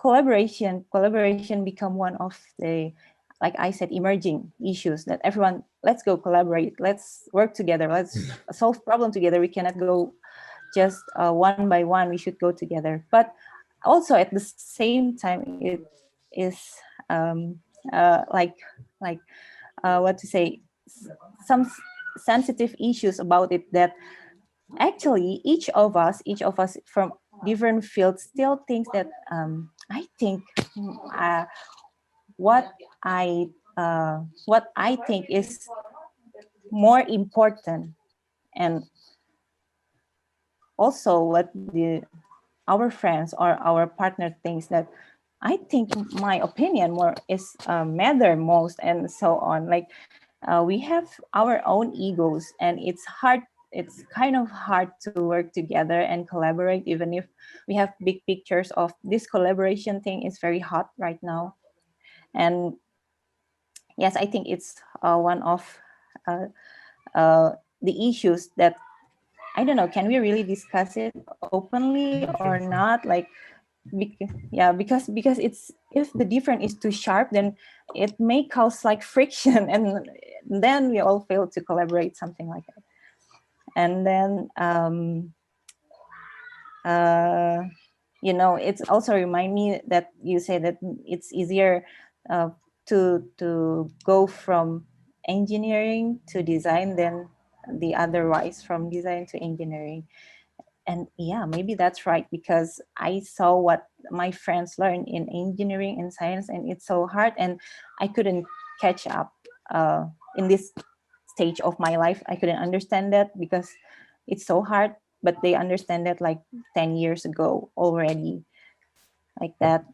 And then one last thing about Fukushima Sensei's lecture. It's very interesting that you said, Janji Indah designers, like it looks very promising in the future, that the community design is like very ideal concept of design, science of design maybe, but at the same time it's really hard, and it's really hard to achieve. And I think it's become our challenge, our biggest challenge right now. And I also think that if we all can collaborate together and solve the most complicated problems on Earth, that would be wonderful. But as I said, you know, there are so many issues when we crossing our boundaries and try to collaborate. Okay, maybe that's all. I'm sorry, I kind of hard to concentrate because of the activities at my home. So sorry. And also from the lecture from Pak Agung. Well, actually, the activities of our artist colleagues, for example, Patisna and so on, is very, very familiar for me to hear. And it's kind of always nice to hear that stories of what they do. Especially you spotlight the work of Patisna Sanjaya, and I never paid really enough attention on the details of the work of Patisna, and then I now today I can see that wow, I think it took so much bravery to be able to bring out the expression or the critics of the artist to the public. I mean, you really have you did go there to the community and say out loud about your thoughts, about your idealism. I think it's just amazing. I think it's very impressive. And maybe a little bit comment. I think I really wonder about the response or the reaction of the community themselves, because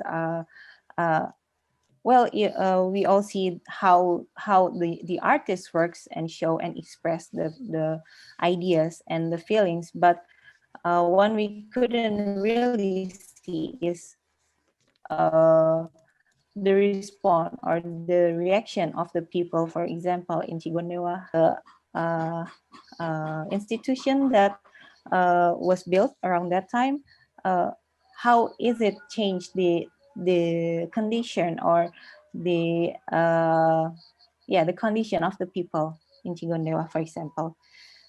Well, I think this leads to one question. Well, this is one big question. Maybe I would like to Fukushima Sensei and Pak Agung to help me elaborate with this question. Well, you know, the concept of design and art research for the community is actually really impressive, and I think it's the future of one of the future of design and art. And however, to be considered as achievement in the scientific fields, because I'm sorry, because I am now working in a university, and they should count our achievement very specifically, especially, you know, in the context of our educational institution. It is often valued by a very specific parameter. For instance, the research results should be indexed in scientific publication.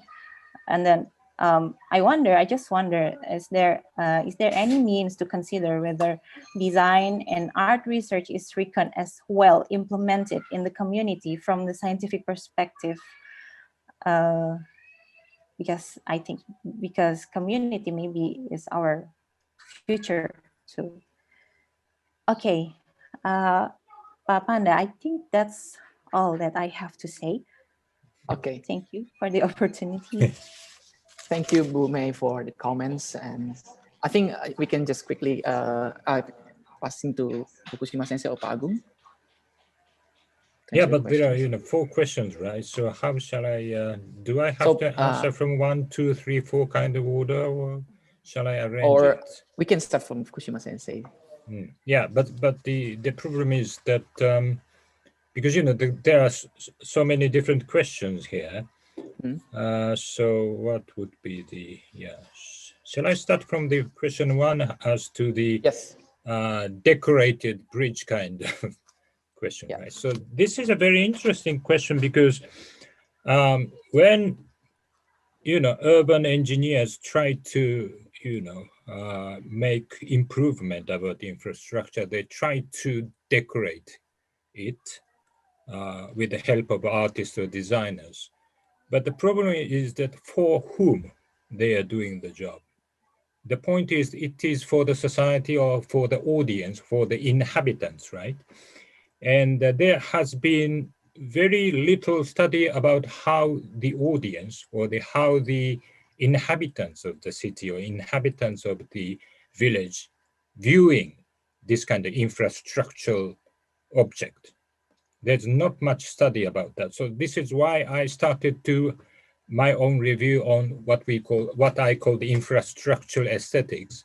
And what I found is it is not really depending on the designer's intention where the audience feels a greatness of the infrastructure. Some infrastructure like dam looks very great, even though there's no decoration at all.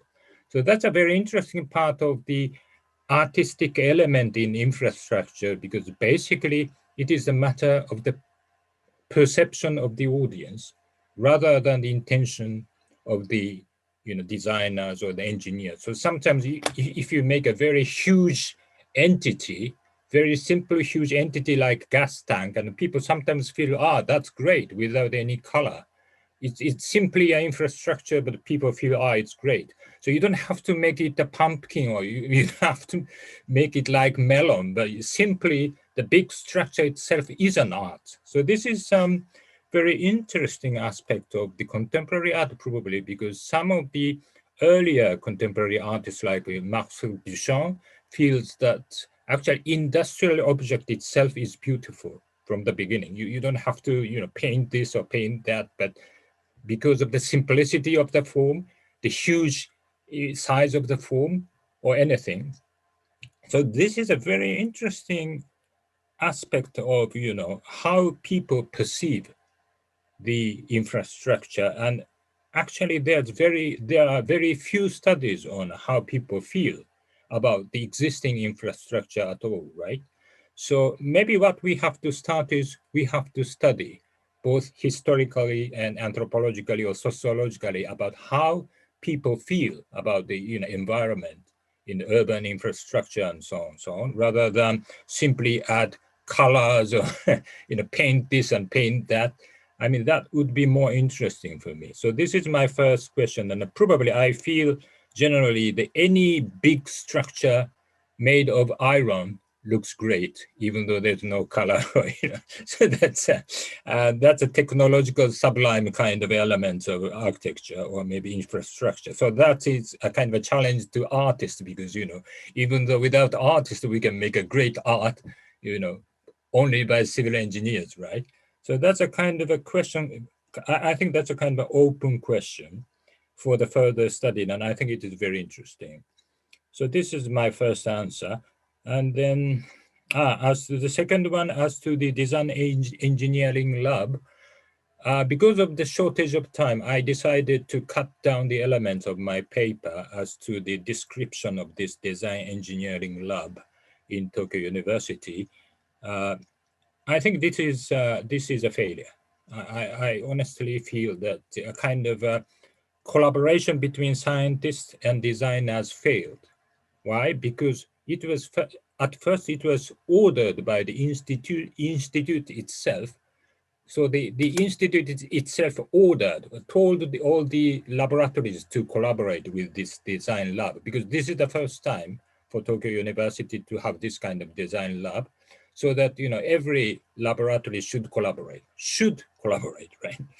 Rather than they want to collaborate. And they tried it for the first 2 or 3 years, and they sort of, okay, I had enough. I did a lot of contribution to the design lab, and so I would like to withdraw, kind of feeling for the almost all the labs. Why? Because they are not chasing the design thing. Each laboratory has its own purpose.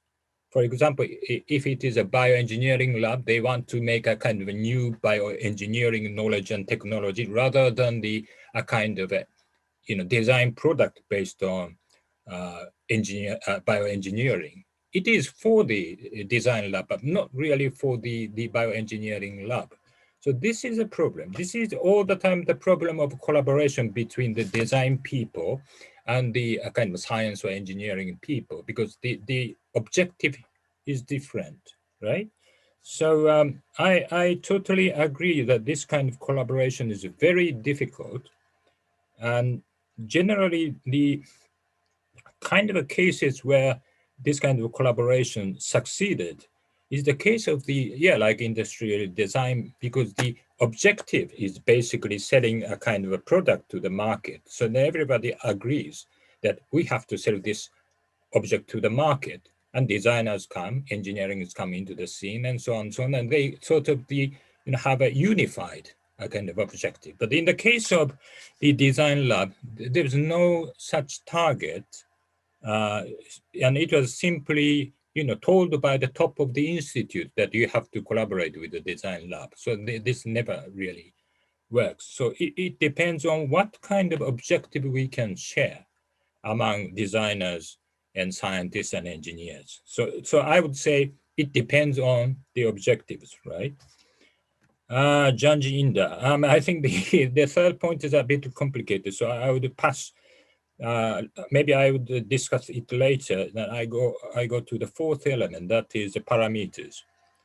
I understand very well about this problem of parameters, because you have to evaluate your work in the context of science, probably in ITB, I believe, because this is the engineering university. So basically the idea is you have to follow the scientific kind of evaluation system. And that is a very dominant kind of system where you have the design department, which is a small one, right? So you really have to follow the scientific method evaluation. Maybe things might be different if this is the art school. For example, this is the Tokyo Universities of art kind. There are so many different people, maybe historians or maybe sort of art theorists, philosophers, and so on and so on. Then that might be easier for them to be evaluated, because the way of evaluating philosophers and the way of evaluating scientists are so different right now. Now, the problem is science is so strong everywhere, so that scientific method is coming into the scene, even in philosophy and social sciences as well. You can see in the case of the United Kingdom, for instance, now they say publishing a book is equal to publishing a peer-reviewed article. So that means it's just like natural science, that you feel better with the peer-reviewed article rather than publishing a book. So this is why my fellow sociologist in United Kingdom actually publishes only articles rather than books. In Japan, it is not so, because we don't really write papers, but we write books. But it really is a kind of a cultural war between science and non-science, or science and I would say the humanities. And generally speaking, the power of science is getting stronger everywhere.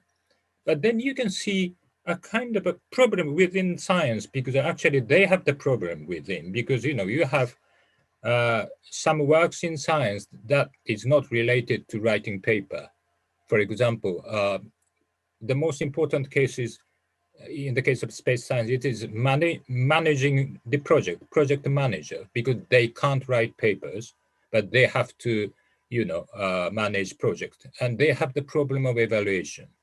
So even in space science, they have the kind of a contradiction, and they try to make a new method of evaluating project management, which is nothing to do with, writing paper, right?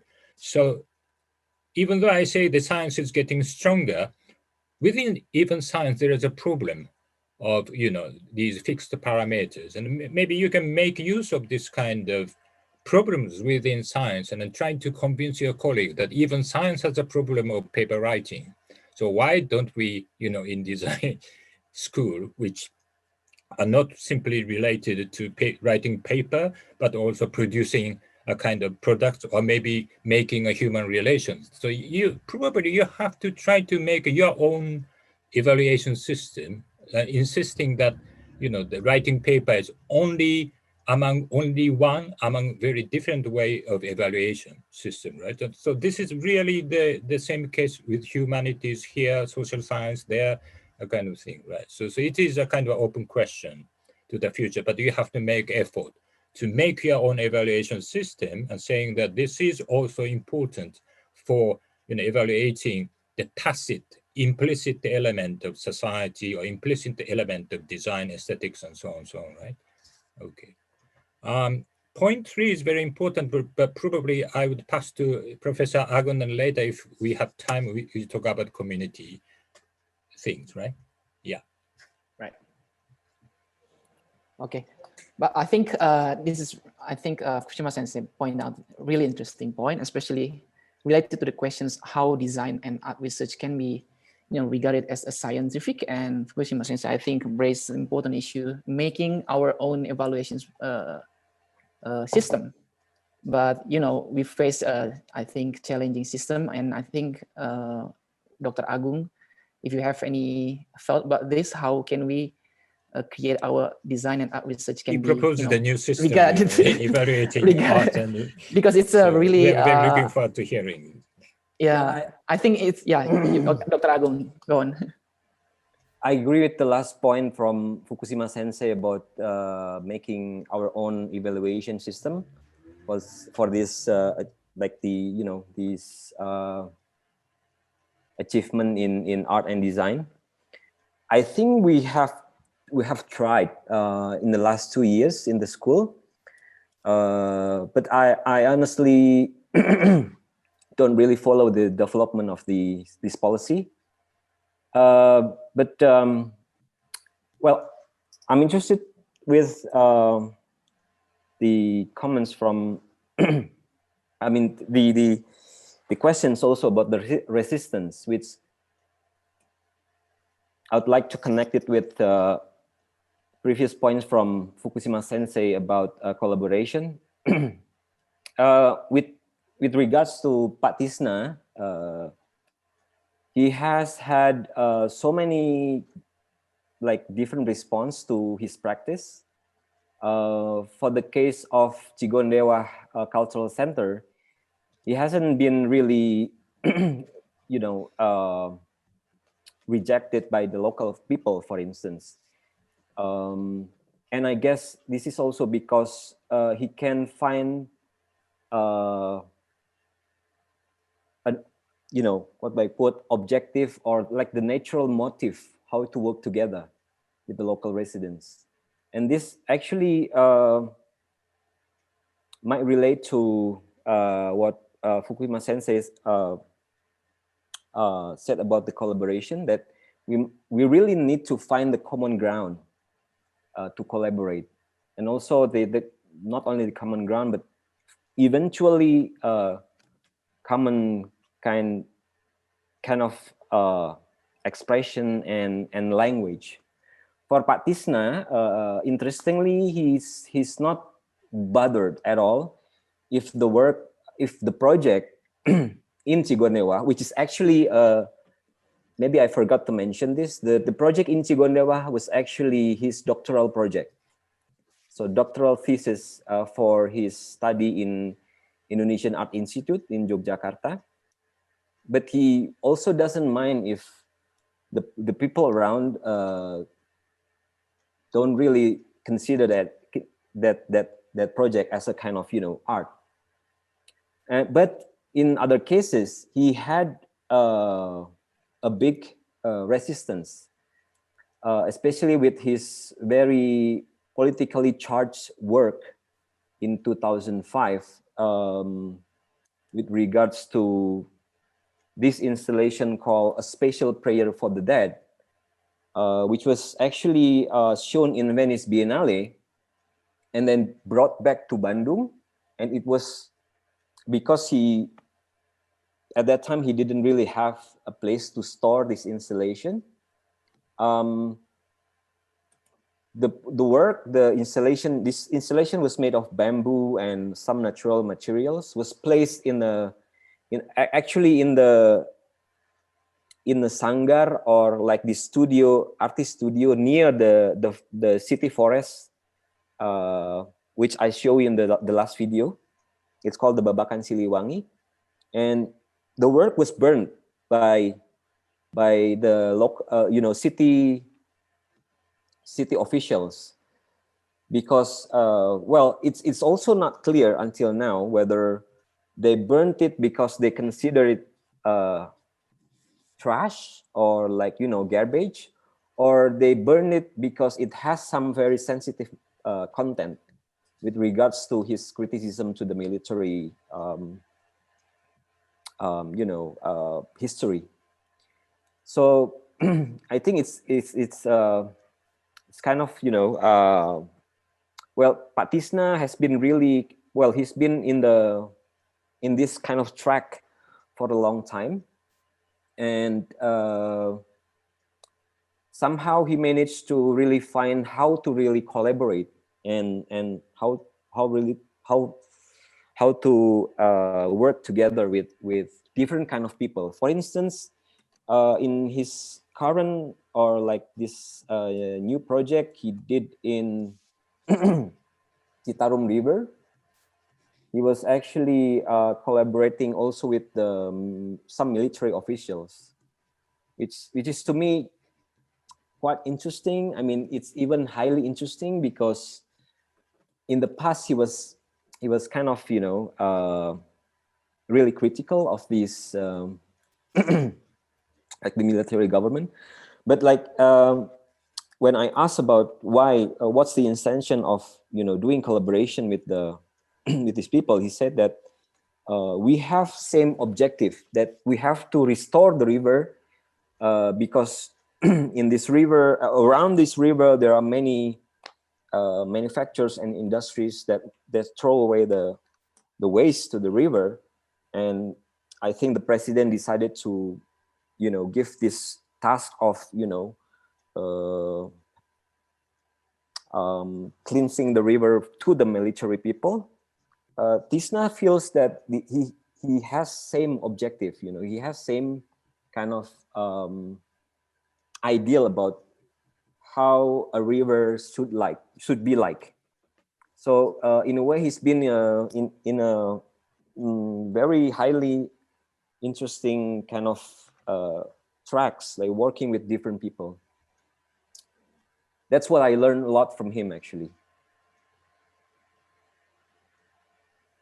Okay. May I add a little on this very important topic, right? Sure. So this issue of collaboration is very interesting, but at the same time, we have to be careful about the what kind of collaboration between whom and whom, right? And I was very much interested in hearing this kind of artist-people collaboration kind of scheme, because if you think about the industrial designer, they from the beginning has to collaborate with the users, because naturally, you don't have to talk about collaboration with the users, because actually these industry designs is for the users, right?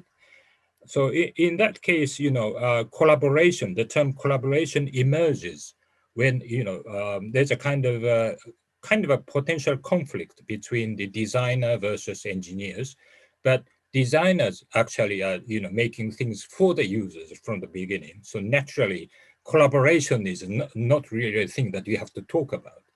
In case of the more conventional art, for instance, you like a painting, do they collaborate with the audience? It's a very subtle question to ask, because, sometimes, like Cezanne, he probably didn't think about the audiences at all. Maybe he really thought of his own work. But later, his painting is shown to the audience, and the audience says, this is great, or this is, really nasty, or any kind of reaction coming from the audience. And then you have the collectors. If collectors love the artwork, they buy it, right? And they make a collection. So that means there's a kind of interaction, but can we talk about the collaboration between the Cezanne and the audience? Probably not, because every artwork basically is shown to the audience. So you don't have to talk about the collaboration, right? So why in your case, in Professor Agun's case, the term collaboration coming up? Probably because it is very much a political kind of art, and not every population is happy with this kind of political action by the artist. So this is why you have to talk about collaboration between the artist and some of the population, right? But generally speaking, in this sense, I feel that the case from Professor Agun is rather specific compared to the industrial design, for instance, because it is very hard to talk about the collaboration between the users and the industrial designers, right? Because they collaborate from the beginning. I am basically industrial designers is for the users. So probably what is very interesting in the case of the industrial design is how to betray the expectation of the users. And probably this is like iPhone kind of thing that, probably, the case of iPhone, iMac kind of thing is not really bottom-up system. So he never really collaborated with the users, but he thought about the future image and put it down to the people, and the people are shocked to see the future. So in this case, we can't talk about the collaboration, right? It is a betrayal in that sense. So maybe this is a very interesting contrast between the collaboration in the case of political art and the betrayal in the case of industrial, designing. So this is my sort of, I would say the term collaboration should be situated in the particular context where the meaning changes very much to each other, right? Can I respond? Yeah, Okay, sure. great. Sure. I agree with the point about the difference between art and design in Fukushima Sensei's example, and yeah, but well, more and more, I think, at least since the 90s, especially in the contemporary art practice in the West, for instance, there is a tendency of artists to kind of betray his destiny as an artist, by, this, it's actually a very trendy kind of term called relational aesthetics, that an aesthetic experience can only happen through encounter. But what I tried to highlight actually in my presentation, that actually there is kind of, this transformation in the way art is working with this issue, especially the environmental issue, from, for instance, well, I didn't mention the landscape painting, but it should be considered one part of this history. But I start with the avant-garde approach, which actually a reaction toward the depoliticization. So artists start to work with different method, like by maybe adopting or borrowing method in social sciences. I know that some of the artists at that time were really influenced by Paulo Freire about about making the society as the subject of the culture. And later on especially in Mulyono's case, that is actually very obvious that but interestingly, he didn't know at that time that in the West, around the same time, there was also a tendency to to open up this process of artistic creation by this concept of relational aesthetic. At that time he didn't really know, but then and I actually tried to highlight Pak Tisna because it's kind of the most kind of radical thing of, like, the way he push boundaries is really radical, and like he doesn't even like, well, I've been his colleague, and also I was his former students for 6 years at least, and I know exactly the way he kind of mix things, like he doesn't really bother about the borders between his art practice and his life, and this is the way that he can approach or he can deal with the borders, especially in working with environmental issues. Okay. I think it's really intriguing issues about how collaboration goes on throughout the art and design practices. And I think Dr. Agung also highlighted important point about how Tisna Sanjaya's being as a part of people throughout the process, and Fukushima Sensei also problematized about the word of collaboration itself. But I think it's really related to one question's popping up here, like how throughout all case studies, to what extent the importance of cultural aspects, how significant the cultural assets or cultural value in building a sustainable community, such kind of thing. Because I think all of us agree that throughout the case studies explained by Fukushima Sensei Agung, Dr. Agung, all the case study dealt with different people, different communities, and of course different cultures. But I think cultural things are kind of missing throughout this discussion. So I'd like to know, your opinions, from both of you, about to what extent the cultural assets is important throughout this process. Well, one of the most difficult questions that is to deal with is, a kind of a question which is not really dealt with within the presentation. So that, it is quite true that I never talked about culture, but in a sense, I talked about culture in a different way, because engineers, scientists, designers, artists has a different epistemic culture. So in that sense, what I'm talking about is the cultural differences and collaboration, the difficulty of collaboration, right? But probably the question on culture here is not really this kind of professional culture or epistemic culture, but about kind of Indonesian culture, Balinese, Javanese kind of ethnic culture kind of thing. And that probably comes up in terms of audience, I think, or users, because even though you have to make any industrial object, you have hugely different users, and they have the background of culture, different cultures, so that we actually comes back to the problem of audience, and that is a kind of our dialogue between me and Professor Agung onto the different image of audience, users, or society at large.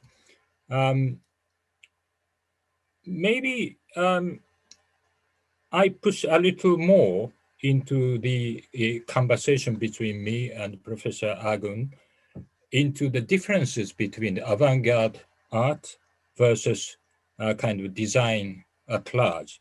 Probably because of the existence of huge users in the case of industrial design versus non-existence of users, or maybe even the non-existence of audiences in the case of the avant-garde art, because avant-garde art can be really a closed system where the supporters are kind of top-ranked critics, university professors, a kind of international market of galleries, but not really to the general people kind. So I generally don't buy recruit kind of relational art kind of thing, because it is a kind of museum thing. You just eat Thai food in the museum and say it is relational art, but we don't care. I mean, we care more about, Van Gogh or, impressionists rather than the recruit or, others. And even in the case of Apichatpong Wirasetakun, I think he has the risk of a kind of elitist aesthetics, because his audience is quite limited in number. So even though some of the critics say Apichatpong's work is great, it is only a small portion of the audience, even in Japan. It's only one, theater that can fill the audience every time his work is, performed, and probably less in Thailand. So maybe more in Paris. So basically, I sometimes complain to Mr. Apichatpong as to his elitism, as to his avant-garde film, and he said he doesn't care. Well, it's, I have a very sort of complicated feeling about this kind of elitism in avant-garde art, and probably industrial design or design at large cannot be a kind of avant-garde design, because you know, these things should be open to the general market and sometimes even to the global market compared to the very cutting edge avant-garde art. So this is a kind of very interesting question back to Professor Agon as to the kind of a limitation of this kind of avant-garde art or avant-garde critics, you know, because they form a very small kind of university here and there, and maybe ITB or University of Indonesia and Gajah Mada, and a very small portion of people say, this is a great art. But the rest of the Indonesians feel, I don't understand, kind of. So that's probably the very serious problem for even the avant-garde art in Indonesia, where probably the audience is quite limited, even compared to the Japanese case.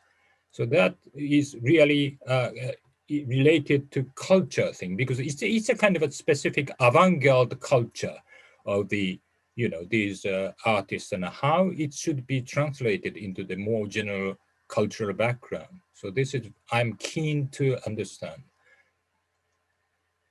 Yeah, I totally agree with your view about the avant-garde as the elite.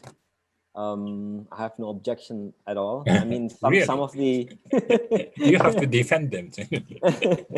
Some of the artists in Indonesia, I think, also tend to be like that, you know. But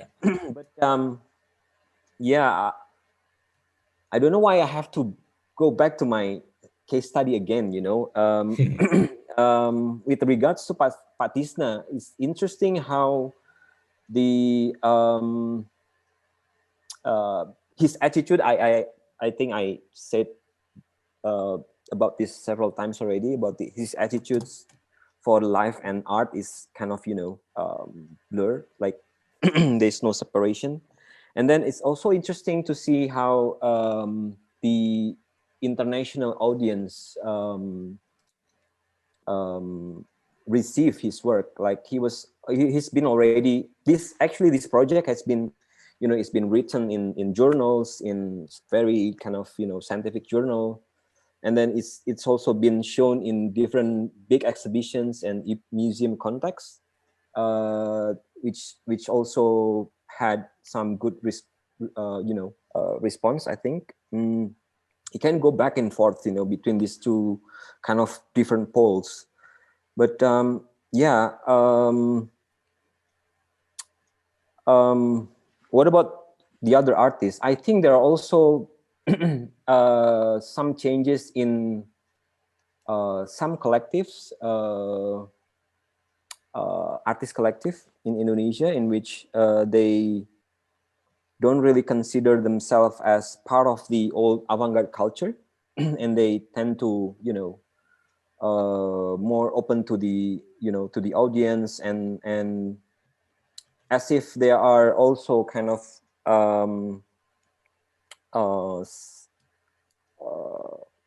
you know, an artistic unit that also look for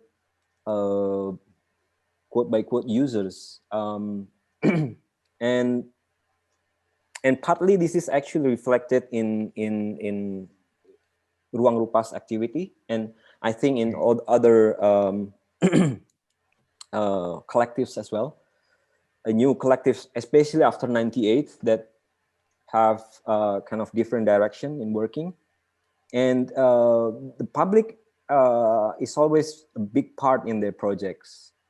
And they also, for instance, they don't really separate, or maybe they separate, but they kind of, you know, play with this.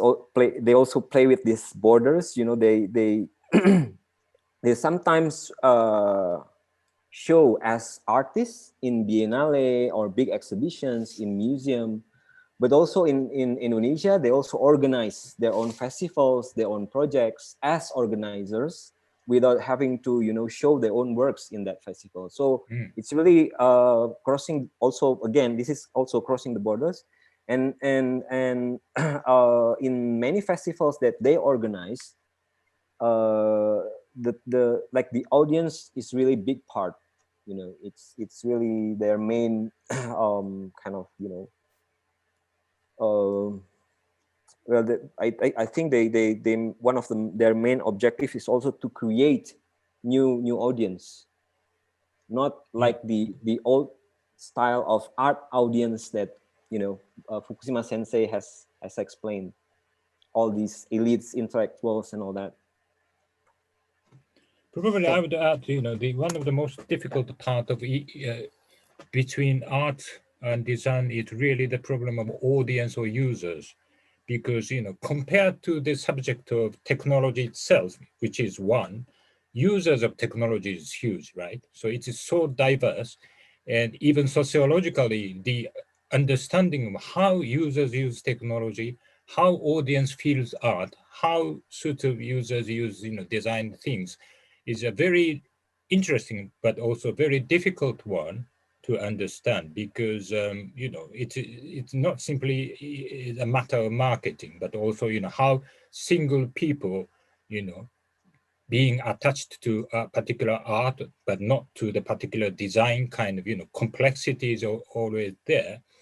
So the kind of term of culture is very easy to be introduced to understand audience, because you can say, they are Japanese, so they have the Japanese culture, so that they should love this art, but they should hate this kind of design. But this is quite untrue, because this notion of culture usually doesn't work very well for understanding the personal differences of how particular people loves this kind of art, but this kind of design kind of thing. And this probably is the most difficult part of understanding, for example, how the earlier people felt about impressionist painting. And there's a very limited study on that. And probably the same case is how impressionist work can be perceived by Indonesians at present, whether in Jakarta or in Bandung or Yogyakarta, probably so many different reactions to impressionist or maybe avant-garde art. So I would say this is a very huge problem that can't be easily answered within 3 minutes as to the culture thing, right? This is one of the most exciting part, but probably maybe we have to do the next symposium next year for 3 days, for 3 days, I agree. I think indeed. This will be really interesting topics for the next year symposium. 10-year series of symposium for, kind of thing. Okay. I think really apologies that I think we are already out of time. So unfortunately, I think I have to end these sessions, although this really interesting discussion. So before we end these sessions, so let me briefly conclude our conversations, drawing from, I think, 2 interesting presentations today, and a bit refresh today's presentation. So first we had Fukushima Sensei, who has explored numbers of interesting examples from designers' roles in Japan, drawing many cases from the changing meaning of designs that adopted from abroad, and which in recent time really expanded through the systematic way of planning, from creating small tangible objects to even community planning, as Yamazaki-san example. And he has also questions and criticized the role of designers in recent times through various examples, like from the debate on Hayabusa's image to the story of eliminating electric or utility pole for aesthetic purpose that become controversial, I think, issues, because such messy configurations were actually considered as attractive instrument for commoners. And he questions about this beauty and aesthetic feeling actually comes without the intentions from designers and artists. Another intriguing point is that some designers recently have started to initiate new way of designing. And like as the Yamazaki-san case, he dive into the certain community and they attempt to coordinate various activities needed to reinvigorate the dying neighborhood or villages. However, somehow, it is considered problematic in certain aspect, because, this may plunge into the self-image of self-propagating design practice, as some of designers seem to believe that they may play the role of, God or Deus ex machina, as Fukushima Sensei said. And I think at the end, Fukushima Sensei raised 2 important questions, like urging designers to always question the discipline of design and expanding their field endlessly by realizing and of course challenging the limit of their competence, and in other words go beyond their boundary. And second point that I think interesting is in order to have such mindset, we have to stop from gradually influence our educational institutions that actually naturally breed the designers' capacity and also increasing the adaptive capacity of designers to face like constant changing nature of configuration of actors. Because basically designers, I think, should always collaborate with our various disciplines, especially in recent time, blurring boundaries between disciplines are common and essential value. And second, we have Dr. Agung, who has shown interesting examples from several examples of art, from art festivals to art project in Indonesia. And particularly, he focuses on the case of Tisna Sanjaya's work, which I think throughout his career, he has focused on broadening art practices to respond with the growing socio-cultural issues. And I think importantly, involving the common people or layperson to involve throughout the process of making process. So I think what interesting point here is that the value of partnership, participating the non-expert throughout the process, I think is the key aspect in order to sustain the value or movement that has been initiated in the first place. And other important aspect is to, I think, being a flexible expert or being flexible artists or designers in a way to know when we have to use particular identity and knowing we can, exchange the knowledge with the counterpart or different people from different discipline. I think this is the important way to broaden our perspective in order to expand our field as a research field. So I think that's the last word from me. So I hope I could clearly give some conclusion to today's discussions and can give new insight for the next conference. So again, last but not least, thanks so much for Professor Fukushima and Dr. Agung. It's been a pleasure being with all of you today. Unfortunately, we have lots of questions, but I think the committee will gather all of it and will send these questions to email. Fukushima Sensei and Dr. Agung, if you don't mind, can you answer these questions, or we will send this because we have to pay for this. Okay, pay with coffee. Okay. So, right. So all of you have really given us broader perspective on how current art design and craft practice should be, and for sure, some key points brought all of you have shaped and enriched our topics for the next seminar in 2021. So we are hoping to have more fruitful collaboration in the future. Masato Sensei, Agung Sensei, arigatou gozaimasu, terima kasih. Arigatou gozaimasu. Atur nuhun. Terima So hopefully we can communicate in other times. So now we will have a MC to close these sessions. Okay, so Ibu Sabrina, go on. Bye, thank you.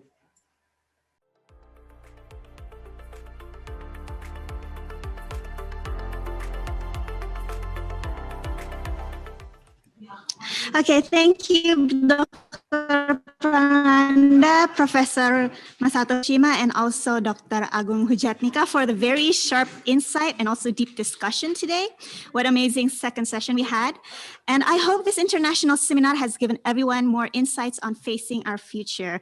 So to close off today's event, I would like to invite Dr. Bintan Titisari, the chairperson of the 2021 ICON-ARCCADE, to convey a few closing remarks for today's event and also give a brief preview for next year's event. So Dr. Bintan, please take it away.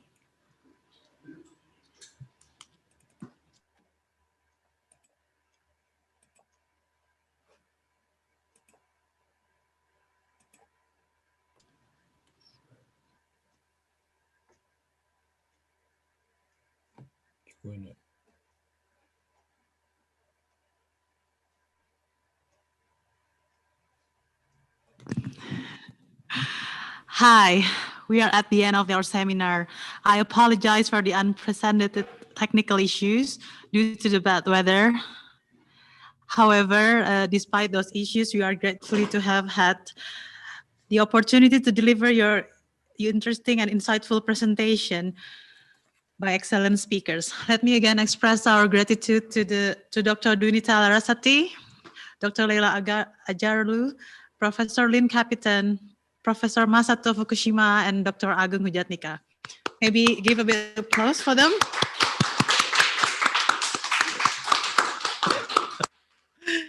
Okay, I'm sure we have various key takeaways. Hopefully those ideas will help you see the problem of art and design more comprehensively and intrigue you to think about how we as artists, designers, academicians, and practitioners can use art and design as tools to push forward and realize the sustainable development goals. In the first session, we have addressed the topic of sustainable social changes through disruptive design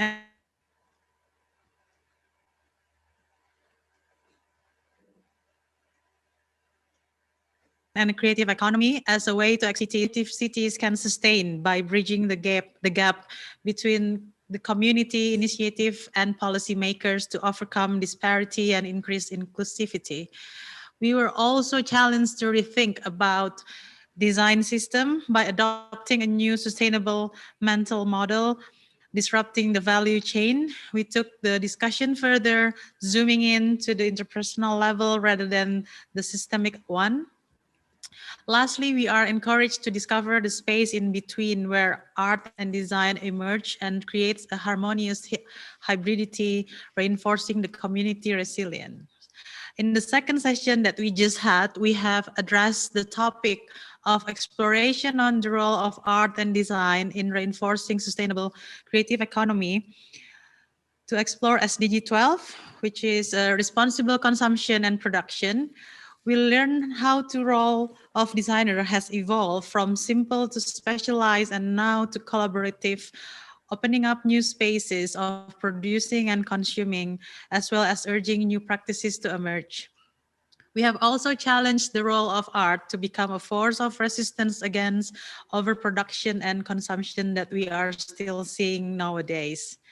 With these key ideas, we are moving forward towards emerging subtopics under the theme of reinforcing creative economy for sustainable development for the second ICON-ARCCADE next year, which are the first is rethinking the role of art, craft, and design for sustainable development goals.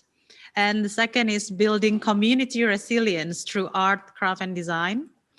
And the third one is using art, craft, and design practice to build sustainable habitat.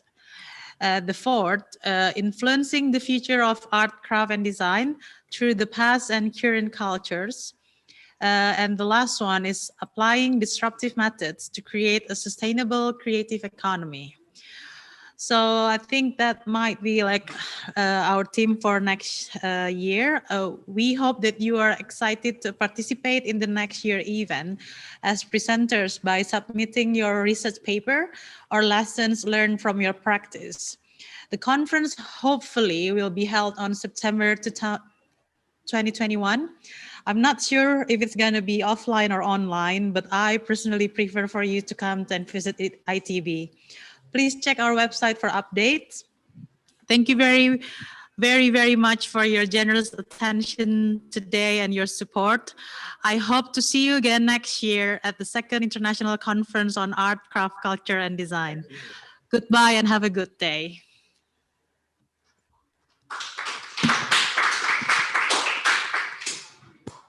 All right, thank you, Dr. Bintan, for the closing remarks. I would like to remind all attendees to please follow our Instagram account at icon_arcade.itb.